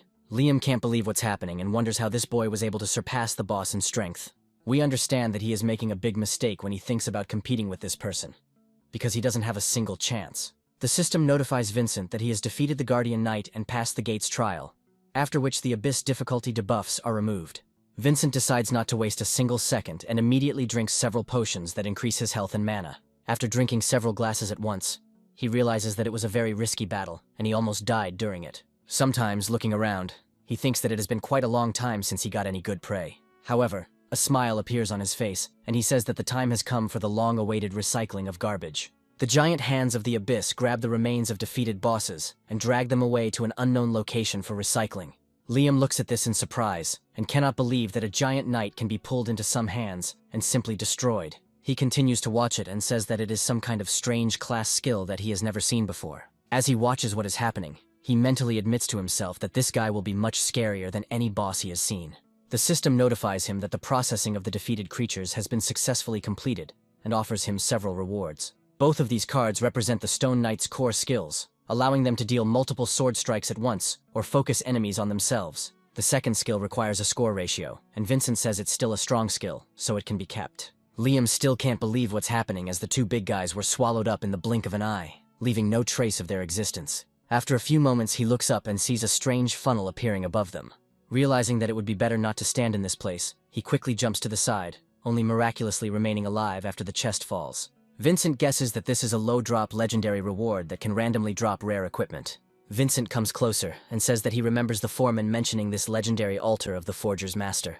Liam remarks that it is one of the rarest rewards one can obtain, and wonders how lucky they were to stumble upon it. Vincent says that the increase in difficulty modifiers, as well as his increased luck stats, may have something to do with it. Vincent also states that the more you take on everything, the more surprises you get beyond your expectations. Vincent decides to place his dagger in the altar, but Liam recommends placing only the best equipment there. Vincent states that his maximum level is 1, so he can't use other items, which shocks Liam even more. Without thinking twice, Vincent says that he has no other choice, and will have to use only this item that he has. The system states that the enhancement process can fail, but with the current level of luck, this is almost impossible. Vincent goes into detail and finds out that the success rate is 200%, which seems rather suspicious to him. The system tells him that when upgraded, this dagger will turn into a longsword, and Vincent says he agrees to this. A few moments pass. The system says that the upgrade was successfully completed, and the suggested weapon has become an upgraded legendary. Vincent takes a close look at what he received and says that this weapon truly looks legendary. The description of the first item says that it is a flashy but rather impractical sword, which is somewhat disappointing, but unique. The second weapon has a similar description, stating that it is merely a replica and has no particular value. Vincent grips the hilts of his swords tightly and says that he actually likes them very much. Liam chuckles and says that the characteristics of these swords seem extremely tragic, suggesting that luck has taken a day off today. Vincent claims that this weapon seems like trash only to other people, but for him it is the perfect tool. Liam says that there are divine-level weapons that are of far greater value. Vincent decides to test out a few skills he now has, and throws his dagger aside. At a certain point, he raises his hand to cast a small spell, and suddenly the sword disappears into the space of the unknown abyss, to Liam's surprise. A few seconds later, the sword materializes in Vincent's hand, and he says that this divine weapon is meant for him alone. Liam continues to watch his comrade and wonders if he has just met the god of trash. Vincent reasons that the used Forgemaster altar is now considered trash, meaning it can be recycled. After a few moments, he calls upon his deity to recycle the altar and take all its properties. The system states that the restoration of the legendary reward was extremely successful. Vincent receives a card that allows him to summon this altar at any time he wishes. Vincent smiles and says that now incredible power is concentrated in his hands, and he will be able to upgrade his weapons infinitely. He also states that he is tired of daggers, so it's time to try something new, like these long swords. Liam states that using 2 different weapons will incur penalties, such as decreased attack speed, accuracy, and damage. Vincent decides to test this out and calls up a system notification that tells him his attack speed has been reduced by 50%. Vincent also sees an offer to spend 10 points to increase his proficiency with different types of weapons. He pauses for a few moments to make the right calculations. How best to spend points on upgrading his weapon.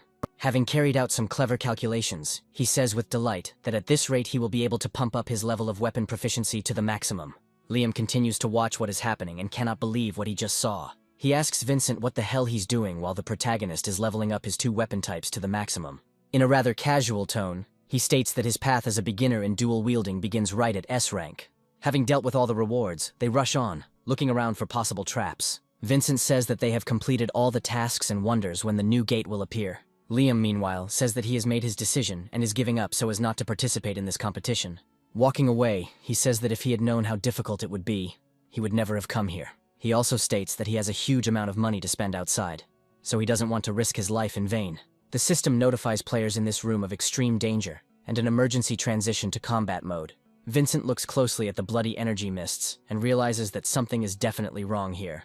After a few seconds, he says that serious danger is approaching and asks his comrade to dodge immediately. Liam reacts too slowly and receives serious damage that sever his arm cleanly. The fighter starts screaming loudly in incredible pain, and Vincent asks him why he is so slow. He also notes that the man's defense, which even the knights could not penetrate, was shattered into pieces in the blink of an eye. Vincent guesses that the real test was not fighting the knights at all, but fighting what they so desperately guarded.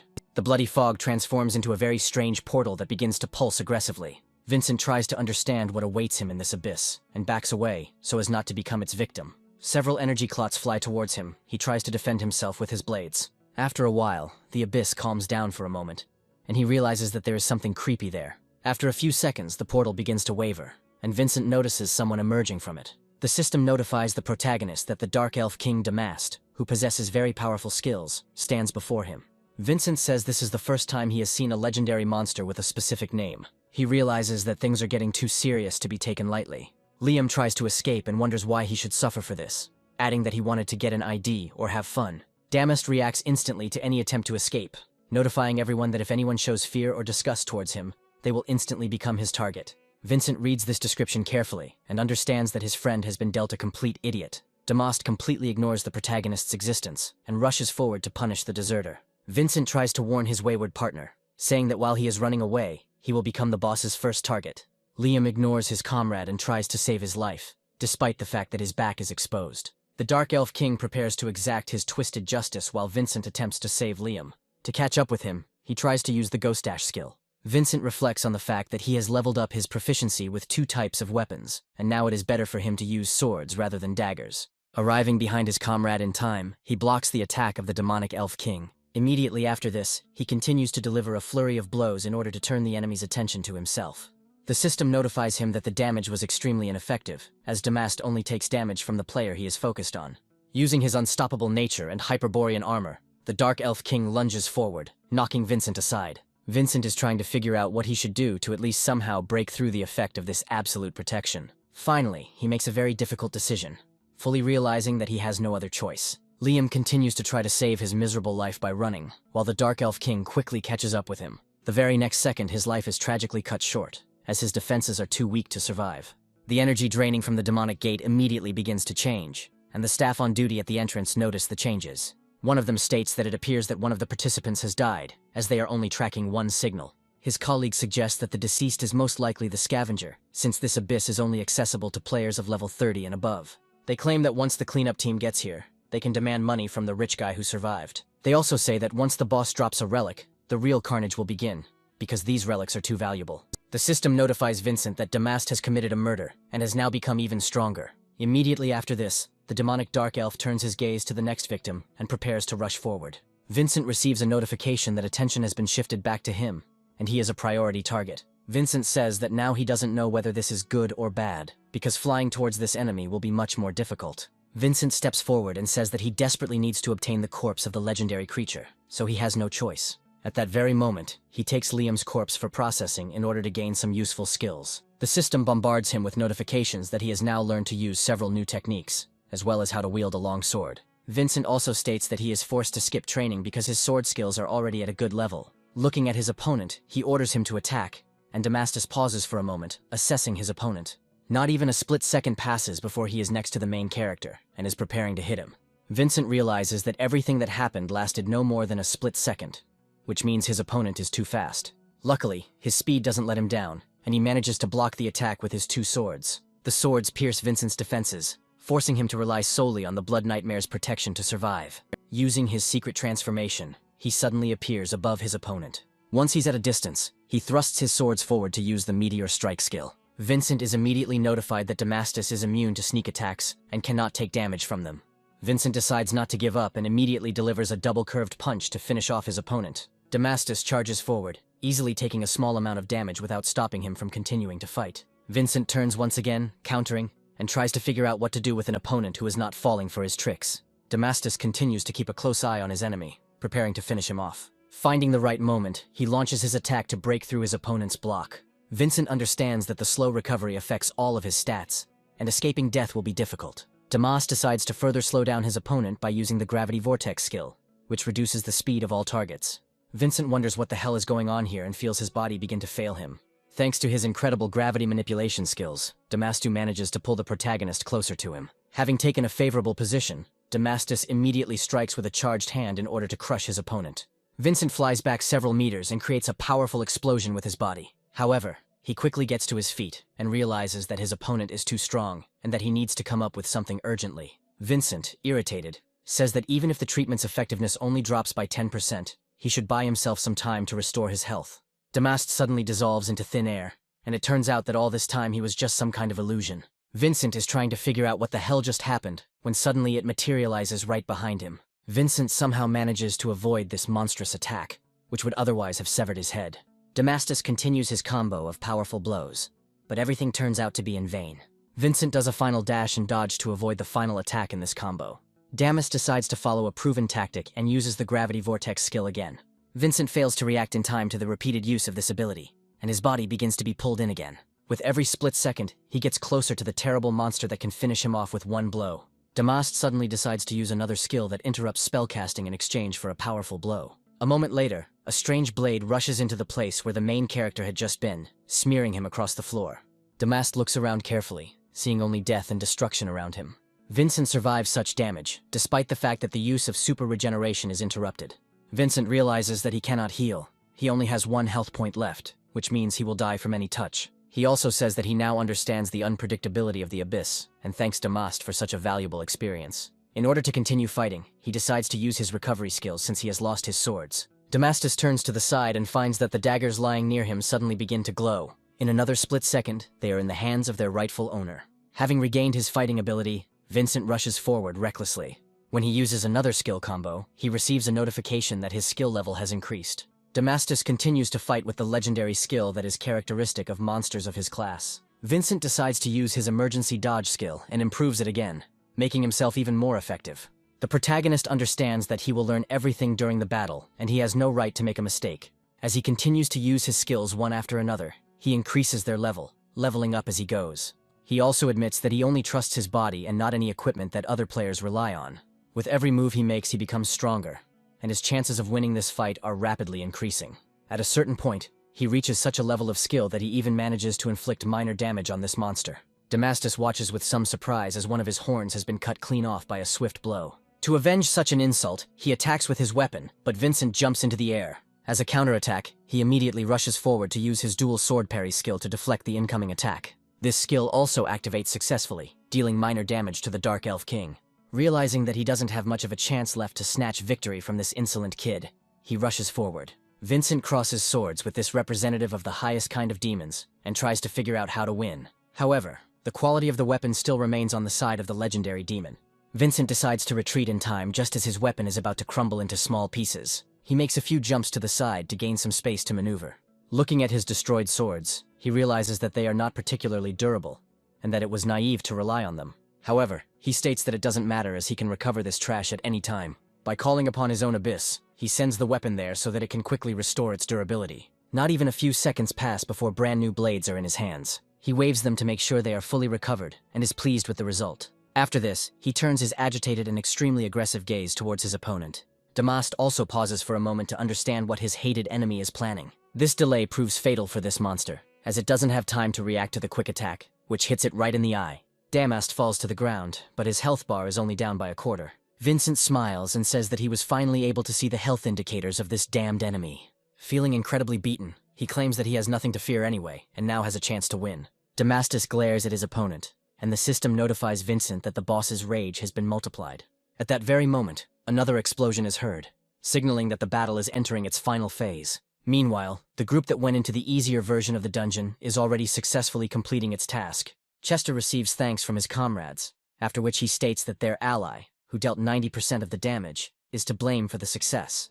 The pink-haired girl, looking bored, says that her partners were completely useless. She had to do everything herself. Meanwhile, the examiner approaches his agents and asks them how things are going at this gate. One of them replies that the signal of the last survivor was lost, and apparently, they all died.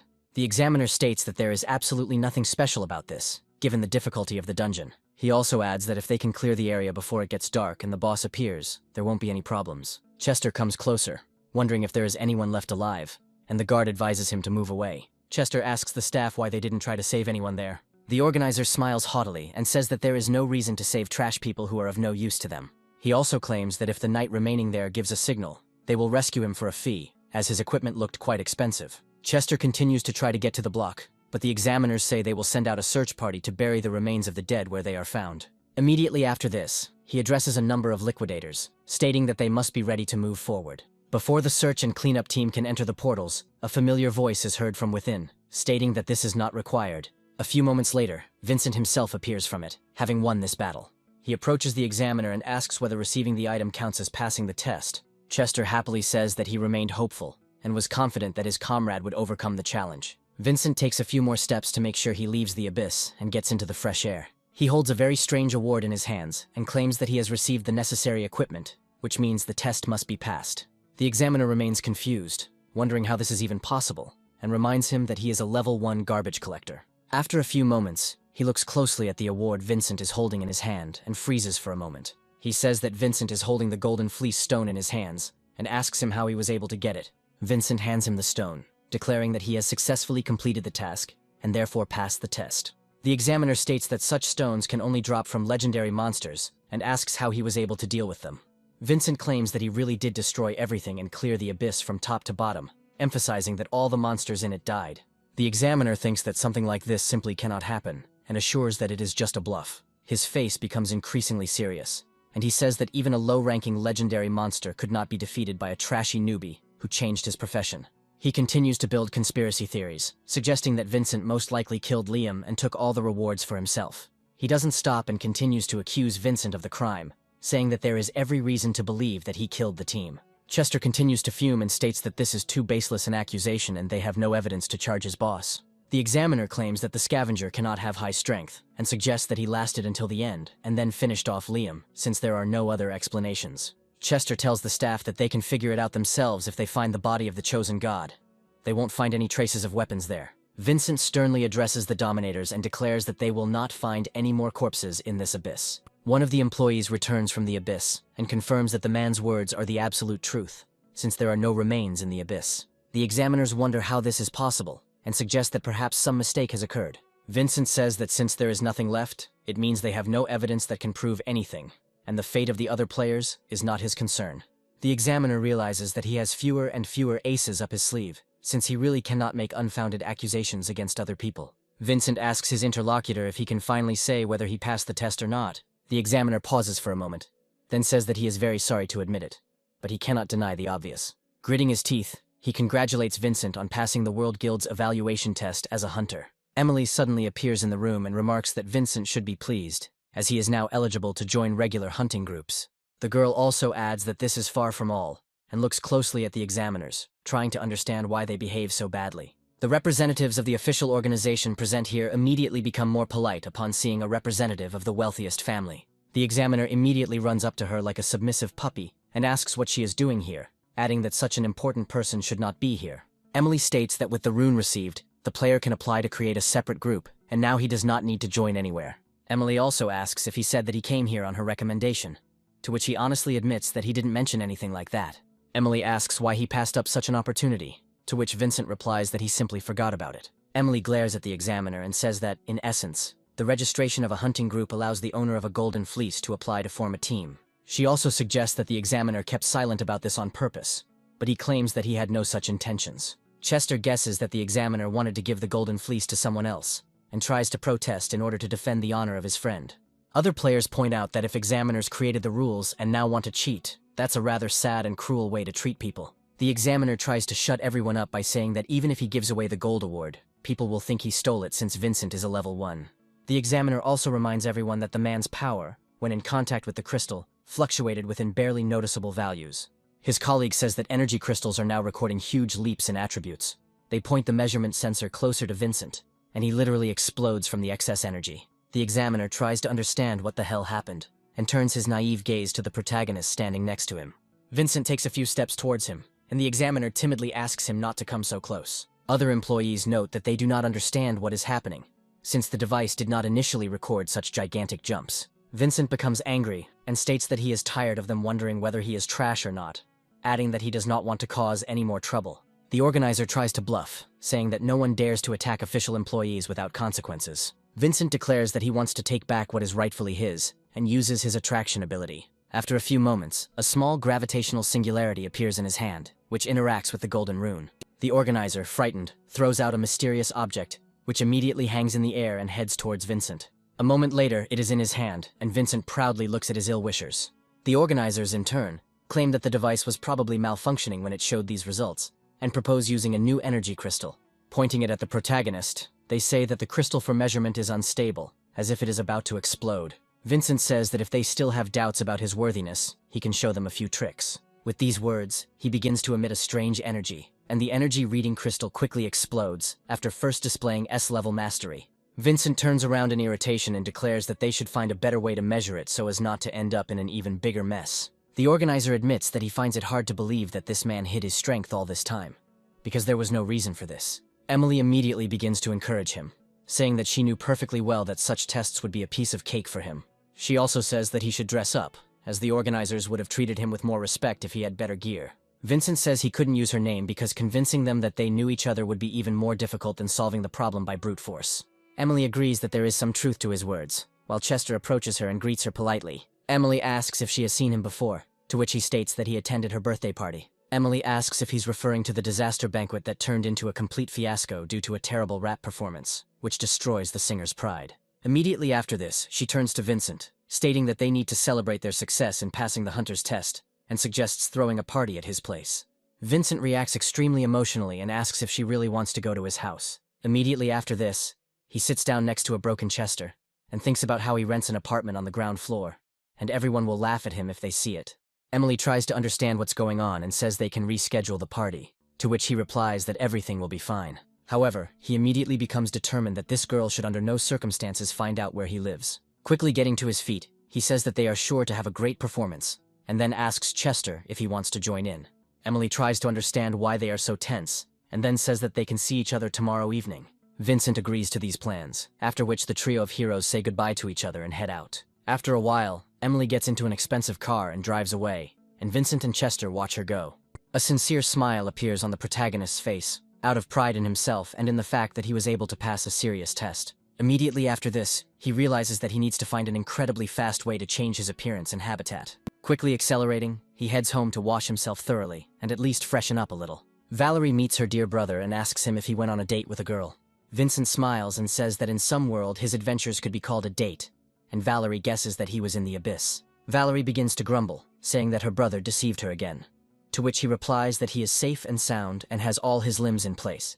Valerie says that her brother is injured and needs to go to the hospital urgently, but he claims that he only has a couple of scratches. He runs to the shower as quickly as possible so that his sister doesn't have time to notice his health indicators. Once in the shower, he immediately opens the tap to let soothing hot water wash over his body. This water, in addition to worries and doubts, also washes away the blood that has accumulated in large quantities on his body. Today was a rather difficult day, and our hero's body was left with quite a few wounds and abrasions. Vincent reflects on the fact that it was only by pure luck that his sister did not notice that there was not a single undamaged spot on him.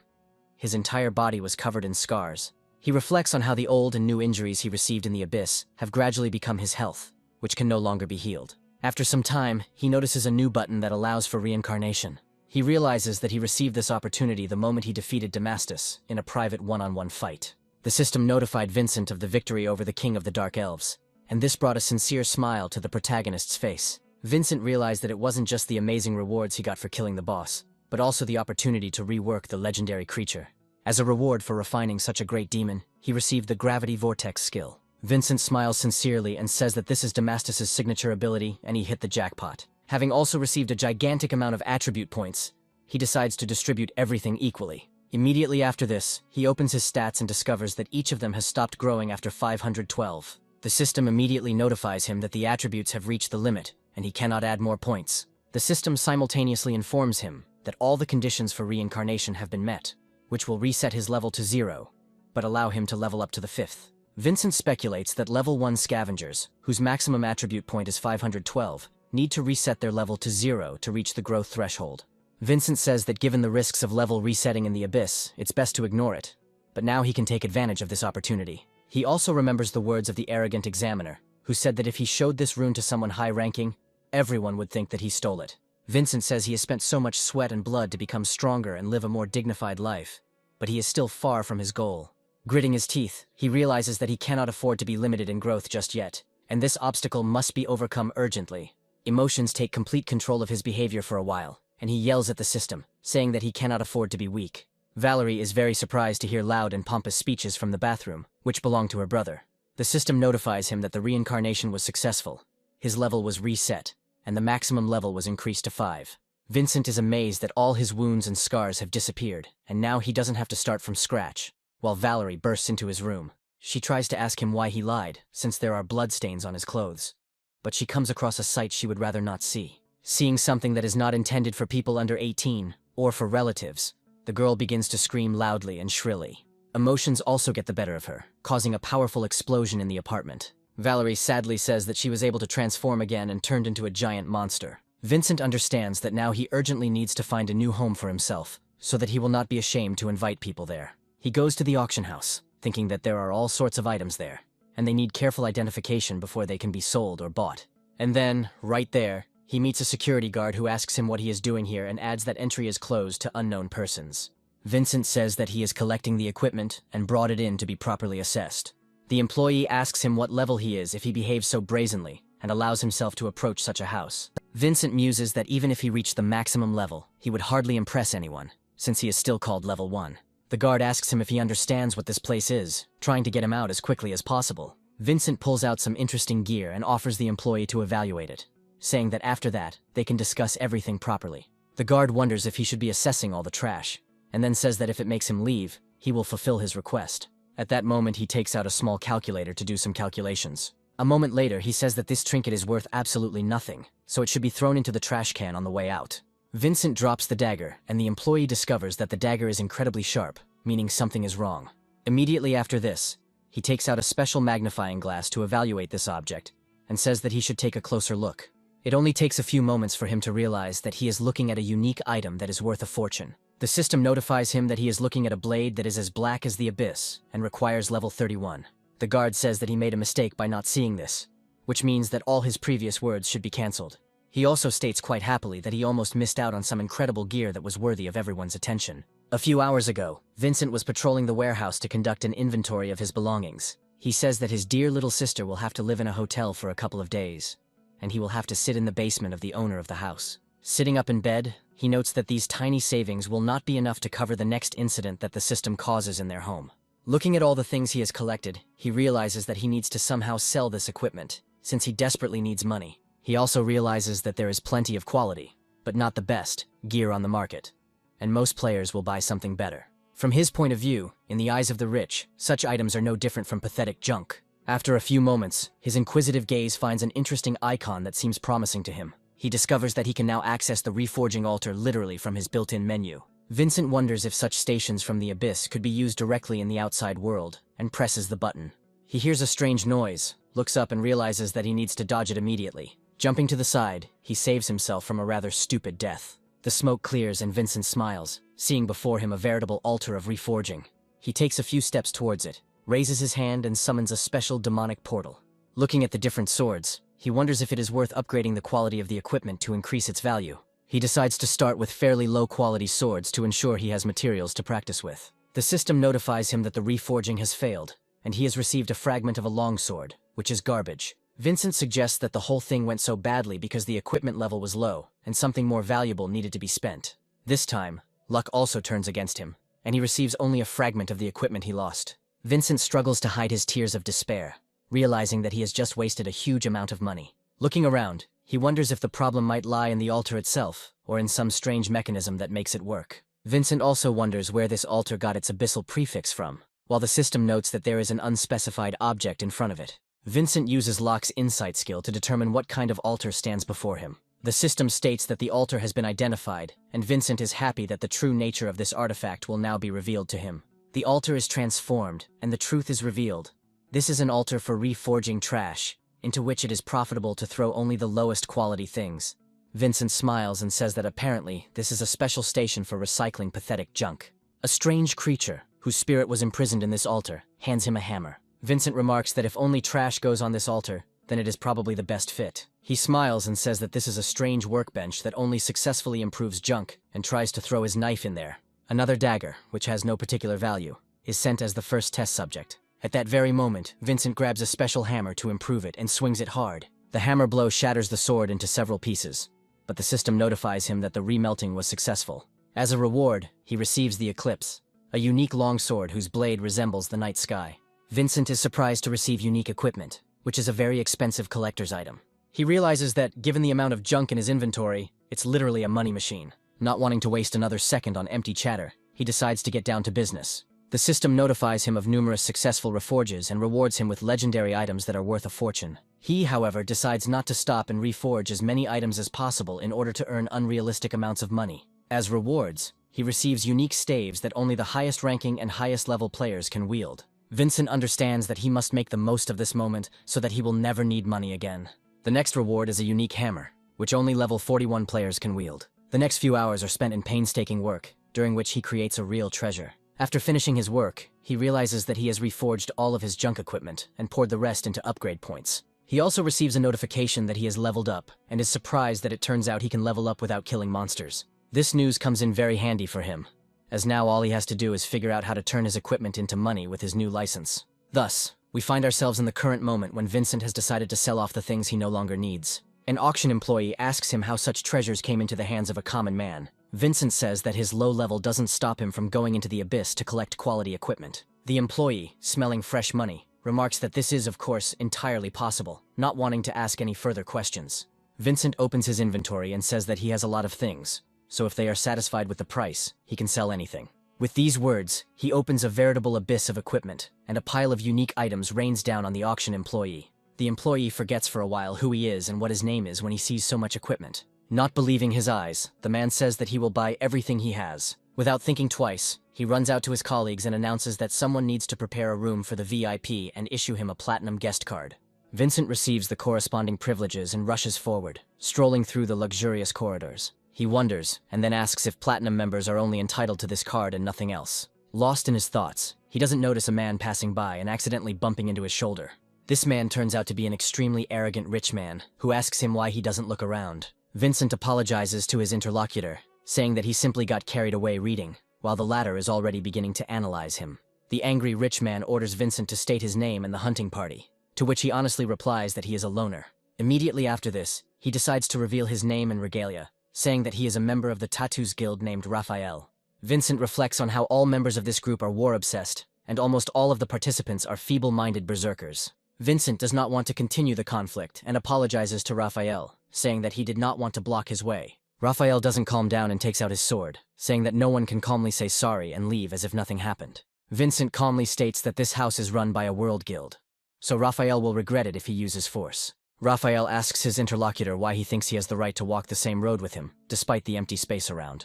Immediately after this, he calls the guards and says that as a future member of the Tattoos Guild, he demands that Vincent be kicked out and find out who he is. The guards, unaware of the protagonist's situation, approach him to find out what is going on. The employee who had just spoken to him notices the misunderstanding and immediately runs closer, asking why Vincent went through the common room. Raphael asks the employee if he is doing something wrong, but he replies that such behavior is unacceptable. Immediately after this, he apologizes to the protagonist and says that he feels terribly embarrassed, to which Vincent replies that nothing terrible happened. Raphael addresses the guards, saying that he is a high-ranking player, but they do not listen to his words. The employee also addresses Vincent, saying that if he decides to drop by the auction, he can enter here as well, expressing concern about the quality of the items. Vincent says that his view of things is a little different from other people, and he sees treasures where others see trash. The auction employee agrees with his opinion, saying that he is absolutely right, and then escorts him through the VIP room. Chester and the people in this expensive establishment are talking to each other, discussing the latest news. One of them says that small fish like them can only pick up the scraps after the pro, hoping for something worthwhile. Vincent receives notification that his equipment has been sold for a total of several hundred million yuan. Vincent realizes that he will no longer have any need for money, as the host begins to announce the start of the auction. The eccentric host says they are starting a blind auction right here and now. The first item up for sale is a magical ring, which costs 500,000 yuan, but the price is still uncertain. Vincent reflects on the fact that this ring is quite curious and tries to use the Eye of Insight to identify it. He reflects on the fact that the first items to be put up are usually warm-up lots, and they are not of any interest. Watching closely what is happening, he decides to stir up the party a little and take part in this interesting event. Looking at this ring, he already knows what it is and places 1 million as the initial bet. Raphael watches this obnoxious man closely and assumes that this broken ring is clearly not worth a penny. The participants conclude that only scoundrels with big wallets sit at the top, which means that this item can be very valuable. Once they decide to get into the game, they gradually increase the stakes by small amounts to test the waters. More and more rich people are joining this game that our main character started. He understands that there is still room for maneuver, and says that he is ready to bet 2.5 million. Raphael assumes that his opponent is simply showing off to make himself more important, but decides to take the bait and participate. In response, he says that he is betting 3 million, noting that this price is unbeatable, and the ring will clearly go to him. Vincent calmly states that he is ready to put up 4 million as payment for this ring, realizing that he has 79 million on his balance. Raphael is offended by such a prank and assumes that they are wiping their feet on him, but they try to stop him. However, he says he cannot allow anyone to behave so disrespectfully towards him. Without realizing it, he loudly shouts that he is ready to bet 5 million for this ring. Some employees say that the price for unique equipment usually starts at 5 million. Raphael shouts loudly at Vincent, saying that he has an entire guild behind him and he can beat any bid. Vincent listens attentively to all this empty chatter and understands that it seems like a good evening awaits him today. In response to this right, yes, he says that he will raise the price to 10 million for this ring. Raphael states that no single person can shell out 10 million for a single ring, since that amount could be enough to equip a group. He turns to the host and demands that someone check the scoundrel's bank account to make sure everything is according to the rules. The host says that this bet has been checked and they don't see any problems, which surprises everyone else. Raphael can't help but feel hurt, and knows he can't let this pompous bastard drag him through the mud. Growing annoyed, he looks at his opponent, trying to understand what his plan is. Believing Vincent to be a lone hunter, he prepares to take revenge on him with a powerful bet. In response, he says he is raising the price to 10,500,000. Vincent stands up proudly and says he's willing to bet 100 million for the ring. The brutal bet of 100 million knocks down even such a pompous rich man as Raphael. Vincent understands that even if no one bids more, he can make unique equipment for the same amount tomorrow. The presenter can't believe his eyes, after which he says that he'll wait a few more seconds for the next bets to be accepted. Vincent provokes Raphael a little and wonders if this ring could be of supreme value. He also recalls the words of the protagonist, who declared that he would find blood where others only saw trash. Besides everything else, Raphael remembers well the attitude of the employees towards him, who say that he knows something that the others do not. Meanwhile, the host says that in a few more seconds he will stop accepting bets on this ring. Raphael decides to make his move and says he is willing to bet 200 million as payment for the ring. The people here are surprised by such extravagance, noting that any hunting party could go bankrupt if they spent that amount. Raphael continues to provoke the protagonist, asking him if he is ready to raise the bet even higher, since he has so much money. Vincent smiles and says he has been outbid and relinquishes the bid, saying he will not be participating in the auction again. Raphael laughs at the main character, saying that he clearly doesn't deserve this ring. His comrade asks him why he spent 200 million on some ring if they came here to equip their brothers in arms. Raphael reassures his comrade, saying that his analysis is too precise. This ring clearly has divine value. Vincent smiles and says that at the altar of reforging, any equipment could have a chance to become legendary, but the chances of this are extremely small. Vincent's analysis, thanks to his innate abilities, turns out to be more accurate, and he knows perfectly well that this ring is worthless. Near insight and in advance told him the cost of this item, so he did it only out of boredom. Raphael happily holds up the item's card and tries to identify it, hoping that everyone will now open their mouths in surprise. The appraisal process begins, and everyone holds their breath in anticipation of how valuable this artifact really is. A few seconds pass, and everyone knows that such a sum was just spent on an ordinary-looking iron ring. Raphael looks at the ring for a moment, not believing what just happened. However, after a few moments, his jaw drops almost completely. He realizes that he has just been deceived. Raphael curses the scoundrel named Vincent who deceived him, and demands a refund for what he just bought. He also claims that he was talking nonsense when he bet those fabulous sums, and suggests that what happened was a mistake. The presenter says that according to the rules, Raphael was acting on behalf of his group, and within 24 hours they would notify him and demand payment. He also says that since the stake was extremely high, they will find someone to take them to the association and get all the money. Raphael leaves the auction, sending Vincent's curse as a final message. The other people here smirk, saying that this guy just razed an entire guild to the ground without shedding a drop of blood.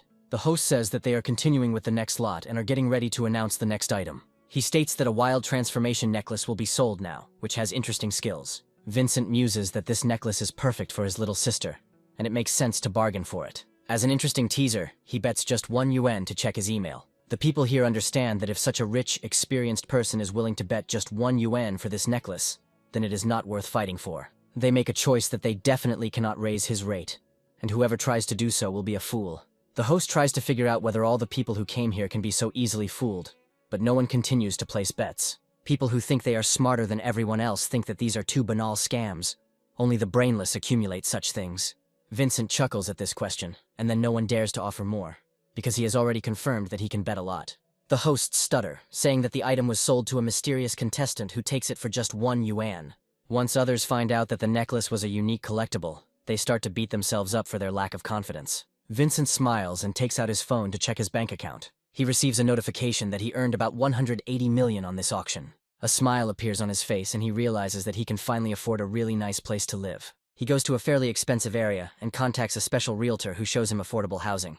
Looking at the house chosen by the protagonist, the realtor says that this level of real estate is designed for the city's wealthiest people. He states that it makes sense to choose something cheaper, but Vincent declares that he will take this house for himself. The realtor says that with the current credit rating, this will not be possible. Vincent replies that he does not intend to take out loans and will pay the full amount in cash up front. He also states that he has a small request, which is that everything should be ready by noon, as he wants to move in there today. A few hours pass, and Vincent transports his dear sister and his friends to this expensive penthouse that he just bought. He states that it's quite spacious here, so even if Valerie transforms, she won't break anything. He also tells his dear sister that from this day on, he will never let her suffer again. Some time passes, and the party comes to its logical conclusion. Vincent goes out onto the balcony to get some fresh air, and Emily finds him there.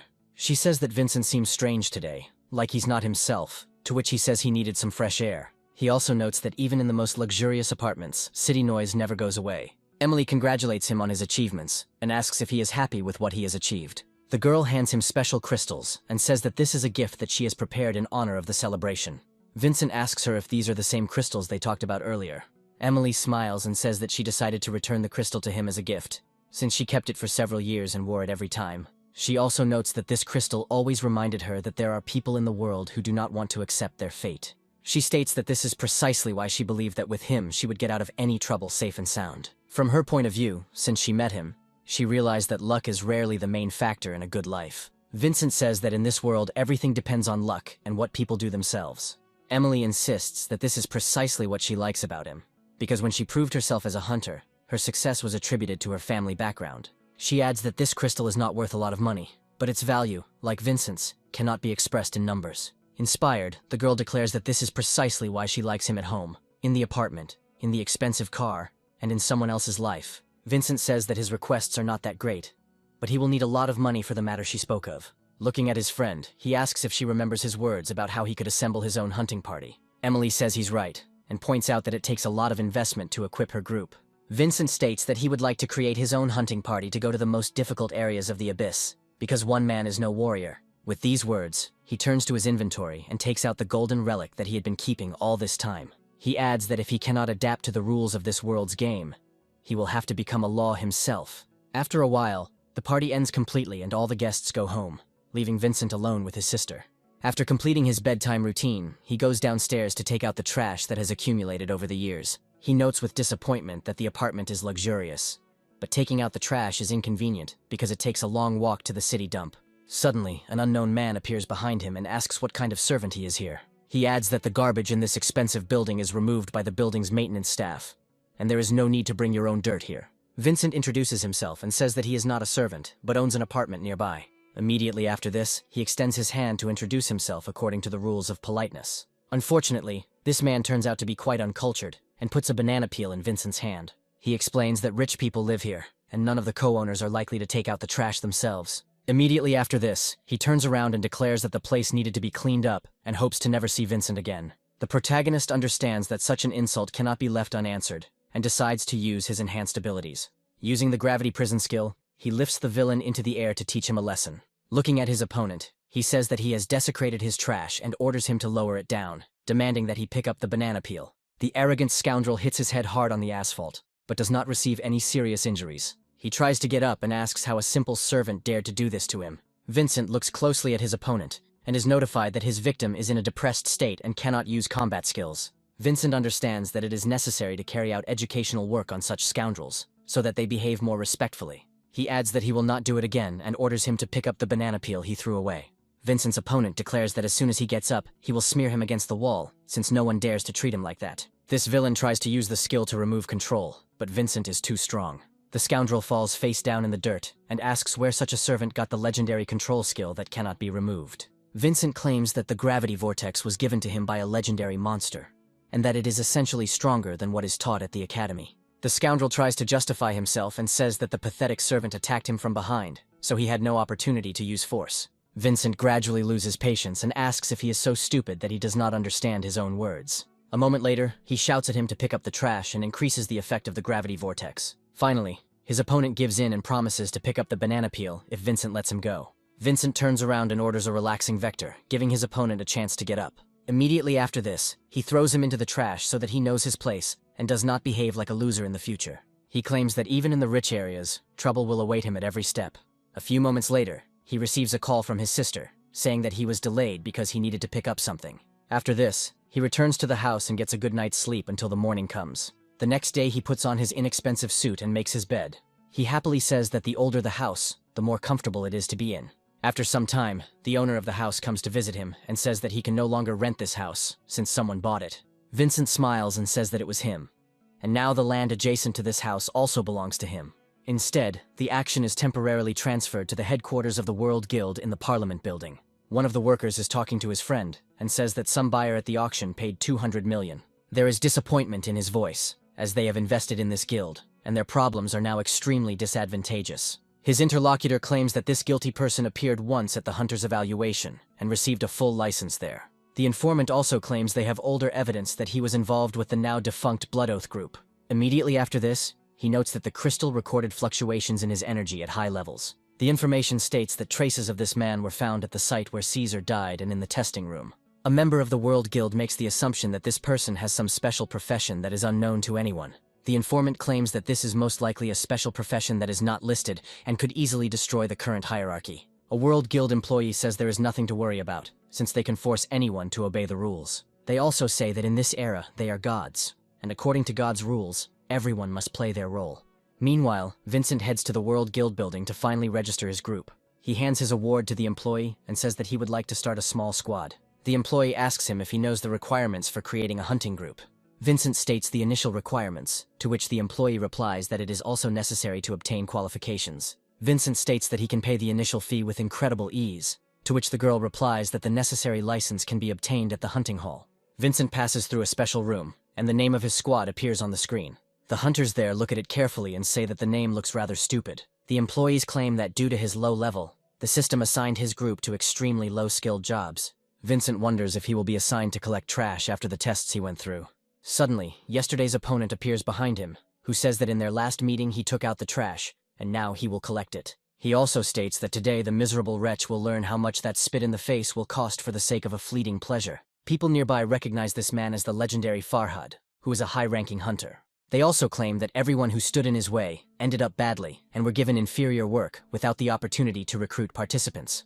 Vincent smiles and says that he came here only to look for new people, and personal grievances have no meaning here. Farhad says that he can't just let this insult go, but if Vincent apologizes now and then becomes his garbage man, he'll think about it. Vincent chuckles and says that Farhad himself is not even worth the extra work, which makes him angry. Farhad's subordinates take him away to avoid further conflicts, but he continues to send curses. After some time, other people begin to flock to Vincent, impressed by his courage, saying that they want to join him. Among these people is a well-known Chester, whom the other players do not value and try not to take with them. Vincent asks him why, even after passing the exam, he can't find a group for himself, to which he replies that his reputation speaks for itself. He also says that if Vincent takes him with him, he is ready to follow him through fire and water. Vincent wonders if no one really wanted to take him, to which he replies that he wasn't really looking.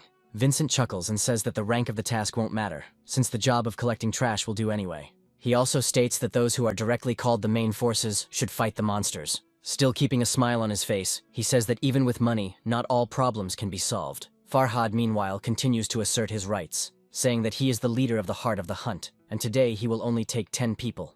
A huge number of elite fighters approach him and say that they really want to join his group. Chester claims that these old farts want to suck up to his father in order to gain the opportunity to open new connections. Farhad praises these people for their numbers, saying that they have a head on their shoulders, unlike all the trash. After some time, they discover that a girl of amazing beauty has come here. One of them says that this girl's name is Eleanor, and she has appeared in the hunting community recently, but has already gained fame.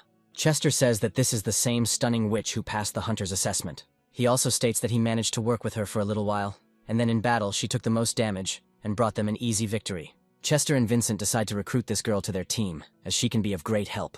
Unfortunately, they don't manage to get to her in time, and Farhad gets ahead of them, addressing this girl in a very familiar manner. He says that he is very sorry that there are only 2 groups to choose from today, but he invites her to the Hunter's Heart group. He also states that the garbage man's house is a complete mess, which angers Chester. Eleanor continues to look extremely unimpressed, and says that she has already chosen her group. Immediately after this, she heads towards the main character, and Farhad asks her if she really wants to waste her talent. Eleanor extends her hand to Vincent and says that he has come up with a pretty good name for the band. Immediately after this, she introduces herself and says that she is a fire-type mage, and asks to be taken into the party. Vincent and Chester identify themselves by their first name, and say that they will always welcome her into their group.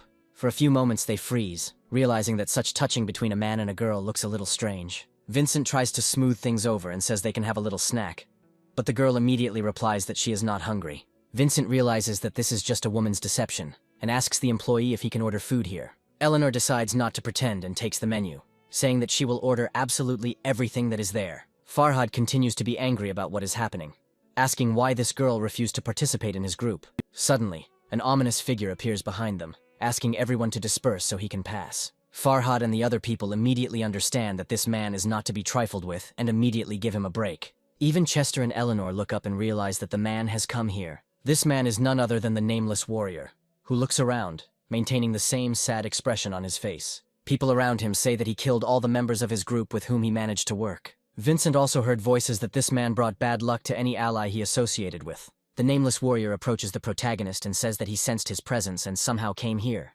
Vincent smiles and says that his hunting group is recruiting members. If he came here, it means he wants to join it. The nameless warrior sits down on a chair and takes a piece of cake directly from Eleanor. He states that he would really like to join his group and asks if he has the courage to accept him.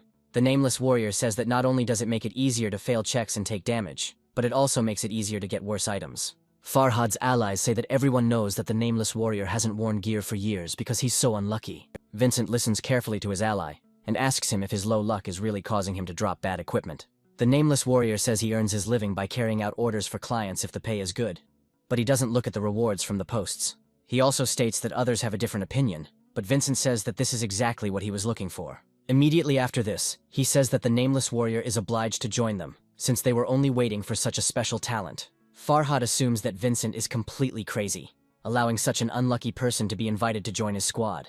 The nameless warrior warns him, saying that the void will consume his team and scatter them like dust in the wind. However, he states that he still accepts the invitation, and Vincent confidently states that he will not give anyone from his team to the abyss.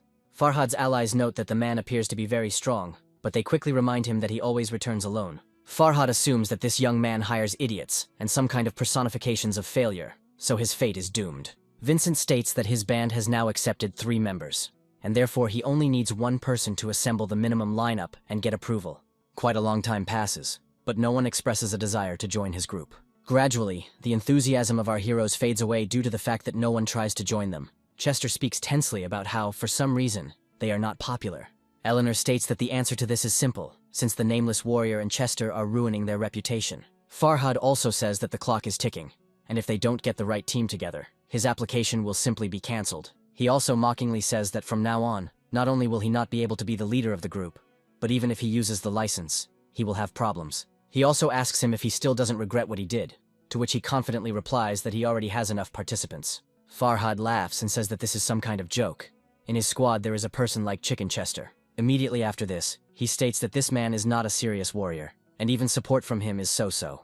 Immediately after this, he turns his attention to Eleanor, saying that she is a rather stupid woman for joining this team. He also states that his team has a bad luck star who is a fool. Vincent says that there is one more person who is ready to join their team, but he just hasn't arrived yet. After a while, Emily's voice is heard in the air, saying that she was stuck in the abyss and almost died, which is why she was late. Smiling, she says that nothing else matters, since she will support any movement. Farhad and the other members of his group watch the movements of this graceful warrior in amazement. One of his allies says that this girl is the youngest in the company, which in turn is the sponsor of the World Guild. Farhad wonders how these two can be close, and she answers that this girl is known for her rebelliousness and fighting spirit. Farhad's allies also say that this still shows that Vincent has outstanding qualities that could attract the interest of such a girl. An employee congratulates the garbage collector's house group, saying that it was successfully founded, since the required number of people were enrolled. Vincent smiles and wonders if they can follow the heart of the hunt group in order to collect all the trophies. Farhad says that a group of such a low rank cannot venture into the high-level abyss, but Vincent points out that this is not the case. Immediately after this, he receives approval for his application to collect garbage in the Class A abyss. A genuine smile spreads across his face, and he suggests that we throw all the warnings aside and just work together. Farhad slaps his hand away and says that if he has decided to pick up their trash, he can take advantage of it. He also states that he will make sure that they get nothing but slop. Vincent smiles and says that he will follow him to the very end to take all the trophies. Chester asks his boss if he really volunteered to become this obnoxious man's slave, to which he states that it is just a trick. He says that only with the status of a garbage collector is the restriction on hiking lifted, which means it will be beneficial. He states that on the mission to the Black Tower, the key is a special stone. Vincent informs his comrades that, according to the guild's reports, the key is located on one of the missions in the abyss, and they were given such a job for a reason. The nameless warrior states that the key to the Black Tower is a ticket to its trial, where rewards depend on the number of floors completed. Eleanor notes that there one can obtain the removal of curses, cures for incurable diseases, or even the return to life of those who died in the abyss. Emily states that if anyone can reach these trials, they are among the strongest alive. Chester asks if this all-powerful key can instantly make him a superstar, to which the answer is that such things are beyond the power of the gods. Chester says, disappointed, that in that case he will choose something more substantial, even though it is not what he wanted. Vincent smiles and declares that they have a chance to get the key, and if they are lucky, they will find it first. Emily shares his enthusiasm and asks how he planned it. Vincent honestly admits that he initially thought that everything would go much more smoothly, and that people would come to his group themselves because of his rating. He also states that the final result is not bad, but he expected a little more. The day of the mission arrives and the action moves to the gates of the abyss. The hunting parties arrive one after another, looking around for possible traps. Chester goes inside and says he's surprised you can see the sky in the abyss. He immediately starts walking around, saying that he didn't expect the abyss to be anything more than a closed dungeon.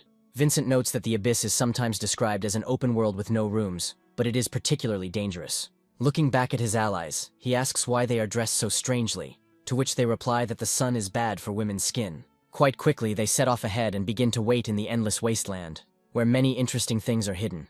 Farhad says he can't stand such open spaces because they have to walk a long time to find anything. At the same time, a squad of scavengers silently trails behind the main group, without saying a word. One of the sorcerers says that according to rumors, there is an oasis in the center of the abyss, and in it, a fortress. Farhad irritably states that they have been walking for quite a long time and still have not seen a single patch of greenery. Other fighters note that the place has a strange feeling, with a huge flock of birds circling overhead, ready to attack at any moment. The hunter asks if these are really birds and looks closely. After a while, he realizes that these are not birds at all, which usually do not pose a threat. A moment later, he orders everyone to take up arms, as these are not birds, but real harpies. He also notes that when they are open, as if in the palm of your hand, monsters have an advantage in attacking from the air. One of the fighters asks the garbage collectors why they haven't hidden yet, suggesting that they're simply tired of living. Vincent says there is nothing to be afraid of, since harpies can only pick up people and throw them from a height, and otherwise, they are harmless. Emily notes that if the harpies manage to catch anyone from the main group, it will only indicate poor positioning. The warrior says that the scavengers are just there to help, and don't dare risk the lives of the main fighters. Meanwhile, the harpies ignore the chatter and attack the careless fighters. The creatures attack in huge numbers, taking advantage of the enemy's disorganization. The archer manages to make several accurate shots and neutralize several harpies. But this is not enough. This attracts the attention of several monsters at once, and one of them grabs him by the shoulders. Waving his legs and arms, he calls to his comrades to come faster. One of the fighters rushes forward, trying to pull his friend out of the air. However, he is too slow and does not manage to save his comrade in time. Eleanor watches the harpy's trajectory closely, and realizes she must act decisively. A moment later, she causes a powerful explosion to destroy the harpy before it gets too high. The archer falls into the sand, leaving behind a small crater. Eleanor mockingly notes that all this time she thought the members of the Heart of the Hunt were the true elite. After this, she makes a beautiful gesture of blowing ashes from her finger and declares that some of the people here were just extras. The archer tries to justify himself by saying that he was simply distracted. Otherwise, he would have found shelter. Vincent says that the fighters in this group do not hold their positions and shift responsibility to others, which does not reflect well on them. Meanwhile, a whole squad of harpies is flying in their direction, ready to lift them into the air. The warrior tries to warn his comrades, but the archer stops him, saying that these people need to be taught a lesson. Vincent watches the monsters as they rapidly approach him, preparing to strike. Meanwhile, the greedy harpies begin to click their beaks, anticipating easy prey. They quickly surround the protagonist, who, deciding to quickly draw his twin daggers, prepares to attack. Not a few seconds pass before the head of one of the harpies falls to the ground. The archer wonders how such a lucky weakling was able to hit the weak spot with the first blow. Another harpy, defeated by the main character, begins to croak loudly, which frightens this archer and makes him shut up. Frightened, he takes a few steps back and asks the others to help him further shame the harpies. Vincent walks up to the harpy and steps on it to crush its head and render it harmless forever. Vincent calmly states that the harpy has excellent hearing, so if no one wants to fall into the trap, they need to be quiet. Farhad, meanwhile, easily destroys the feathered creatures that come too close to him. Other members of his squad, to the best of their abilities, also deal with the feathered pests that try to grab them. Despite their apparent danger, these harpies actually pose little threat, as they are too easy to destroy. After some time, these creatures realize the hopelessness of their situation and decide to retreat. When fleeing, harpies emit a distinctive and loud roar, which signals to everyone that they are deciding to flee in panic. Farhad wonders who hired these useless trackers and warriors, since they have not proven themselves in any way. Chester wonders if the danger has passed, or if he can wait a little longer. Emily says that these monsters are not that strong, but they will choose those who have changed their profession. You can hear them clearly from the air. She also says that it is easy for them to break through the lines of tanks on defense and attack the back rows, so it is better to remain quiet. One of the sorcerers says that they scared the harpies so much that they no longer dare to come close. However, after a few moments, he begins to hear the ground trembling, which signals the approach of something dangerous. They wonder what the hell is going on and why the ground is shaking so much. Emily suggests that the harpies were not afraid of them at all, but of a more dangerous enemy. The earth actually begins to shake more and more violently as the formidable warriors approach. These warriors are humanoid creatures that pose a threat to any living thing they come across. These creatures are a whole army of orcs, which have a fairly high level. Farhad warns his comrades not to come any closer, because a huge army is approaching that must be defeated. He orders the healers to immediately take the back rows and the tanks to send the vanguard to cover them. He also claims that he is a commander and can give orders to more than 20 fighters at once. Looking at the people watching them, he says that they will show the garbage collectors the power of their fighting group in all its glory. Without thinking twice, they take up a fighting stance and prepare to engage and destroy the monster hunters. Farhad waits for the right moment, then uses the tyrant's strength skill and rushes forward. His victorious attack sows death and destruction, and also cuts off the heads of anyone who comes close to him. His arrogance also never leaves him. and he calls all his opponents pathetic weaklings. After this, he gives the command to his comrades to attack as a united front in order to destroy these opponents. Vincent continues to watch the action, waiting for the moment when he can collect a suitable trophy. Vincent states that the ogres are not too strong, and their squad should be able to hold them off without much trouble. Eleanor asks him if they're thinking about joining this fight to level up a bit. Vincent says that if the main battle group wants to put on a show, then they will do what they want, and they will pick up the spoils. A few moments later, an orc lands next to them, which someone had deliberately thrown there. Having quickly recovered, this creature lets out a strange cry in some language unknown to other people. Moments later, his head explodes in a fiery blast, sending him to the next world forever. Vincent guesses that this throw was made specifically to cause them trouble. Farhad chuckles as he looks at the group of scavengers, wondering if they are still alive. Vincent carefully examines the trophies that dropped from this orc, and realizes that all that dropped from him was just pathetic trash. After this, they turn their gaze to their comrade, who has an incredibly low luck attribute. Chester continues collecting junk and says that their group will most likely just throw away such things, since they are not interested in rarity below purple. Vincent, however, states that they collect gray items specifically because they are extremely valuable to him. Farhad and his group continue to destroy the orcs one after another, and notes that not a single item, even of blue rarity, has dropped. He angrily declares that there is nothing to see here, as these objects are too useless. The sorcerer states that it is as if they have entered an anomaly, since none of them can deal critical damage.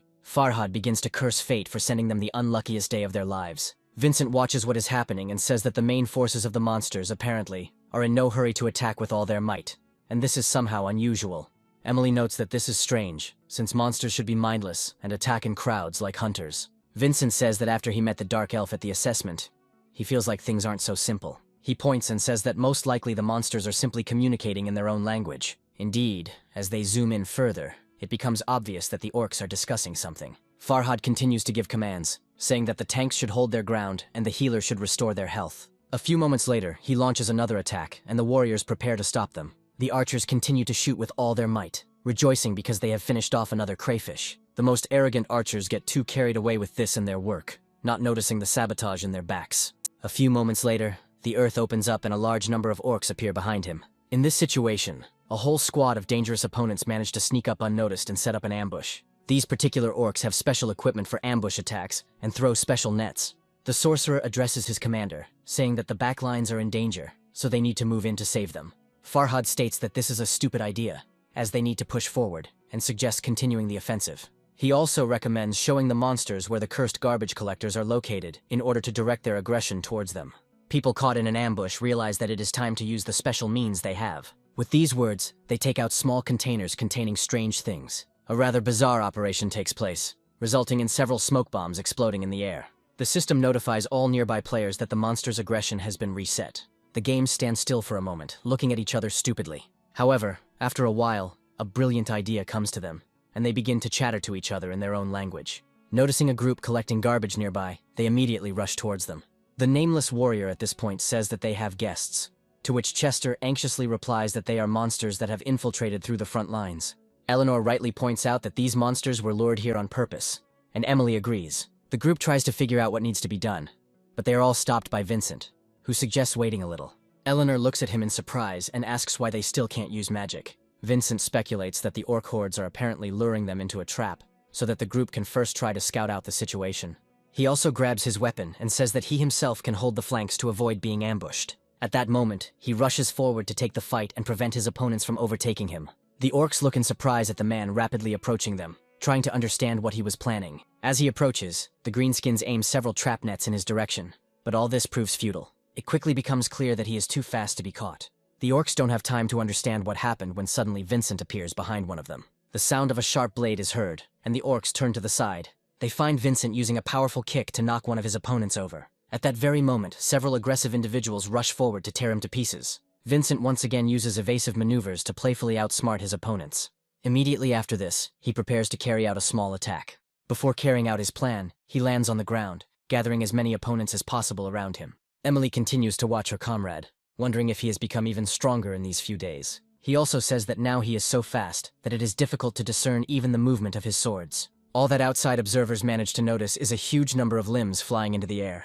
Along with the limbs, the heads also fly into the air due to the incredible force of the main character's blow. Thus, it turns into a real whirlwind of death that does not spare any monster in its path.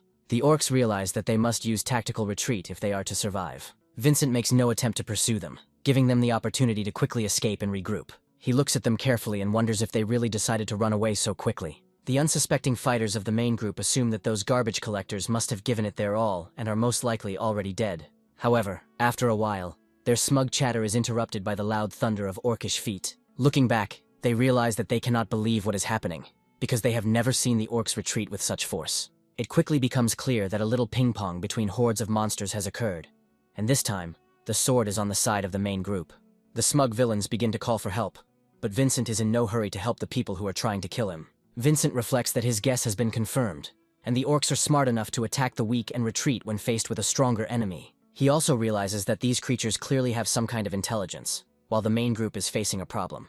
A giant cloud of dust rises, from which, nevertheless, a giant mace quickly becomes visible. An incredibly large creature deals a powerful blow to the team's main tank, knocking it into the ground. One of the other fighters wonders if their tank was really taken out with just one hit. Farhad turns to his healers and asks why they didn't monitor this man's health indicators. The healer says that he didn't even have time to keep up with what was happening, since only one blow occurred, deciding the fate of the tank. Meanwhile, the smoke cloud continues to swirl, gradually dissipating.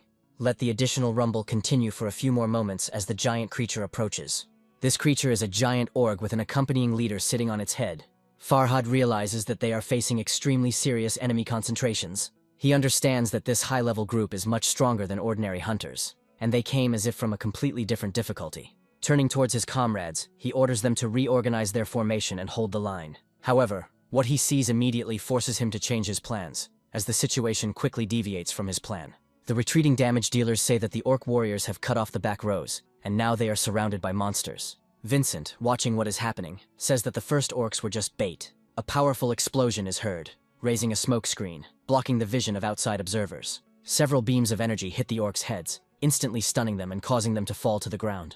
Farhad enters a battle rage and rushes forward to cut down as many opponents as possible. He destroys one orc after another, and no one can do anything against him because of his determination. Finally, he stops near the main orc, preparing to give him a worthy fight. He smugly says that only fools would be afraid of some weak-willed monsters, since everything is powerless against his titan power. However, the giant orc, on whose head sits the chieftain responsible for his mind, is not afraid of such a test. Farhad rushes forward and orders the leader to simply die in order to clear the passage for further testing. However, the orc decides to charge his hand with some mysterious magic to launch an attack. Farhad attacks straight at the orc's arm, but it doesn't stop, instead continuing to press on him. Farhad tries to understand how this is possible and why some pathetic monster can stop him. After a few moments, a flash appears in the orc's hand, which throws him quite far away. He lands on his feet, but feels injured, which makes him proud, and he wonders where such power could have come from. Immediately after this, a powerful and rapid transformation is observed in the body of his opponent. The empowered orc rushes forward, ready to continue the battle with his opponent. Farhad doesn't have time to react to the rapid movements of the real giant, and gets punched right in the face. The next attack in this combination of moves also hits Farhad, and he flies to the side several dozen meters. And this time he feels incredible damage, and tries to cough up blood to regain his strength. The warriors from the main battle group look at their leader's defeat and try to figure out what to do now. They rush forward, realizing that they must help their elder by any means necessary. They once again form a defensive formation to rescue their leader and ensure his evacuation. Farhad rises to his feet at that moment, while the sorcerers and archers shoot at the approaching orcs. The smug archer continues to fire one arrow after another, commanding all the other creatures to die. The shaman, who is on the head of a giant ogre, decides to intervene in this course of events in order to change it a little. Red lightning strikes the bodies of orcs who were recently pierced by an arrow, bringing them back to life. Most orcs go into a blood frenzy to last a little longer and deal more damage. One of them lunges forward, grabbing the archer with its giant hands. The rest of the fire team are trying to figure out what's going on here, and why the dead orcs are suddenly starting to move again. The most perceptive of them realizes that necromantic magic is involved here, and orders everyone to move away. Within moments, the bodies of these orcs produce a powerful explosion that causes quite serious damage. Applicants located near Farhad say they can't even manage to treat anyone at this rate. The group leader says that it is necessary to throw smoke bombs to reduce the monster's aggression and retreat. Vincent, carefully observing what is happening, guesses that the necromantic spells that turn bodies into bombs are to blame for everything. Finally, he turns to his comrades and advises them to stay away from the corpses that the paws leave behind. He also looks at the unfortunate monster who is trying to get to him so he can explode. Vincent takes a more sophisticated solution, calling upon his deity to recycle this near corpse. A moment later, the hands of the trash deity appear out of nowhere and drag the dying orc into the abyss. The countless number of orcs he had just slaughtered, and who had not yet been reached by the curse of necromancy, were also sent there. After some time, the battlefield gradually calms down, but Vincent realizes that the situation is not getting any better. Eleanor notes that all the enemy bodies have disappeared, and Chester praises his boss, saying that he is incredibly cool. The nameless warrior wonders what this strange ability is, to which Vincent replies that he will tell about it later. For now, all the corpses need to be removed. Vincent reflects that at another time he would calmly look at this garbage and recycle it, but now everything will have to be done quickly and indiscriminately. Meanwhile, Farhad and the remnants of his group rush towards the main character. When they arrive, he says that he will make them a very generous offer. Vincent says he is listening to him very carefully, trying to understand what this man is up to. Farhad says the scavenger group seems eager to show off, so he can include in the mission report that they accomplished an incredible feat. Vincent says that collecting trash is just right for him, and he doesn't want to hear complaints about that competence if he tries something else. Farhad's expression immediately changes, and he says that this time he wholeheartedly invites them to cooperate with the main combat group. Vincent and his team are trying to figure out what this man is up to, and why he is so desperate to cooperate. To understand what happened, you need to go back a few minutes, when explosions continue to thunder everywhere. Farhad understands that their large-scale attacks do not have a serious impact on the opponents, and they are still standing on their feet. They are especially irritated by the giant monster, which turns out to be not as easy to deal with as they initially think. His comrade says that they don't need to go head-on against high-level enemies, and that they can simply go around them. Farhad says that if they try to do something like that, they will find themselves trapped. His interlocutor offers him a good idea, according to which he simply needs to lure those very same garbage collectors here. Farhad realizes that this is a great idea, as they will be able to lure them there so that the giant monster can deal with them. That's how he ends up here with his strange proposal for cooperation, and says that they will behave honestly. Chester says this group just wants them to go into battle as cannon fodder and hopes it's not obvious. The nameless warrior says it's an obvious trap, but Emily says it's a great chance to train. Farhad asks them how they feel about such a proposal, and informs them that they will be treated as an A-rank group.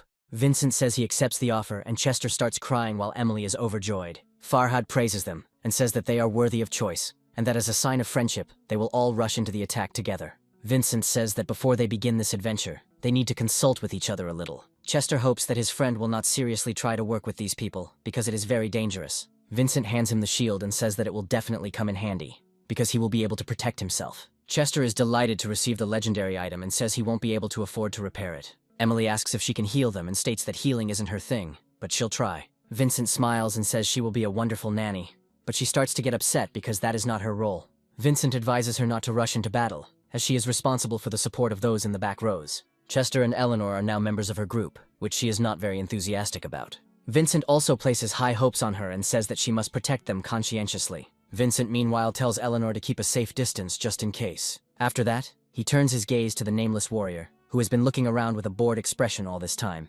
Vincent understands that this man is nothing to worry about and says that he can do whatever he wants. Smiling, he also says that their goal has not changed at all, and that they continue to follow their path. With incredible pride, he declares that they are up to the task and defeating the boss without the help of these guys. Farhad explains that their group will close the line to prevent attacks from behind. After their group of heroes leaves, Farhad looks at them in surprise and tries to understand why they are so stupid.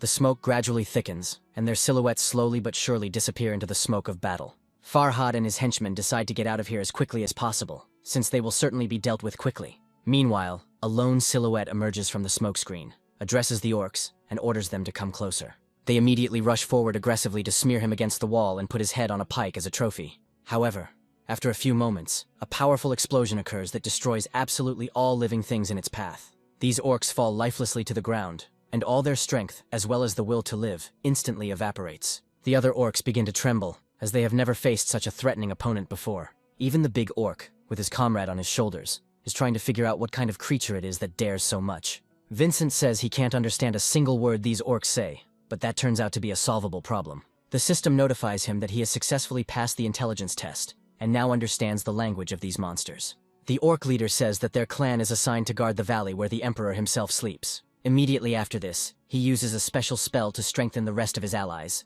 Chester says it's similar to the mind control that high-level mages and shamans possess. Immediately after this, they dig up a giant axe from somewhere and begin to carry it towards the large image. Chester watches what is happening and says that it is simply an incredible sight that he has never seen before. The giant machine accepts this offering and prepares to chop up any pathetic person. The shaman then casts a health restoration spell on his servant to heal him a little. Chester realizes that this creature has a lot of health and thick armor, so surviving turns out to be extremely difficult. He understands that the previous group is deliberately using them as bait, but they voluntarily walk into this trap.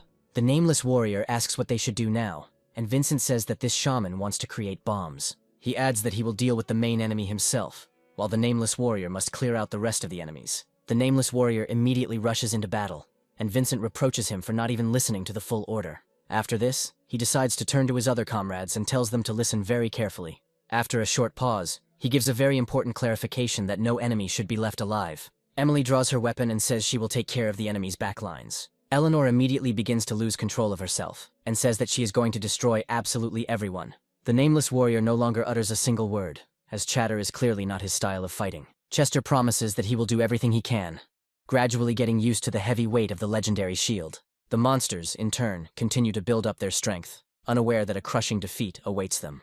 The nameless warrior isn't particularly worried about his opponent's numerical advantage, as he has proven his strength many times over. For him, this situation is rather ordinary, since almost no one can compare to him anymore. Despite the fact that these monsters look very scary and massive, not a single emotion appears on his face. Vincent suddenly kills one of the monsters that jumps on him and says that he leaves the smaller ones to the nameless warrior. The nameless warrior indifferently replies that he understood this order and continues his battle with the others. Vincent, meanwhile, uses his acceleration to close the gap between himself and his enemies. He rightly assumes that once he destroys the shaman, he will thereby put an end to the rest of the ogre army. Meanwhile, the support group, under Emily's supervision, hopes that at least one enemy will be brought to them. Chester suddenly hears a strange noise and immediately turns around so they are not caught off guard. He warns his comrades that monsters are appearing behind them and digging a small tunnel. Chester begins casting spells of dubious quality on them, and also casts a special control spell. Both of these monsters are trapped by chains, and their mobility is greatly reduced as a result. Eleanor is glad that her comrade is not ballast, and prepares to set fire to her opponents. Chester starts to get indignant, but then he has to run away to avoid getting burned. He accuses her of being careless and states that he is standing very close and that she cannot help but see it. Eleanor explains that they are told to fry their enemies, or they explode upon death, so she believes everything is fair game. Chester hears another noise and discovers that these monsters are still trying to break through to the rear. Eleanor flies into the air to deliver another powerful fire blast to the villains. One of the monsters emerges from the ground too slowly, and does not have time to take an advantageous position to attack the heroes. Eleanor looks at them with glee and asks if they really enjoy digging these pathetic tunnels so much. After this, it fills these tunnels with molten lava with such force that it bursts out of other openings in the ground. Chester looks at his ally and says that she is the walking bomb, not these ogres. Emily appreciates her fighting skills and says that she shows her best side. After this, she recommends sticking behind her, as she shields them from the monsters, and can heal them if needed. Several monsters approach her and want to attack her, but Emily hears them perfectly well and prepares countermeasures in advance. The orcs find themselves trapped in blocks of ice, and Emily declares that they will now be unable to explode and harm others.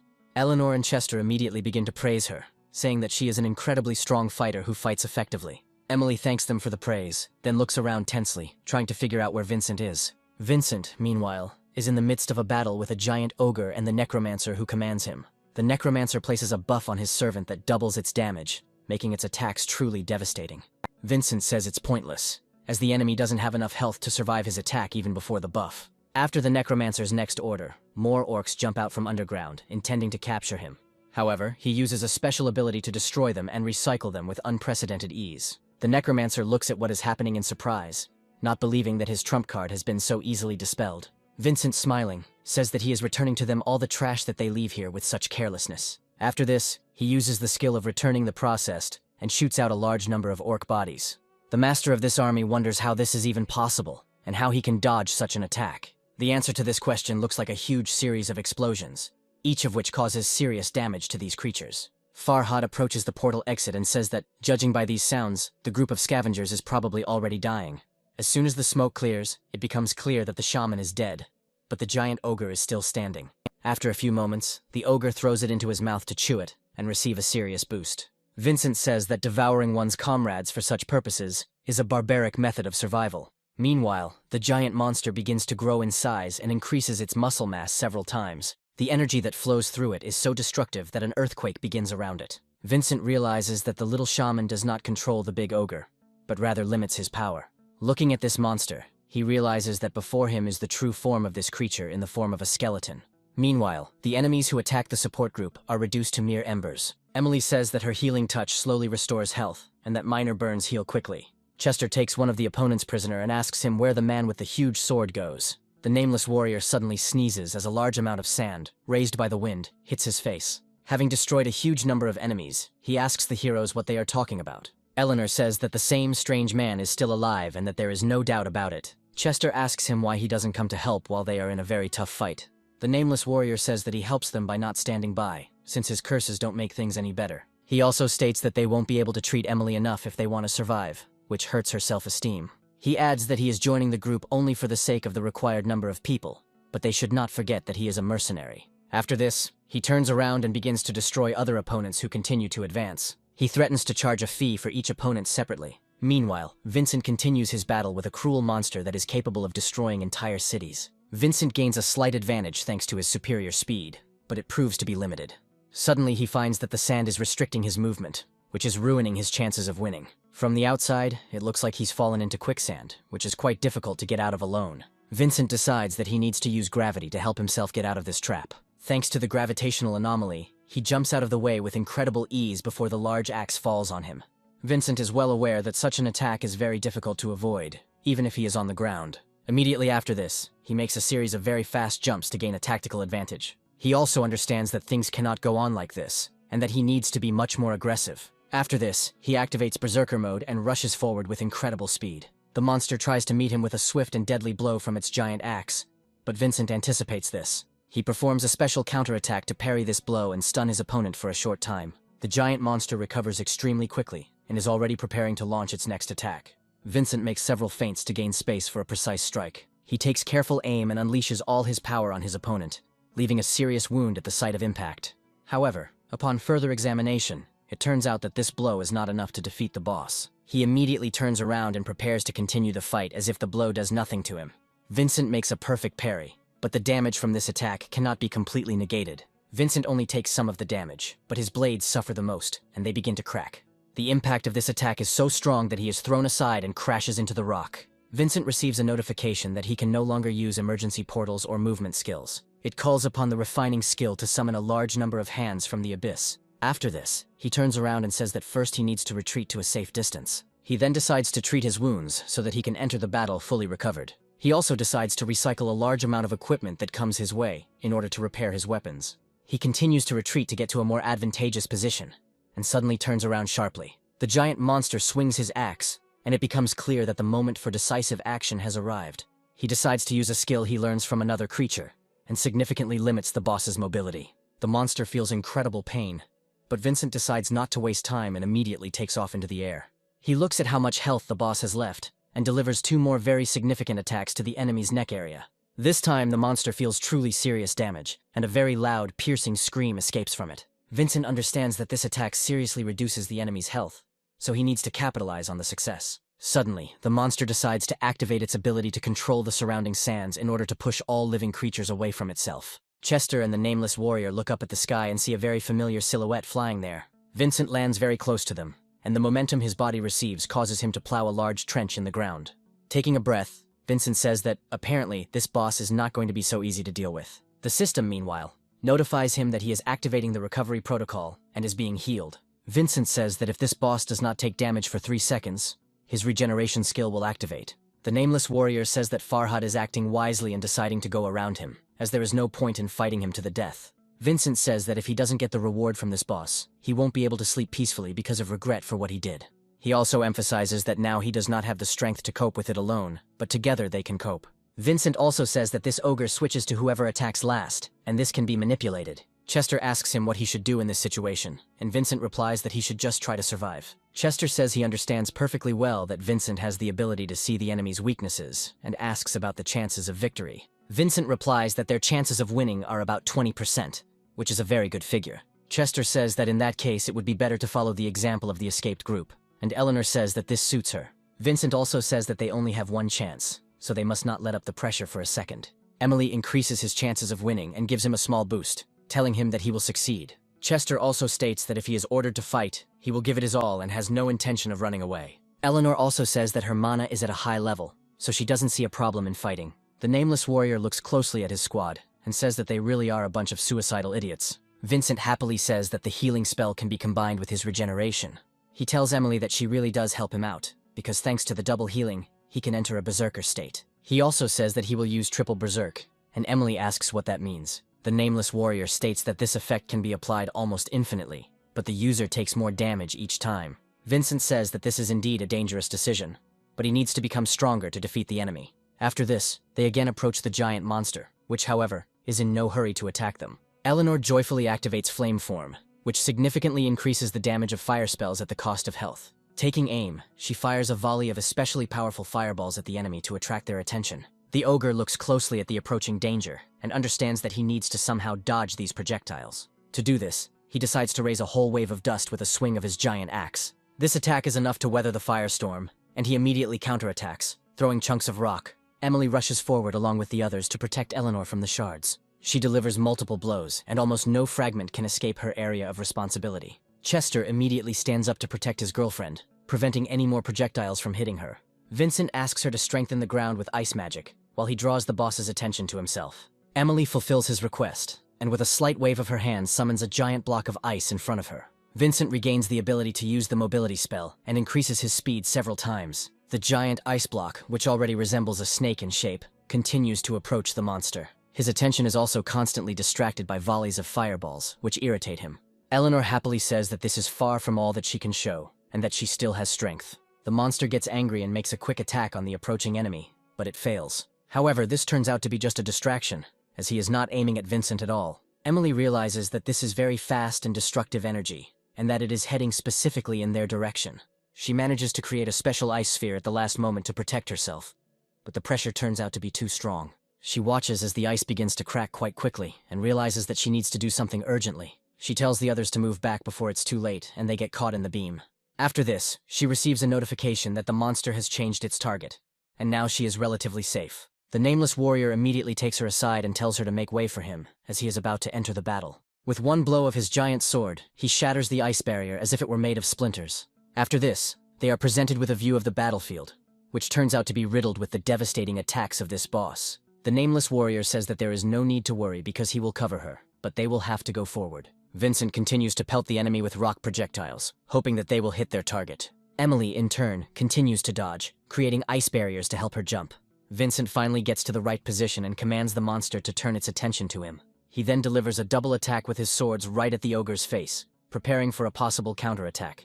The hero's combat instincts do not fail him, and this creature really tries to attack him with a sneak attack. However, the next second his hand is frozen, and its mobility is significantly limited. Vincent realizes that the monster is now turning on Emily again, and orders her to retreat while he prepares to strike. Emily immediately jumps to the other side, summoning ice barriers to help her slide. Vincent realizes that now is the perfect moment to redirect the monster's attention. He also turns to Eleanor and asks her to continue the attack without weakening the pressure. Eleanor finishes her mana cocktail and says she understands the order, then fires another volley. The volley hits its target and causes a powerful flash on the body of the ogre, who is having an extremely bad day. The ogre retaliates by causing an earthquake and shifting tectonic plates to get rid of Eleanor. Luckily, the girl turns out to be quite agile and manages to move aside in time to avoid damage. At the same moment, Vincent delivers two serious blows that leave the enemy's health at 63%. The ogre, however, maintains his presence of mind and manages to intercept the hero in the air with a quick movement of his hand. Vincent understands that he needs to get out of this trap immediately, but his arms and legs are completely blocked. This time, the nameless warrior comes to his aid and finally reaches him. His blow is so powerful that it cuts off the monster's arm and frees the hero from the trap. Vincent praises his comrade and says that this is excellent teamwork and that he saves his life. He also says that they are able to maintain the interval, and the boss never initiates his regeneration.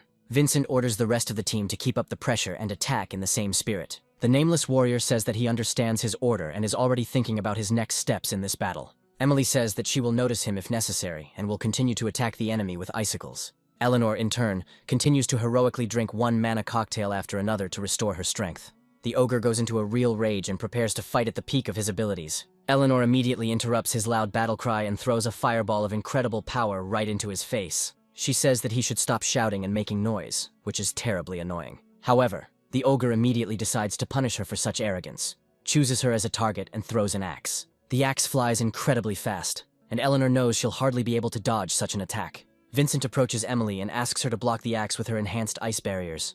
Emily follows his command, but she is unable to stop the axe, which quickly destroys the barrier. The situation is becoming extremely threatening, and if no one intervenes, Eleanor's life will almost certainly end. Chester rushes forward, realizing that now is his chance to save his teammate and prove himself. Memories of a recent conversation with Vincent flash before his eyes, where he says their chances of winning are 20%. Eleanor manages to watch in surprise her comrade, who covers her with his body. Chester also puts his shield forward and can only hope that it is strong enough. She screams loudly that she won't let this stupid piece of iron go any further and is protecting her friend. Chester wants to make money and become a star, but deep down, he always feels that he is not worthy of it. He calls himself a piece of trash who is incapable of anything, and thinks that he would be much better off in a miserable garbage dump. He remembers his singing skills and realizes that he sings very poorly, because he has poor diction and an unsuitable timbre of voice. Despite this, he still tries to cope with his complexes and suppress his low self-esteem. However, this does not always work out, and most often he becomes a victim of his inner demons, which insult him. They tell him that he is not suitable for such a role at all, and that the worst thing he can do is continue singing. At a certain point, he simply gives up and agrees that he is a complete failure who has no reason to live. His inner demons tell him that no one needs him in principle, since he is not suitable either as a musician or as a support player. He often thinks about how both the stage and the battlefield need a spotlight, but he never understands what exactly that means. He is interested in what qualities it takes to become the hero that is in the spotlight. He thinks that if he stands on stage with a microphone, the spotlight is always on him, but he realizes that he is wrong.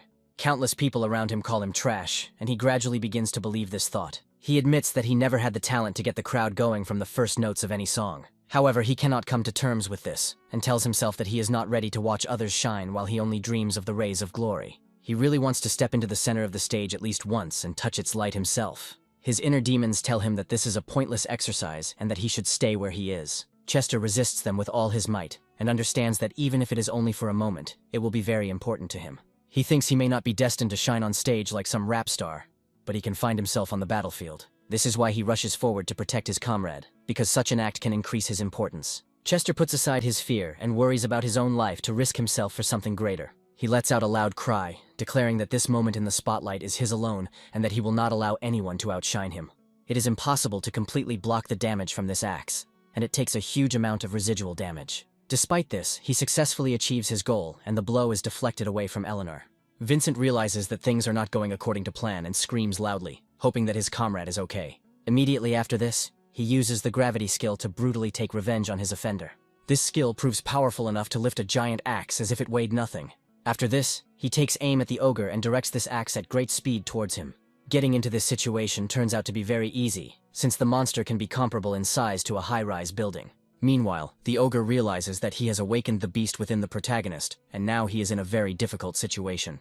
Vincent immediately activates a skill that greatly enhances his attack, preventing his opponent from gaining a second of respite. Flames begin to rise around him, and Ogre still has a little time left before regeneration begins. Vincent loudly declares that he will crush every bone of this monster into powder for daring to attack his comrades. Emily discovers that the molten sand, under the influence of Vincent's power, begins to turn into glass. Vincent charges forward, knowing he won't stop until he rips the heart out of his opponent's chest. The ogre prepares to defend himself again and throws a lot of rocks in his direction, but this attack proves ineffective. Vincent catches one of the projectiles and quickly intercepts it in flight, completely suppressing its momentum and subduing it. He lets out loud screams, unable to control the incredible rage that fuels his actions. After this, he flies into the air and carefully aims to bring down a sharpened rock on the ogre's head. Like a mountain falcon, Vincent swoops down and plunges a sharp piece of rock straight into the monster's forehead. The ogre's thick skull begins to crack, and he takes critical damage, stunning him for a moment. Emily continues to support her comrade, telling him that he should not stop and that victory is almost in his pocket.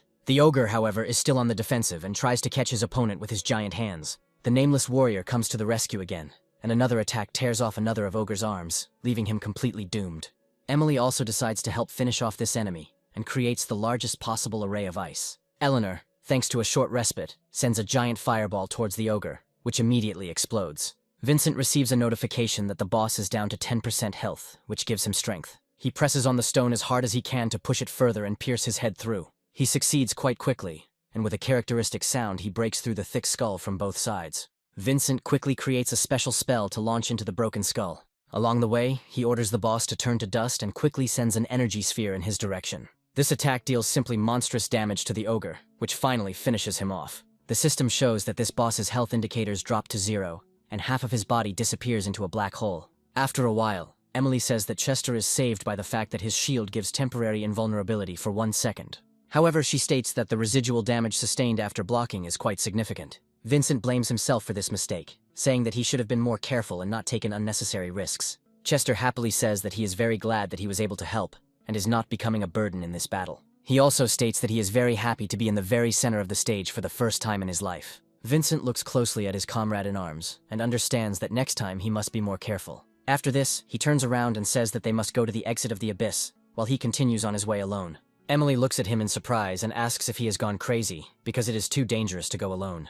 Every moment of battle is like dancing on the edge of a knife, with the drumming of the heart in your ears. Vincent realizes that by becoming stronger, he is somehow losing something important. He looks into the abyss, and it looks into him, as if laughing at how powerless and insignificant he is. He doesn't even have the words to inspire and encourage Chester, who is risking his life.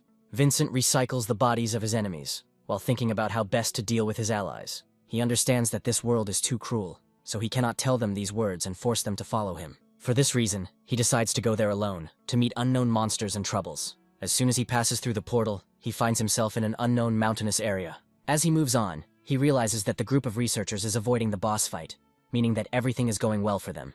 He also finds no other bodies and suggests that this fight is going surprisingly smoothly. Vincent states that the King's Canyon is shaped like a corridor, making it impossible to pass through unnoticed. He suggests that those who avoid battle are preparing in advance to quietly reach the reward in the final room. He decides to use only his insight to clearly determine where exactly they are passing. Suddenly, berserker ogres appear before him, each possessing unprecedented strength. Vincent clenches his fists and says that, unlike the previous group, he has no intention of avoiding battles. After this, he decisively takes several steps towards his opponents, who are still just preparing to attack. He summons his shadow swords and says that it is time to begin the real fight. The monsters immediately lose their temper and look at him angrily, anticipating how easily they will deal with him.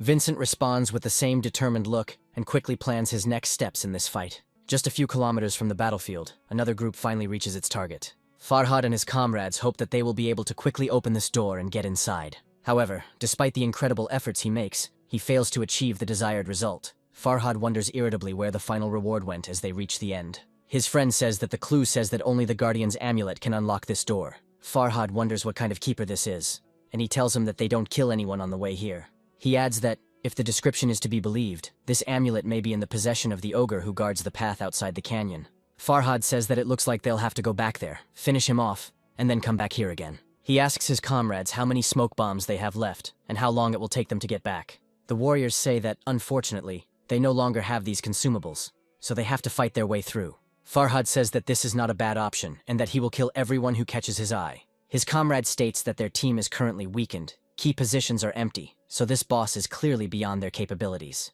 Farhad starts to freak out, and says that he is surrounded by a bunch of pathetic nobodies, who are not capable of anything.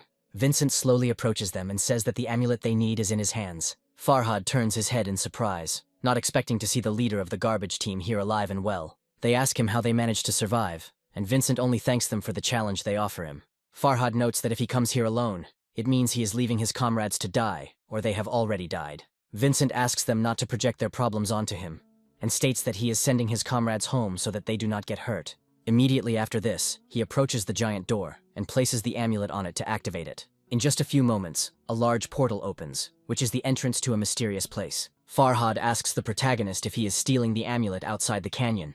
His comrade says that legendary skills can sometimes actually allow you to steal items. Vincent asks them to stop making up all this nonsense, and declares that he is killing the boss and all his small minions. Farhad can't believe it and asks how he manages to do this, since all of them together can't do anything. Instead of answering, he delivers a quick punch to the wall next to him, causing a powerful explosion and breaking through the rock. After this, he asks them if they would like to try it out for themselves, or if they would finally shut up and continue walking. Farhad immediately begins to apologize to him, and says that it will be a great honor for them to continue on with him. Farhad also says that they are all equal, so the spoils should be divided equally, as tradition requires. He fails to notice an obvious pressure plate located on one of the steps, and becomes trapped. Vincent insistently tells them to run away if they don't want to lose their lives. The most careless fighter is destroyed by several hits from energy beams. His comrades look at him in surprise, realizing that they can no longer help him, because his fate is predetermined. Vincent indifferently says that now the spoils will be divided even more equally, and everyone will get more. After a while, they finally get a chance to rest a bit, as all the traps are left behind. Vincent stares ahead in surprise, not rushing to explain to his allies what exactly he sees that is so surprising. After a while, It becomes clear that the system is warning him about how many traps await him ahead. Vincent decides to overcome these traps elegantly and simply break down the wall to get the stones. Immediately after this, all traps are activated and quickly come into action, but do not cause any harm. A bright, starry sky opens up before our heroes, which is most likely of artificial origin. However, they quickly realize that these sparkling dots are not stars, but something worse. Vincent asks them to get ready, while he himself realizes that he also needs to be careful. Immediately after this, he creates a special energy console that should protect them from falling arrows. Once these arrows hit the strange matter, they slow down significantly and slowly fall downwards. Vincent tells his comrades that all the traps have been destroyed and they can move on without fear. Farhad and his charges ask Vincent if his strength is really that well developed. Farhad also tries to understand what kind of monster this guy is, because all the mechanisms are broken from almost one blow from him. After this, he quietly tells his comrades that they have nothing to fear, because there are 5 of them and he is alone. But they remind him that there are already 4 of them. After a while, they find that Vincent suddenly stops, and Farhad asks him what happened. After taking a few more steps, he finally realizes what is surprising the protagonist so much that he stops. They see before them giant mountains of gold that can provide for them for several lifetimes to come. The amount of treasure here is so incredible that no one can imagine this figure. However, after a few moments, they suddenly come across a huge mountain of skulls, which also look golden. Farhad immediately draws attention to special crystals that help him move to the next level. They realize that they have hit the jackpot and will now be rich for the rest of their lives. Farhad happily orders the bags to be taken out and filled with valuables, preparing for his legendary status upon his return. Vincent is in no hurry to join him and thinks that something is clearly wrong here, because everything turns out to be too easy. After a while, he sees several coins fall down, bouncing off the gilded skull. A few moments later, he feels a pressure that again makes him freeze in surprise. The system informs them that a dragon has been detected, and these creatures are incredibly powerful and rare. Vincent also reminds that only 5 such creatures have been discovered in the entire world, when suddenly horns rise above a mountain of gold. A few moments later, Vincent notices the dragoness in human form, complaining about being awakened. Farhad immediately understands who is in front of him and tries to understand what a woman unknown to him is doing here. The girl says in a tired voice that they should take off their good equipment and get away. After this, she advises them to leave and lies down on a mountain of gold, preparing to get a good night's sleep. Finally, she adds that in this case, she pretends that she doesn't see any of them. An awkward silence falls between them as they try to figure out what just happened. Farhad says he has never met a demon who can speak so calmly. The dragoness suddenly wakes up and says that in just a little while she will fall asleep. After that, she looks at them and asks why they still haven't left, since she politely asks them to do so. She declares that they are incredibly greedy, when suddenly she discovers that among them, there is a man who is of interest to her. She rises to her feet and asks who dares to enter the vaults of her monastery dressed in such pitiful clothes. She also menacingly tells them that they have soiled her golden floors, and Vincent realizes that they are in trouble. Farhad does not yet understand the strength of his opponent, and says that when they kill her, the world will remember their names forever. Despite the warnings of his comrades, he asks them what they are afraid of, since there are 5 of them, and they have nothing to fear. The girl makes a few waves of her fingers, causing the air around them to sparkle with wild magic. This magic takes the form of energy copies, which immediately rush towards Farhad and his people. They stop a few meters away, but that's enough to give them a good scare. Vincent is also the target of this spell, but he behaves much more cold-bloodedly and calmly. The dragoness immediately takes off into the air with the help of her massive but very strong wings. Immediately after this, she appears in front of the protagonist, leaving behind strong streams of wind.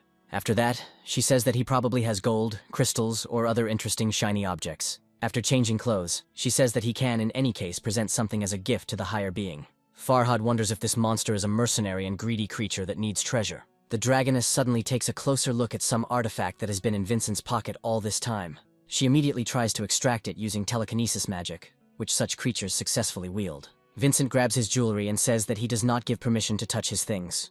The dragoness says that it is just a piece of trash, so there is no need to treat it as valuable. Vincent realizes he needs to assess this enemy's weaknesses and uses his Eye of Insight skill. The dragoness is not happy about this, and immediately understands that they are trying to analyze her. With one easy movement, she tears out Vincent's eye, and he doesn't even have time to react to this attack. She accuses him of daring to defile her presence with his skill of peeping at inopportune moments. She declares that as punishment, she will make his eye an offering, which she will gladly accept. Without thinking twice, she throws the eye into her mouth and quickly swallows it for a proper snack. Vincent immediately decides to activate the double berserker skill, to rush into battle without delay. He also understands that the dual version of berserk will not be enough, and activates this skill again, regardless of the risks. Immediately after this, he prepares to make an incredibly fast dash forward. The dragoness behaves surprisingly calmly, as if she does not perceive him as a threat at all, despite everything. As soon as he gets close to her, she simply makes a sharp movement with her fingers and cuts his blades in half. Vincent finds himself in a very disadvantageous position, after which the dragoness prepares to strike him with one finger. However, even this blow is enough to send him flying uncontrollably and break a couple of his bones. Vincent understands that the powers of this creature are immeasurable, and in front of him is a real deity who can kill him at any moment. Farhad states that this woman cannot be added to their personal list of killed monsters. After this, they decide to collect as much treasure as possible and escape from here while they still have the opportunity. Meanwhile, a huge amount of smoke appears in the place where the dragoness is located, and this turns out to be a bad signal. The great being begins to go into a rage, and in this state, these creatures take on their true form. The smoke continues to thicken, but upon closer inspection, one can see the towering, gigantic silhouette of a dragon. Farhad orders his henchmen to choose smaller crystals, as they will make it easier to escape from here. The dragoness cannot allow anyone to take her treasures, and is already preparing to destroy the thieves. Farhad only miraculously survives the powerful fire attack that lands next to him.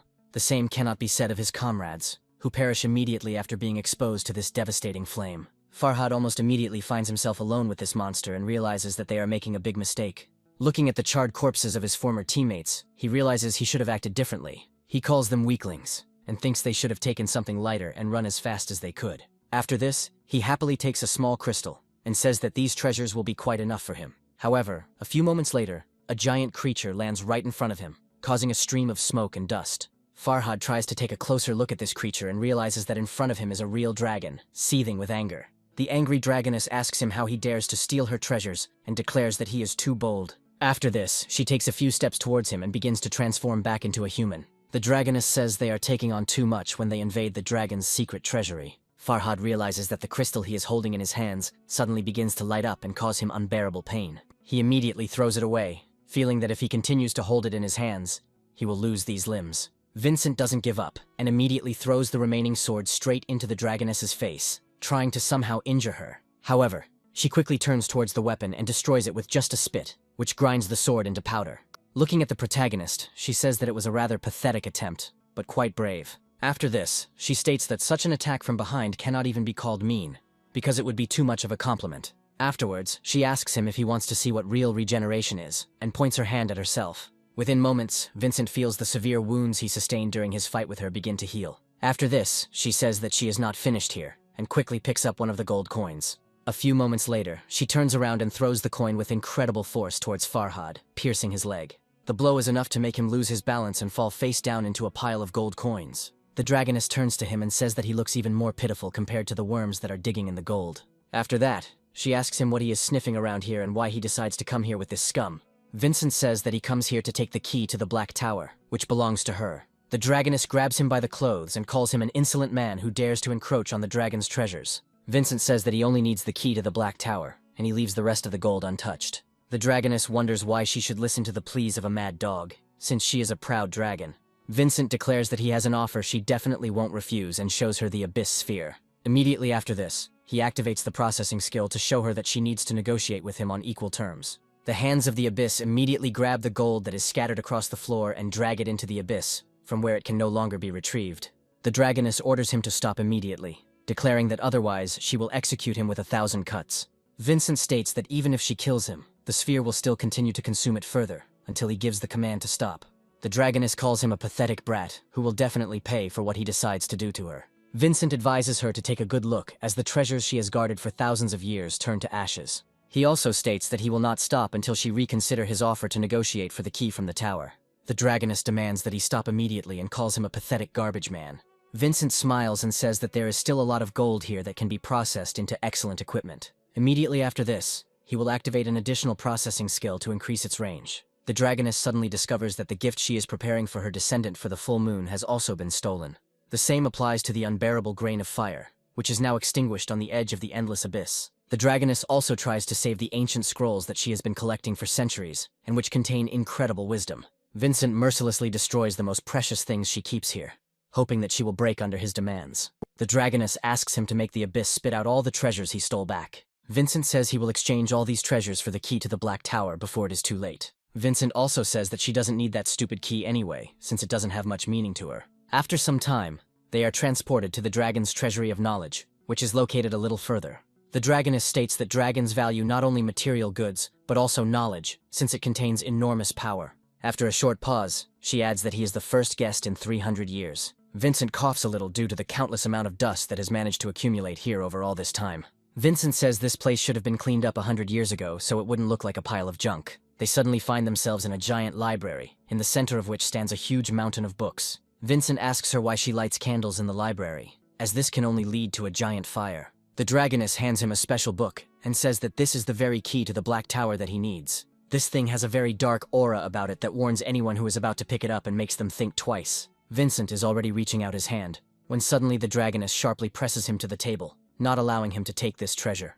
Vincent asks her what this all means, and the dragoness replies that he will not get this key so easily. She claims that he is consuming half of her treasures, which are now irretrievably lost, and therefore he must compensate for the loss. Vincent reminds her that she calls him a mad dog from a garbage dump, and the dragoness says that there is nothing wrong with that. She adds that she has a very good sense of smell and understands perfectly well that he has many legendary items with him. She also says that if he gives her the divine equipment, she will give him the key and do him a favor as a bonus. Vincent addresses the dragoness, calling her by her name Novilis, and says that she really does have greedy paws. Novilis says that he knows perfectly well what he is capable of, and that 100 divine items are nothing to him. She also states that if she could pass through the gate to another world, she would not pay attention to these trinkets at all. Vincent realizes he has no choice but to cooperate with her and calls upon his power. Immediately after this, he says that she can take absolutely everything that is in his trash dimension. Afterwards, he asks if she is satisfied, and Novilis replies that she has never seen such divine equipment. Vincent, meanwhile, pulls his hand towards himself to activate the key to the Black Tower and leave here. However, as soon as he touches this artifact, it begins to behave very strangely and mysteriously. He receives a notification that he is now cursed by the Shadow Demon and will die in 5 days. Novilis wonders how such rare treasures fall into his hands, since she hasn't seen them for a long time. Vincent angrily says that he wanted the key to the tower, not to be cursed by deception. Novilis says that he is giving him the item as he asks, and whether he is cursed or not has nothing to do with it. Vincent says that deals with overgrown dragons never end well, but Novilis is not discouraged. She rejoices in endless treasures and declares that she provides services only to those who bring her value. Vincent grabs her by the horns, and Novilis declares that this is pure barbarity that must be stopped immediately. Farhad, meanwhile, wonders if Vincent is really able to seriously pin down the ancient dragon. Vincent orders her to stop messing with his head, otherwise he will destroy the entire library and the donated equipment. Novilis says he must find the gate to another world and the Book of the End, which can rewrite the law of life and death. Vincent demands more clues from her and asks where the gate is, but Novilis states that he must figure it out on his own. Vincent says that she puts this curse on him that prevents him from killing monsters effectively. Novilis, smiling, says that such a spell is beyond the power of a simple dragon, but she is not a simple dragon. Smiling, she states that she can weaken the effect a little for 500 divine items. Vincent says that if she becomes any greedier, he will destroy her entire cave, and Novilis decides to make concessions. Novilis says that she must first receive 100 pieces of equipment, and he will owe another 400 later. Vincent says this is a real robbery, but he understands that his life is on the line. After that, he irritably says that she can take everything that is here, and opens his dimension. Novilis joyfully stretches out his hands, hoping that there will be a huge number of divine objects there. Vincent angrily says that he cannot believe that he is falling for such a trick, and regrets trusting the dragon. Novilis happily declares that he still owes her 400 items, so she cannot let him go in peace. Immediately after this, she spits out the eye, which has been in her stomach all this time, but is not digested. She throws it towards the protagonist and says that she now takes responsibility for this dog until the very end. Vincent doesn't have time to react, and the eye instantly crashes into the place where it was previously located. Novilis says that in the end she is a dragon who is obliged to keep her word. Vincent angrily asks her what she is doing to him, but immediately begins to feel his strength leaving him. He gradually becomes weaker and decides to free himself from this curse of weakening as quickly as possible. Having found a large amount of inner strength within himself, he again asks her what she is doing to him and demands an immediate explanation. However, after a few moments he realizes that something unimaginable is happening and decides to look around. The thing is that he finds himself in an obsidian hall, which is the embodiment of the kingdom of damnation. Vincent looks at his hands and notices that his vision is returning to normal, and his hands are also recovering. Immediately after this, he discovers a cluster of dark energy that is located at the end of this hall. A few moments later, a giant sword descends before him, passing through the stone as if through butter. Vincent looks closely at the man holding the sword, and is surprised for a second, realizing that someone is trying to destroy it. The system gives him a notification that there is a demon named Vincent in front of him, and that he is a copy of him. Demonic Vincent says that puny humans can never defeat powerful demons. Vincent wonders if this curse can be broken if he can fight this creature. Demonic Vincent approaches his vis-a-vis, holding a mysterious dark sword in his hand. The demon happily declares that he has all of Vincent's skills and attributes, but they are increased by 30%. Vincent realizes that he also has a transcendental form, which is a very powerful skill. The shadow demon says that he must be well aware of who exactly he is challenging right now. He rushes to attack his opponent and declares that he is a being that is completely invincible to him. Vincent notes the incredible speed of this scoundrel, but still decides not to give up because his fate depends on it. He manages to dodge the attack and immediately summons his blades, which have already recovered. A heated duel begins between them, accompanied by the constant clanging and clashing of two hard metals. Vincent manages to block another powerful attack, but this cannot continue for long. The shadow demon, in turn, remains confident and has absolutely no doubt about his quick victory. Vincent understands that his opponent is one step ahead in everything, and that he cannot take the initiative for a second. The shadow demon suddenly decides to use the soul trap skill to catch his opponent off guard. Vincent wonders what this even means when he suddenly feels his stats start to decline. The shadow demon happily says that the scales will increasingly tip in his favor. He adds that his attacks will steal Vincent's attributes, and each blow of the sword will cut through his soul. According to this logic, it becomes quite obvious that the shadow demon will be able to completely take over Vincent's body in the shortest possible time.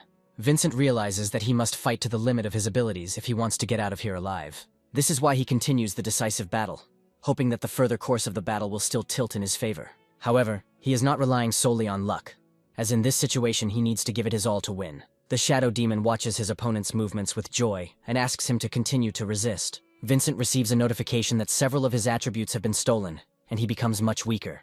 Immediately after this, the shadow demon counterattacks, and Vincent barely manages to block the blow. He receives a notification that his reforged dual blades are losing 20 points of durability. The shadow demon says that his will to live is so great that it even tips the scales a little. Continuing the battle, he declares that before him is indeed a curious soul that must be devoured. Vincent is taking more and more damage, but he doesn't even think about giving up, even in such a hopeless situation.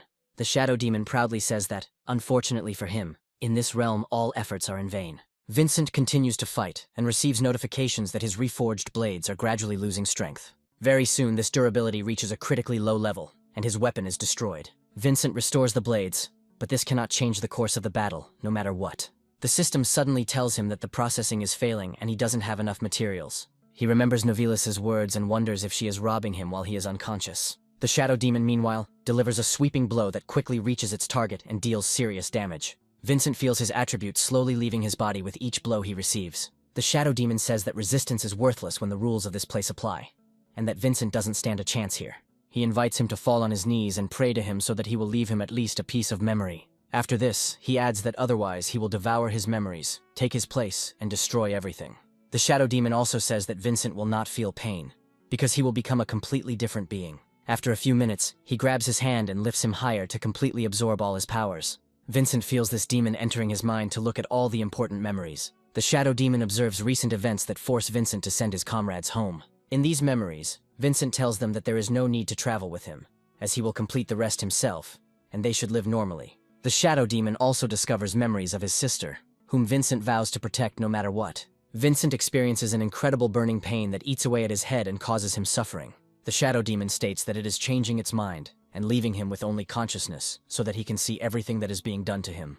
He adds that he initially intends to slow down the curse, but ends up only accelerating its progression. He also says that in front of gods, demons, and unknown creatures, humans seem terribly weak. After this, he orders Vincent to give up everything in order to completely merge with the darkness and evil. He also commands him to give up everything he has ever held dear for greater causes. Taking a few steps towards him, he says that he just needs to let him replace his entire existence. Immediately after this, he delivers a powerful blow that causes a large column of dust to rise up to the ceiling. To Vincent's surprise, he suddenly managed to intercept the attack and completely block the impact of the blow. The shadow demon wonders how this is even possible and why he was able to stop the sharp sword with his bare hands. Vincent vehemently claims that his sword is the shadow demon's sword, but it also works the other way around. The shadow demon doesn't understand what all this means and demands an immediate explanation of how he managed to do this. Vincent explains that they have the same strength levels, so everything is obvious. The shadow demon orders him to stop talking this nonsense and finally go to the next world to make a difference. Vincent states that he will never give up and will never become a being like the shadow demon. He adds that no one can replace him, and he will always be only with himself, despite all the attempts of the outside world. Immediately after this, his eyes begin to change rapidly, and even his body goes through a rapid metamorphosis. The shadow demon wonders what the hell is going on here as he looks at the creature in front of him. Vincent managed to open a portal to an unknown dimension and summon a real dragon here. The shadow demon looks at his vis-a-vis in surprise and does not understand how his victory just slipped through his fingers. Vincent states that his flesh and blood can be blown up, but it doesn't matter to him at all. He explains that even if he spills his own blood, he will still absorb it and leave behind only light. The shadow demon asks him how he can do it here, since there can only be one day. Vincent decides not to engage in serious dialogue with the enemy and deftly steals the sword from his hands. The shadow demon says that no one can contradict him in his own kingdom, since such are the laws. He also states that losing the weapon will not change anything, because all his power is in his control. Vincent realizes that the time has come to deal a decisive defeat to his realized adversary. He gathers his strength and destroys the shadow demon's stone magic with one powerful and destructive blow. This blow also cuts off one of his limbs, and now he is significantly less able to fight. The shadow demon still does not give up, as he is a powerful creature that is not so easy to defeat. He decides to use a cunning trick and quickly disappears into thin air. A few moments later, he materializes behind the protagonist, declaring that he will not be able to withstand this explosive attack. Taking aim, he rushes forward and creates a powerful explosion that should kill everyone in its path. The shadow demon happily says that no one can survive such a blow and believes that his victory has surely come. However, he is in for a very cruel disappointment, since Vincent is not so easy to defeat either. Vincent remains standing, despite the area around him being scorched. The shadow demon irritably asks him how this is even possible and why he is still alive. Vincent turns towards his enemy to take aim, while he continues to rage. Using telekinesis, he lifts giant boulders into the air, hoping to crush Vincent. The protagonist almost instantly destroys the enemy's intention with a light blow. Immediately after this, Vincent feels the strength overflowing his body, restoring it. He dashes forward and cuts the enemy in half in a matter of seconds. The shadow demon is still alive, as it was only a decoy, but its days are already numbered. Vincent decides to play these games with him, and instantly disappears, dissolving into thin air. A few moments later, the shadow demon feels a long, sharp piece of metal pierce his body. Vincent summons the deity of the poor, declaring that he will process the creature without leaving a trace. The shadow demon tries to grab him and tells him to get away immediately, then jumps off the sword. He falls to his knee, feeling his strength rapidly leaving his body. But he is still not ready to give up. Rage drives him to deliberate actions, and he declares that it means nothing in the grand context of the battle. After this, he assumes his true form, marveling at the fact that he took the true attributes from the enemy's domain. Vincent realizes that while he holds them in his hands, it only slows him down and does not bring any benefit. Immediately after this, he begins to greedily absorb the metal, much to the surprise of his opponent, who did not expect this. The shadow demon tries to protest, saying that the sword was dear to him, but now there is nothing left of it. Vincent gains new skills and a mysterious demon-like mask begins to appear on his face. After this, he looks closely at the enemy and understands that he is dealing with a real warrior. Vincent vanishes into thin air almost instantly, preparing to deliver the decisive blow. Like a flash, he appears in front of the enemy, who understands that he will not be able to dodge the punch. This blow is so powerful that it sends the shadow demon flying for a long time, causing him great damage. Vincent slows briefly to gather his strength for a crushing upward surge after him. He rushes towards the enemy, gaining incredible speed at the limit of human capabilities. He tries to not give the enemy a single chance to recover, and prepares to unleash the next blow. The shadow demon had never felt such pain before, as Vincent put all his hatred into every blow. Thus, his condition is now at a critically low level, and if nothing is done, he will die. That's exactly what Vincent is aiming for, preparing to finally finish off this scoundrel with one swift blow. The shadow demon quickly comes to his senses, and decides to use a special skill to restrict Vincent's mobility. Vincent isn't fast enough to avoid the dragon's energy-draining shackles. These shackles work on a special principle, according to which the greater the resistance, the stronger they become. Vincent understands perfectly well that it will not be so easy to escape from this trap, but he has good plans. Looking at the demon, he says that these traps were created for dragons, but he is not like these stupid creatures. After this, he calls out a name and with one powerful burst of energy destroys the shackles. The shadow demon watches in amazement as his finest invention is destroyed in seconds. Vincent steps forward and declares that he is a king whose title no one dares to challenge. He lunges forward again, and this time his fists begin to glow with bright light energy. The shadow demon realizes that he has no more tricks up his sleeve to escape. Vincent will not let his opponent go anywhere in any case and continues to beat him. Each such blow knocks out a large amount of life energy from the already tired shadow demon. He falls to the ground again, no longer able to rise despite all his attempts. Vincent steps onto his opponent's body and pins him to the ground so he can't escape. He then strikes one after another, each causing a bright explosion and a rising column of dust. This beating lasts for quite a long time, as Vincent's rage is at an extremely high level. The floor begins to crack, as if it were the epicenter of an earthquake that threatened to collapse. However, Vincent finishes torturing his opponent and rips his heart out of his chest. he opens his mouth to absorb the enemy's power and gain additional buffs. Vincent proudly declares that the shadow demon's power is now his, and he has dealt with it once and for all. Meanwhile, we are transported to the treasury of Novelis, who is closely watching what is happening to Vincent. She says with disappointment that, unfortunately, everything happened exactly as she initially expected. Looking at the body of the protagonist, she comes to the disappointing conclusion that the ritual had completely failed. She adds that if a mad dog has turned into a shadow demon, it is better to finish him off sooner rather than later. With these words, she takes aim and directs the spear forward to pierce him through.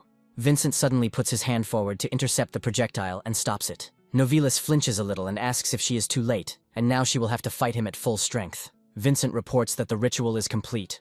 All his powers have returned, and the shadow demon has been completely destroyed. Novelis asks him how this is even possible and what price he paid for the deal with this creature. She assumes that he lost the fight and is now completely merged with the demon, and asks him to bark to dissuade her.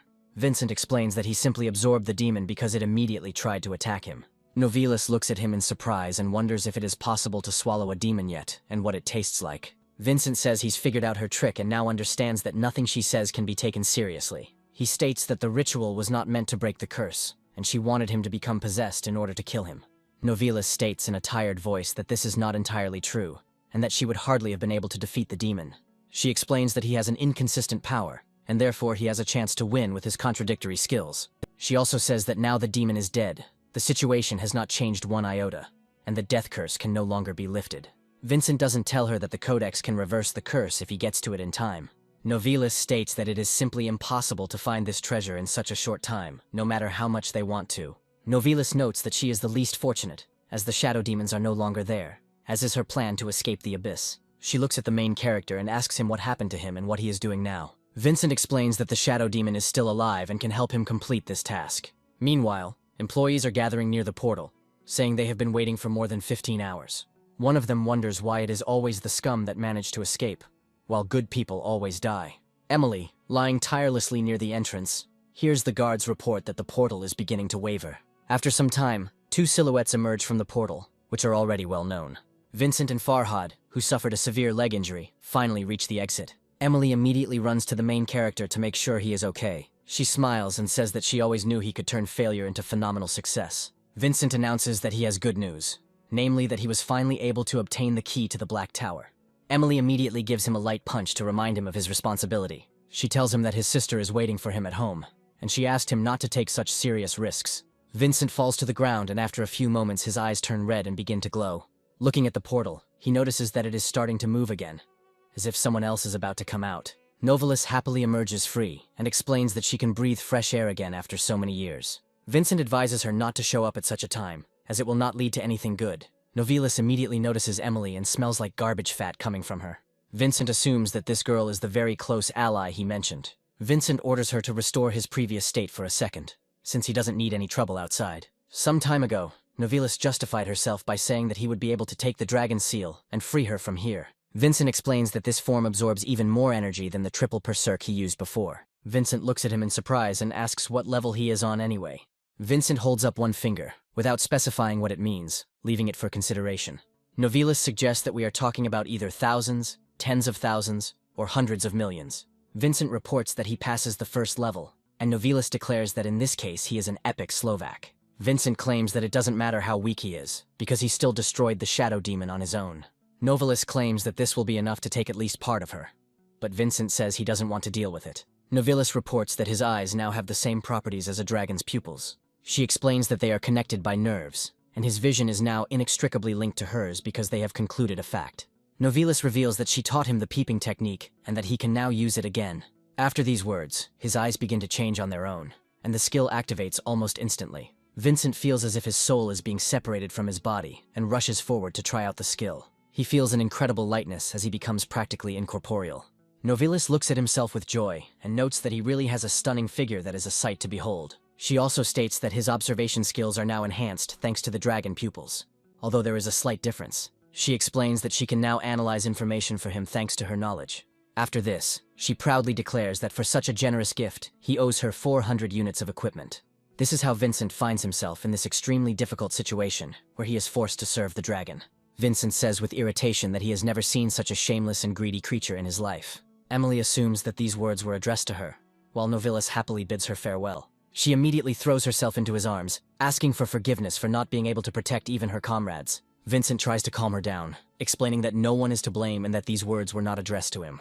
Emily states that they all need to get stronger before they can fight someone so dangerous. Meanwhile, Farhad asks what happened inside and what kind of enemy they faced in this abyss. Farhad explains that they entered the treasury and saw a golden light that almost blinded them. He also warns that there was no real treasure in this sandbox, and it was just gold dust, which had no value. Immediately after this, he steps aside, and the employees ask if he is sure that there was sand there. He suddenly turns to Vincent and explains that he is very strong, although he does not quite remember what was in the treasury. Farhad adds that they agreed to split the reward equally to make it as fair as possible. Smiling, he says that now he has remembered everything, and will gladly give back half of what he stole. Vincent notes that at least he will get half of the trash they couldn't get. Nobilis turns to him and asks why he didn't kill him, since he witnessed the presence of a lock inside. Vincent states that he needs the man alive, and that his memories have been altered using demon skills. Nobilis explains that if she hadn't gone to the treasury, they would have been endlessly sliding through the red desert. After some time, we are transported to the hospital, where the nameless warrior has already arrived to visit Chester. However, he is not allowed inside because his luck is too low, and the system blocks such people from entering. We find ourselves in a hospital ward where Chester is recovering from serious surgery. Vincent, Eleanor, and Emily come to check on him and find out that he has broken several bones. It is also noted that wounds and some severe consequences do not heal outside the hospital. Eleanor explains that they won't be able to return him to the abyss for treatment because they don't have the skills to do so. Vincent says he has the money, and Eleanor says it's a special order from the World Guild. Vincent is surprised that injuries sustained outside the hospital cannot be healed, although the opposite also works. After this, he takes a potion out of his inventory, saying that in this case, he will use it. Vincent states that it is a super restoration potion, and while it will not cure him completely, his overall condition will improve. He adds that he has a legendary rank and is enhanced by dragon saliva, so the potion should help. Eleanor looks at the captain happily and asks where he got this potion, to which Vincent replies that he found it in the trash. In reality, everything was different, and we are transported back in time to understand where he got this potion from. Vincent asks Nobilis for help, explaining that he heard that the dragon's body is also valuable. Vincent says he found a special recipe that requires dragon saliva to improve the recovery potion. Nobilis immediately takes the potion and agrees to fulfill the request if he needs to spit in it. After this, she rinses the solution in her mouth and spits it back into the bottle. Nobilis explains that while she was sleeping, she accumulated a lot of saliva, so it is easy for her to share it. Vincent reports that Chester needs a stronger treatment and is concerned that it might harm him. Chester quickly comes to his senses and begins to cough loudly, attracting the attention of his comrades. He explains that he has already died once, so dying a second time is not at all scary for him. He slowly rises to his feet and asks for a chance to finally get better. He also says that he wants to become stronger, so that he won't be dependent on anyone in the future. After a while, we move on to the lifting arena of training for those who have changed their profession. Vincent asks him how he feels, while slowly drawing his weapon to fight him. Chester doesn't hide his surprise, and explains that it's as if he's acquired a new body, and his injuries are starting to disappear. Vincent advises that in a world without physique, physical fitness is a key attribute of physical resistance. Chester states that even though the support constantly heals his health, the permanent damage still weakens his body. Vincent explains that this is why his body has become stronger, but it is not yet fully recovered. Vincent emphasizes that this growth is only on a physical level, and that in the abyss it is not only brute force that helps. He adds that any high-level monster in the abyss has mechanisms by which it operates. Vincent declares that these puzzles need to be solved as quickly as possible, and immediately rushes into battle. Chester realizes that his opponent is really not joking, and immediately summons his weapon. He asks why Vincent suddenly decided to attack him, and Vincent calms him down, explaining that he lowered his stats. Immediately after this, Vincent uses the unarmed skill and knocks the sword out of his comrade's hands. After this, he takes a special stance, showing that if he were a real opponent, he would kill him. Vincent orders to attack him with all his might and switch to the form of a real fighter. Chester asks why he says that, since he was going to teach him fighting skills in a more relaxed atmosphere. Vincent glares at him and swings his swords, creating small swirls of dust. He explains to his friend that if he doesn't want to finish him off, he'll have to do it himself. Chester wonders if his eyes are deceiving him, as his brother almost instantly turns into an evil demon. Vincent loudly orders everyone to immediately take the sword into their hands and not let go of it under any circumstances. Chester jumps forward and feels much stronger after taking the potion. After this, he grabs the sword and turns to the side, hoping that he will not get stabbed in the back. Vincent instantly rushes forward, explaining that one should never doubt, for it is the ruin of a warrior. Chester understands that even if his comrade's strength were reduced 20-fold, he still would not be able to fight him on equal terms. He thinks that he lacks his own strength, which means he is still a weakling, which is unacceptable for him. Vincent uses his unarmed skill again to knock the sword out of his hands, and it succeeds. Chester loses his balance and falls down, which in a real fight would mean almost immediate death. Chester raises his hand and declares that he surrenders, and no longer wishes to continue fighting his comrade. Vincent continues to yell at him firmly, and orders him to pick up the sword before it's too late. Chester explains that he needs to drink the potion again, because he doesn't care about the side effects, he just cares about getting high. Vincent suddenly asks why he needs this power, and Chester looks at him in surprise, trying to figure out how to answer. After a pause, Chester sadly admits that he needs strength to keep others from laughing at him. Vincent says that this is not enough, and Chester says that one day he wants to step into the center of the stage and become a protagonist. He adds that he wants to become an unstoppable strongman and be recognized by everyone. Vincent explains that the obsession with becoming stronger can turn people into monsters, and he has seen many examples of this before. Chester asks what it means to him to become stronger and why he strives to improve himself. Vincent states that his goal is to live well and provide for his family. Chester looks at him in surprise and asks if this could really be such a simple goal. Vincent explains that in order to live well, even if you haven't changed your profession, you don't need to take risks for approval. After this, he expresses hope that Chester will not pursue power that will become his eternal obsession. He then hands him the potion, explaining that the main thing is not to conquer the abyss, but to not lose oneself inside it. Chester, realizing that one sip could help him greatly, extends his hand forward. However, after a few moments he pulls his hand back, explaining that he is already strong enough. He grabs less and says that he must go the rest of the way himself, despite all the difficulties that await him ahead. Vincent states that these are very correct words, after which he demands that he defend himself. Novelis watches the fight and realizes that it sounds like these are Chester's last words, as he has 3 days left to live. She also looks at the physical processes inside Chester and realizes that the potion is no longer working. She explains that the potion has unpredictable side effects that cannot be known before consumption. Vincent receives a notification that the potion's effect has been cancelled and realizes that it was a trinket. Immediately after this, he asks his friend how he feels after what happened. Chester happily explains that everything worked and he feels great again, as if nothing had happened. Immediately after that, he was able to level up thanks to how powerful the potion was. He happily declared that he was now ready to go into battle again, no matter what, if he had to fight strong enemies. Vincent is glad that the side effect of this spell is not some kind of deadly poison. Novelis asked him how he could doubt that the effect of the product she had helped create would be good. She also wonders why the potion has not lost its effectiveness, suggesting that humans have a special tolerance for it. Novelis reads Vincent's thoughts, and with a sly smile asks him to tell her what these miracles are. Vincent explains that you need to live with all your might, and then a miracle will definitely happen if you continue to believe in it. Meanwhile, we are transported to the World Guild, where Vincent suddenly decided to show up. He walks inside with complete calm, paying attention to the other people, since he doesn't know them. However, after some time he sees a man he had met a long time ago, and this meeting turns out to be terrible. Raphael looks at him with irritation and calls him a pathetic wretch, whom he never wanted to see for the rest of his life. Vincent claims that they really haven't seen each other for a long time, but Raphael claims that he wouldn't see him for ages. Vincent explains that he does not want his way blocked, and states that he has no desire to communicate with him. Raphael doesn't comply, and reminds that he still has an unpaid debt from that time. He accuses Vincent of cheating him out of a huge amount of money for the iron ring and making him a laughingstock. Vincent says he can throw the ring away if he's so ashamed and points to the nearest trash can. Raphael gives verbal signals, and immediately several people come to help him. Vincent states that if he left the ring on purpose to bother him, then his life looks pretty miserable. Raphael orders the ring to be bought back for the same price, but Vincent refuses. Raphael claims that his rules don't apply at the auction, and he will pay for what he did. He also orders his comrades to strip him of all his equipment until he gives him the money. Raphael adds that if he has terrible equipment, it means he is nobody, and will send him to an underground clinic. Suddenly, out of nowhere, Novelis appears, happy to have the opportunity to be here again. Vincent asks her why she came out again, hinting that a fight is about to happen, and she would be better off leaving. Novelis explains that this guy has a very good offer, and his equipment is really very good. Vincent states that he has already appraised the ring, but Novelis points out that she is a dragon, and her eyes distinguish treasure from trash. Immediately after this, she decides to use a special spell, appealing to the sleeping spirit of fire. She calls out his name and demands that he break the ninefold seal. After this, she blows on the equipment so that the protagonist can see its true meaning. It turns out that in front of him is the Ring of Incinerator, which belongs to the Dragon's Breath series. Vincent looks closely at the artifact and realizes that it is simply an incredible treasure. Novelis explains that mortals only see the surface attributes, but she can see the essence of an object.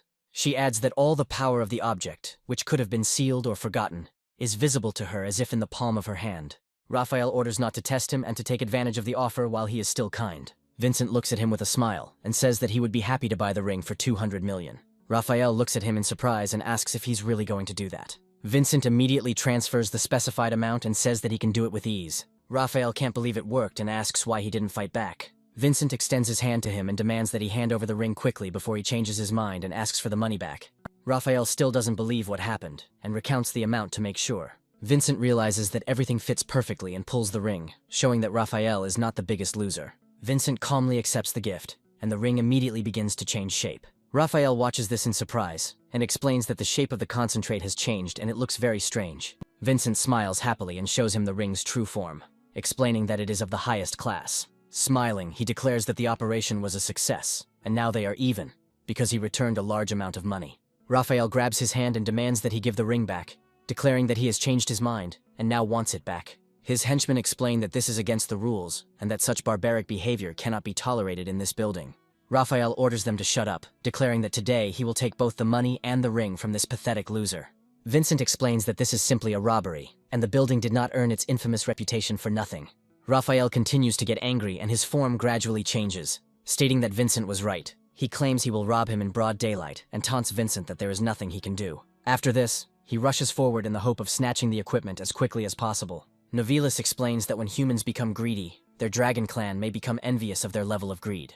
Vincent says that some people have absolutely no concept of common sense and a sense of proportion, and this is their downfall. After this, they deal a powerful blow to Raphael's face, and he says that he only wants peace and quiet. Raphael takes a very heavy hit and crashes to the ground like a sack of trash. Vincent orders them to drag Raphael away if they don't want to get hurt like that.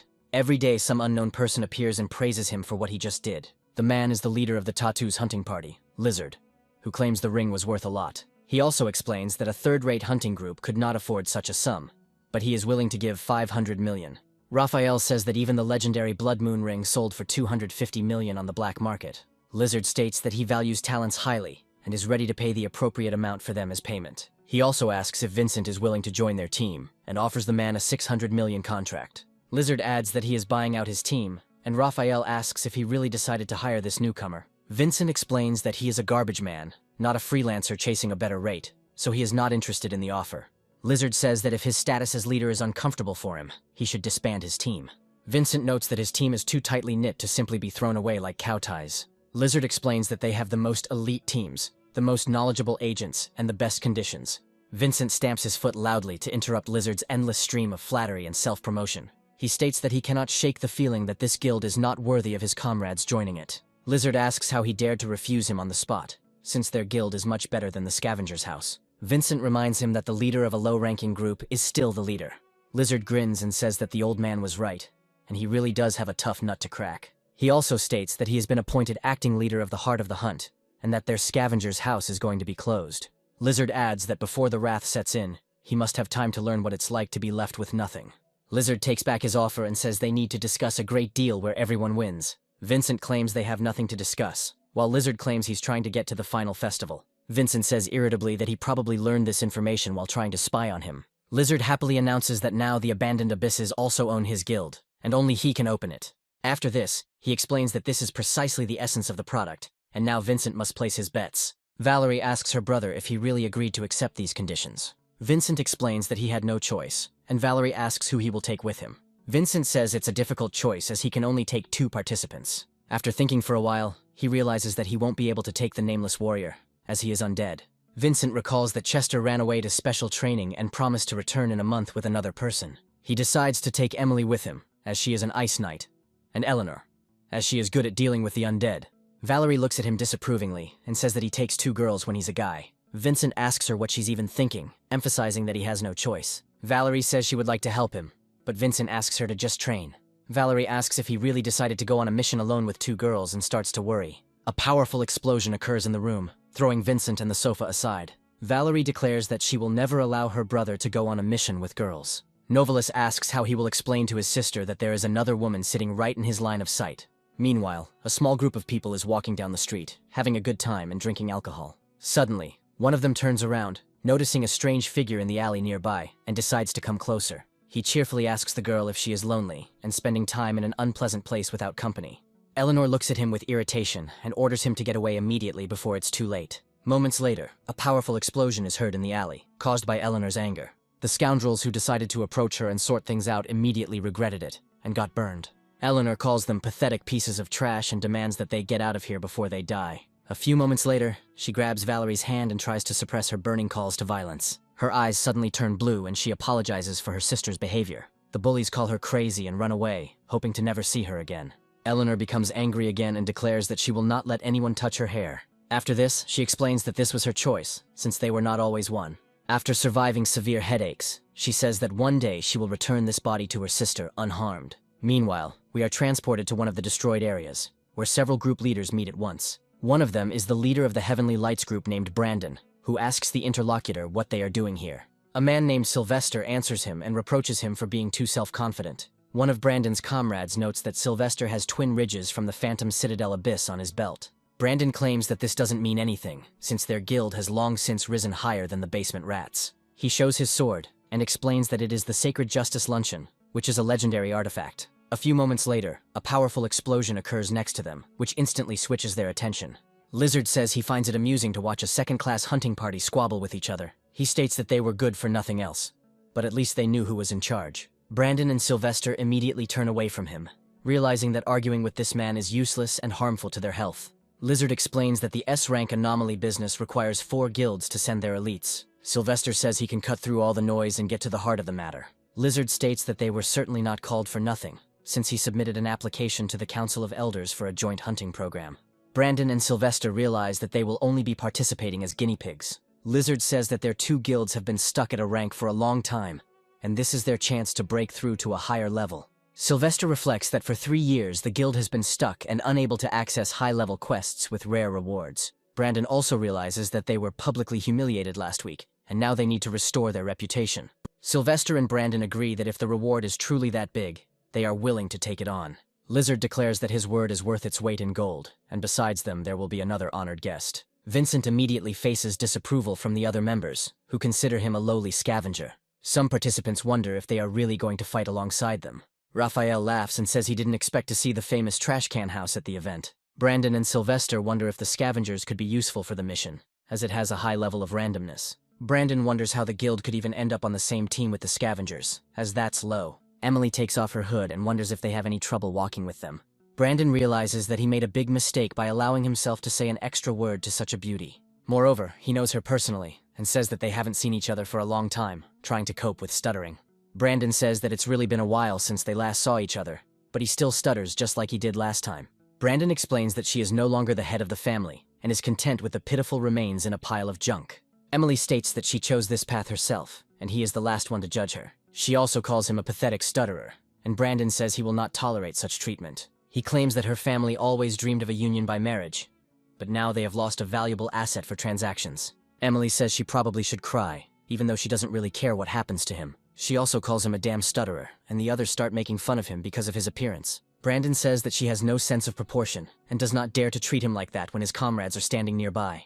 Immediately after this, when she tries to attack, Vincent stands up to her defense and repels the attack with one powerful blow. Vincent explains that the sword was indeed nice, but the person holding it was just trash. Brandon looks at his broken sword and wonders how Vincent was able to destroy his favorite weapon. Vincent explains that the sword was not strong enough and apologizes for this minor incident. Brandon grabs him by the clothes and declares that he will smash his face into the wall for this insult. Lizard says that for good teamwork, drawing blades on first meeting is a bad idea. He adds that if Vincent broke Brandon's gun, he must pay full compensation. Vincent declares that he has nothing against it, despite Emily's clear protest. Vincent opens his pocket dimension and says that he can choose any weapon from there. Brandon realizes that any specimen here is much better than his, and asks where he got them. Novelis asks how he could show the dragon's treasure, and Vincent explains that it is in his pocket. Novelis says that Vincent's pocket is only part of her treasure, so he shouldn't rummage through it without asking. Immediately after this, she places a curse on the equipment that will harm the soul of anyone who takes these swords. Brandon realizes that the barely noticeable ancient runes enhance the magical aura of incredible power. Sylvester looks at his weapon and notices that compared to this one, what he holds in his hands is just a tin can. Lizard praises Vincent's collection of equipment, explaining that it is impossible to find it in any market, no matter how hard one tries. Vincent reflects that he won't be able to explain it directly anyway, so it's better to make up a story. He claims to have a special ability that allows him to evaluate truly good artifacts. Raphael asks if he really bid seriously at this auction, and didn't cheat him with the ring. Lizard asks where he got so much divine equipment, and Vincent replies that it is a secret. Lizard says this is great, and it's important to understand how important access to items like this is for top hunters. Lizard adds that he cannot allow a man with such equipment to cooperate with anyone else, and Vincent is surprised. He asks if this is a compliment or a threat, and Lizard replies that it is both, expressing a desire to buy everything back. Lizard decides to change his tone and says that Brandon should not be rude to Vincent and his comrades. Brandon realizes he has no choice and takes one of the swords that he likes. Lizard says that if everyone is here, we need to stop chatting and get down to business. He explains that the dice must be rolled, and the one with the highest number wins, receiving the largest share of the spoils. Brandon and Sylvester say something like this is to be expected from a band used to doing things the old way. Vincent looks at the dice of fate and realizes that once they land on the same side, the decision becomes irrefutable. The thing is, these bones have the power of law, which is so strong that even a dragon cannot challenge it. Navilis says these bones can also affect loot in the abyss and the likelihood of random events. She adds that if you develop your perception skills well, you can notice these mechanisms. She also notes that if a person is blessed with good luck, the active trap may accidentally fail to trigger. She adds that these bones of fate are in fact fake. This means that only she with the dragon's eye can see the effect, which turns out to be quite modest and unimpressive. Vincent reflects that it now becomes clear why he earned the title of Iron-Fisted Referee. Looking closely at the bones, he says that this is truly a treasure that could be put to good use. Lizard, meanwhile, asks what he thinks about the artifact that was given to him. Vincent turns the dice in his hand for a while longer, and then declares that his assessment is unambiguous. He claims that this is very fair, and he agrees to participate in the group under these conditions. They travel to a place that was once a thriving money-making town, but that was over 10 years ago. One night, the entire city and 10,000 inhabitants simply disappeared, and a group of hunters went there. These explorers entered the abyss and found that everything was covered in a thick fog, and the remains of ash hung in the air. However, they discovered to their horror that the missing people had not simply died, but a much more severe fate awaited them.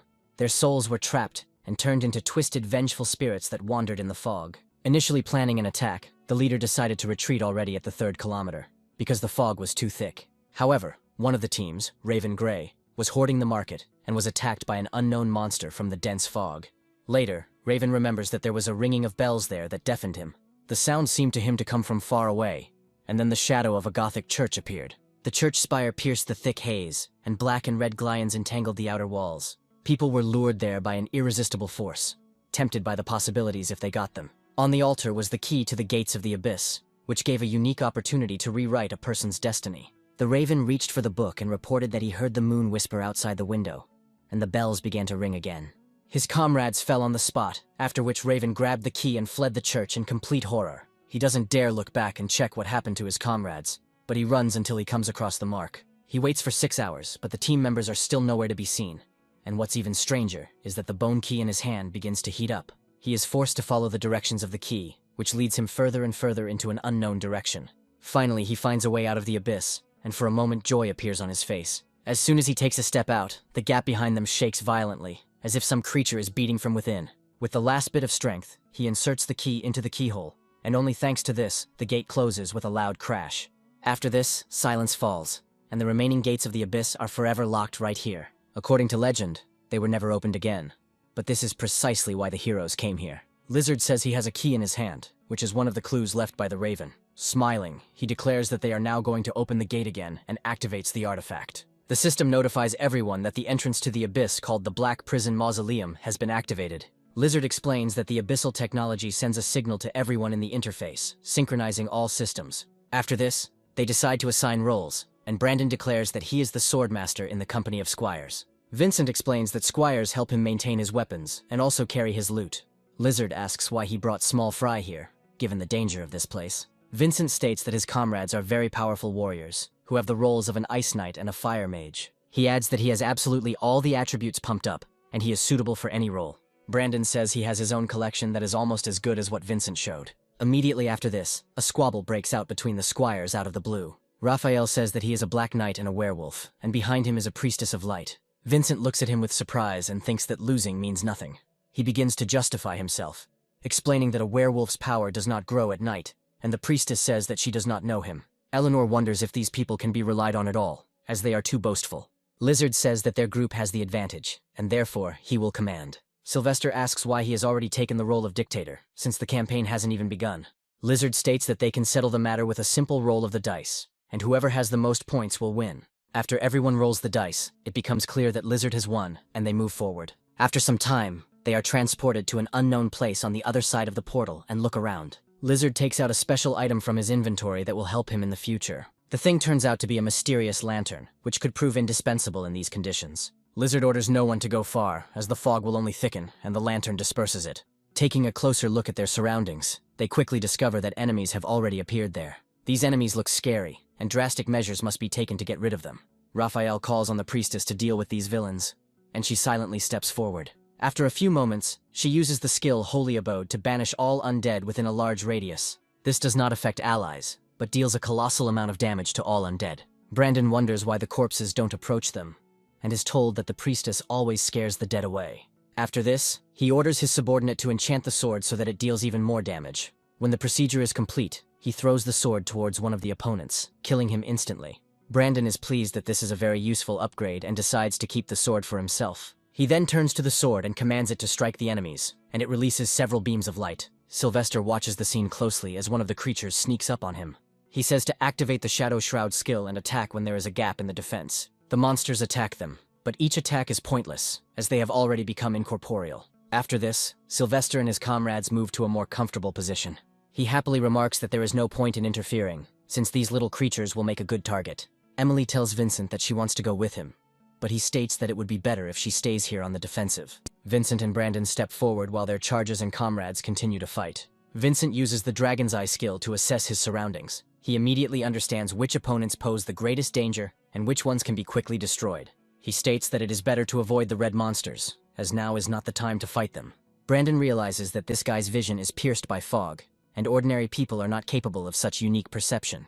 He decides to follow him because this way he will be able to avoid a huge number of problems. Brandon simultaneously destroys everyone in his path, and Vincent asks him not to make such scenes. After some time, they run a long distance and jump down to the next stage. Upon landing, they discover that the ground beneath their feet has changed, and they have entered a different zone. The thing is, they found themselves in a cemetery that looks incredibly ominous and threatening. Brandon says the fog just cleared, even though it should be thickest in the center of the massive cemetery. He is also glad that the monsters did not follow them, and it is relatively clean here so he can rest. Vincent points out a strange detail and declares that this is clearly not a good sign. They see that next to the graves there is a crater from an explosion, and in it is the tortured body of a man. Bloody footprints rush forward to one of the hills, where a strange silhouette is already visible. The silhouette belongs to a giant knight, of whom only a skeleton burning with hatred remains. Vincent notes that they were indeed unlucky, as they ran into the boss of this location.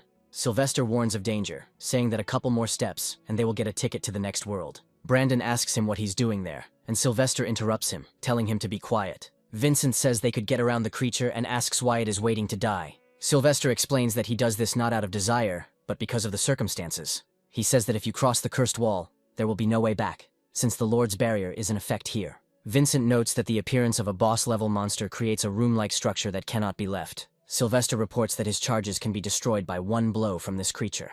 He adds that all this time he was watching them until the monster's attention weakened enough to slip away. The monster, meanwhile, does not move. However, since the barriers remain in place, it clearly senses the presence of people nearby. Brandon rushes headlong into battle, calling Sylvester a weakling for waiting for the boss to act. Sylvester understands that this is a big mistake, and Vincent agrees with his look. Brandon happily notes that the strong are never afraid and always rush into battle. After this, he throws the sword, splitting it into several pieces, towards the boss, hoping to destroy him immediately. A powerful explosion occurs, raising clouds of dust, making it impossible to determine what happened. Brandon declares that it is an impenetrable wall of 10,000 blades, and orders the monster to defend itself. After a few moments, the smoke cleared and he realized that he had overestimated his strength.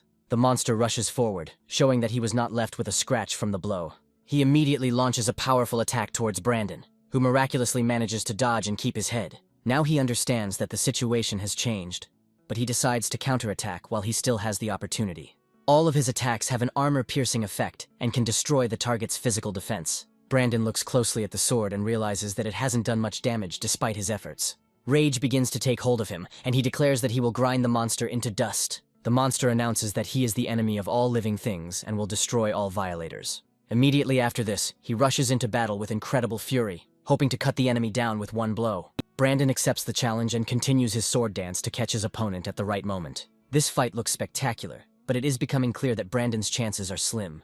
Vincent advises him to dodge before it's too late, because his speed is no less than that of a dead man. Meanwhile, the skeleton knight continues his onslaught, gradually pushing the enemy further and further away. Brandon notes that a swordmaster will never run away from danger, because everyone will judge him. Vincent understands that he will have to intervene in the duel, otherwise Brandon will simply die for the sake of his pride. At a certain point, he puts forward his legendary shield, protecting his comrade. Brandon accuses him of stealing his glory, and Vincent advises him to stop provoking the monster.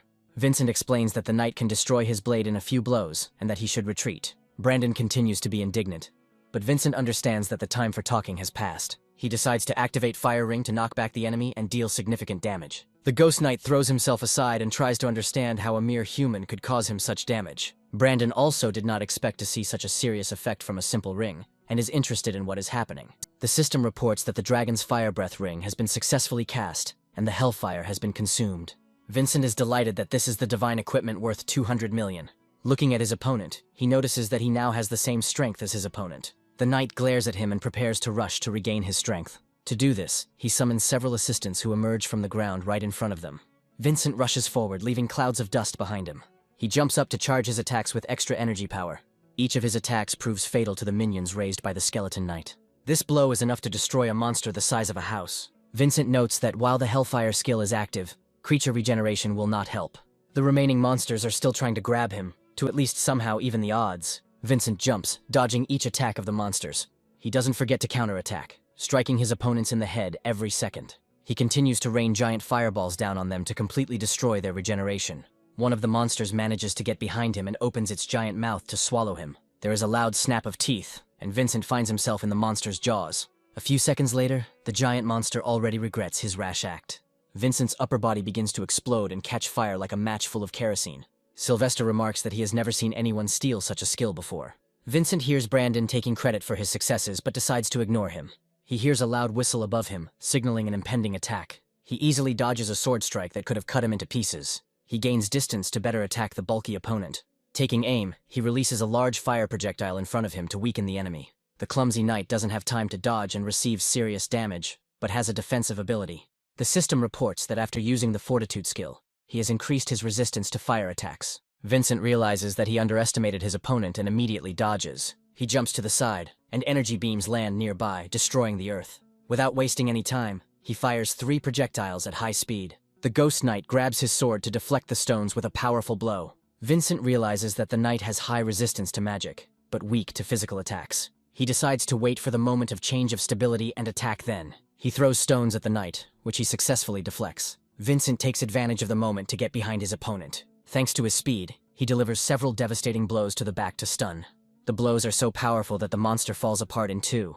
Brandon and Sylvester are shocked, not believing that Vincent took down the boss. Sylvester notes that patience brings reward, and Brandon states that he has earned it. He adds that he will take a few swords to cover expenses, and the rest should be considered a gift. Vincent considers these items to be pathetic trash and allows others to take them. Brandon is outraged and asks if he really thinks their collection is garbage.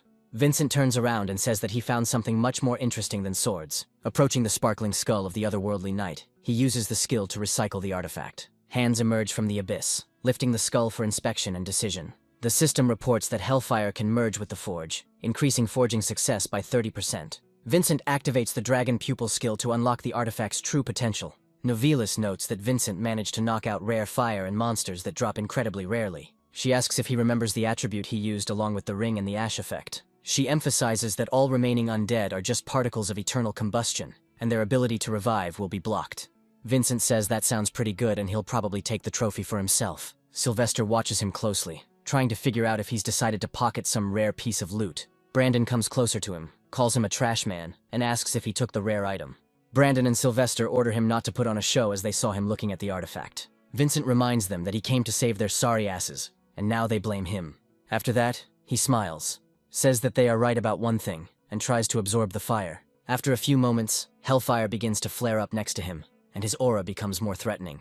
Sylvester and Brandon begin to think about escape routes, since they have clearly run into the right person. Vincent says he actually got something incredible and can show it if they want. The temperature around him rises rapidly, and Brandon and Sylvester feel their skin heating up. Vincent assesses the effect and declares that they clearly don't need this thing, so he will take it for himself. Sylvester says he would never take fire that could set the owner on fire. Vincent adds that he is in a hurry, so he needs to gather with the main group and get to the place. Brandon reflects that he did the right thing by not engaging in combat with the man. He decides to wait for his destiny, because the higher you climb, the more painful the fall. Raphael turns to Lizard and says that he hasn't seen his comrades for a long time, which is not a good sign. Lizard adds that there is nothing to worry about, since as long as Vincent is with them, there will be no problems. After a while, he notices Vincent approaching and says that he had no doubt about him. He asks Sylvester to be more convincing and never let him down again. After some time, they discover a Gothic church called the Cathedral of Bones. Lizard says that this is exactly what they were looking for, after which the squad decides to head there. He explains that there is a script there related to the final ritual. After a while, they reach the entrance to the church, and the gates open with a loud creak. They carefully make their way inside, and Vincent follows his comrades, hoping that everything will go smoothly. Lizard says that in front of them is the greatest artifact that protects from all curses and removes any effects. Vincent realizes that something is clearly wrong here, and decides to look around just in case. The book looks creepy, considering that it lies on a huge number of bones. Sylvester wonders what 11 skeletons are doing here, lying there for what seems like years. He asks why they were dragged into an empty church when he suddenly feels an eerie aura. Vincent says that now everything falls into place, because the Raven was the only one who survived out of the 12 members of the squad. He looks at Lizard and tells them that it is he who is in front of them, and has been hiding his identity all this time. He suggests that the hunt was just a pretense, and the real goal was the sacrifice of new souls. Lizard turns around and says that this is simply a wonderful example of incredible insight. He explains that the hunt was for a ritual, and to fully launch the ceremony, 9 more souls are needed. Brandon wonders why it takes so many souls to start the process. Vincent clarifies that if the book is charged entirely, it can help one ascend to the rank of Archangel King Ilyich. Sylvester says the plan failed because the hunting parties only have 8 people. He adds that the plans won't come true anyway, so they can pretend nothing happened and look for another group. Lizard says that Sylvester's group is incredibly pathetic, since one of their comrades died immediately. He adds that fortunately, fate decreed that despite the loss, the scales of fate were balanced. After this, Lizard turns to Eleanor and asks if he understands everything correctly. Emily turns to look at her friend, trying to figure out how she is involved in the ritual. Eleanor says this is so because the body is a vessel that she is forced to share with her sister. Emily notes that this explains why she seemed like a completely different person in battle. Eleanor explains that she came here to return her sister's body with the final ritual. She declares that she wants to divide the artifact's power between souls and return the body intact. Vincent realizes that the curse, where 2 souls are trapped in one vessel, seems to be the work of a demon. Lizard says that for the great ritual they are all just fuel and small fry. Meanwhile, Raphael prepares for battle and takes the form of a combat werewolf. The same applies to the Priestess of Light, who suddenly shows signs of possessing dark magic. Brandon looks at the girl in surprise and asks how she can have such power. The girl says that she was caught by the darkness, and that she is a priest who is seen once in a century. Sylvester wonders if she can handle several groups of hunters with such strength. The girl claims that she can handle it alone, and will be able to destroy them in just a few moments. Vincent sides with his comrades and cuts through her magic with one blow. The priestess immediately realizes that she has encountered a truly powerful enemy, so she needs to retreat a little. Vincent looks angrily at Lizard and asks how he dares to consider such comrades as fuel. The lizard explains that they are just unfortunate ants, which cannot be stirred up in the river of the coming end with even a couple of drops. He also notes that Eleanor's soul is just a toy for demons, just like her sister's soul. Lizard wonders if Vincent's ridiculous group can make any difference. He orders his subordinates to rush forward, noting that they will quickly deal with the enemy. Vincent states that in this case there is no point in holding back, and one can beat these pathetic freaks with full force. Brandon also warns not to underestimate the enemy, and prepares to rush into battle together. Vincent rushes forward, passing both opponents with his incredible speed. Lizard manages to notice the approaching silhouette and realizes that the time has come to stop it. He joyfully grabs the sword and unleashes all his might towards the approaching Vincent. However, to everyone's surprise, with one light blow the sword is cut in half.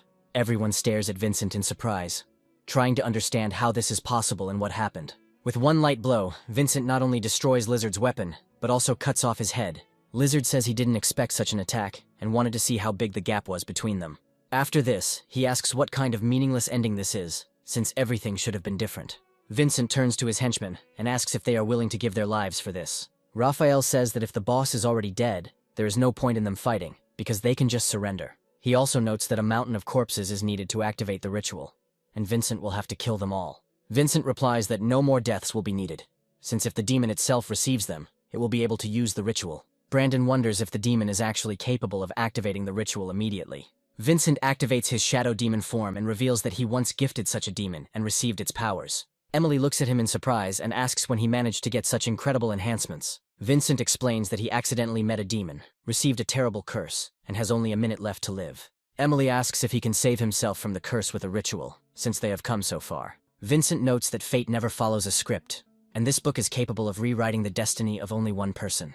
He adds that if this is the case, he wants that person to be Eleanor and no one else. Eleanor says that this is nonsense, because what is the point of wasting a book on the first person you meet? Vincent says she has never lived for herself and has done enough to settle down. Emily starts crying, saying that she won't let him do this, considering it unfair to everyone else. Vincent takes the book, even as his body slowly begins to deteriorate due to the encroaching curse. He apologizes to Emily and asks her to take care of his sister. Vincent adds that he trusts her the most, and orders the ritual to lift the curse from Eleanor. With his last words, he advises her to go away and see the world she must see. After some time, a group of heroes gathers at Vincent's grave, discussing how he acted selfishly. They add that thanks to his efforts, the guild reached rank D, which is a good result. The nameless warrior wonders what will happen next, and Emily declares that Vincent is not dead. She says that she is waiting for the king to return one day, because after his death, she was sucked into the abyss. She proudly notes that she believes with all her heart that he will return and that he will shock everyone again.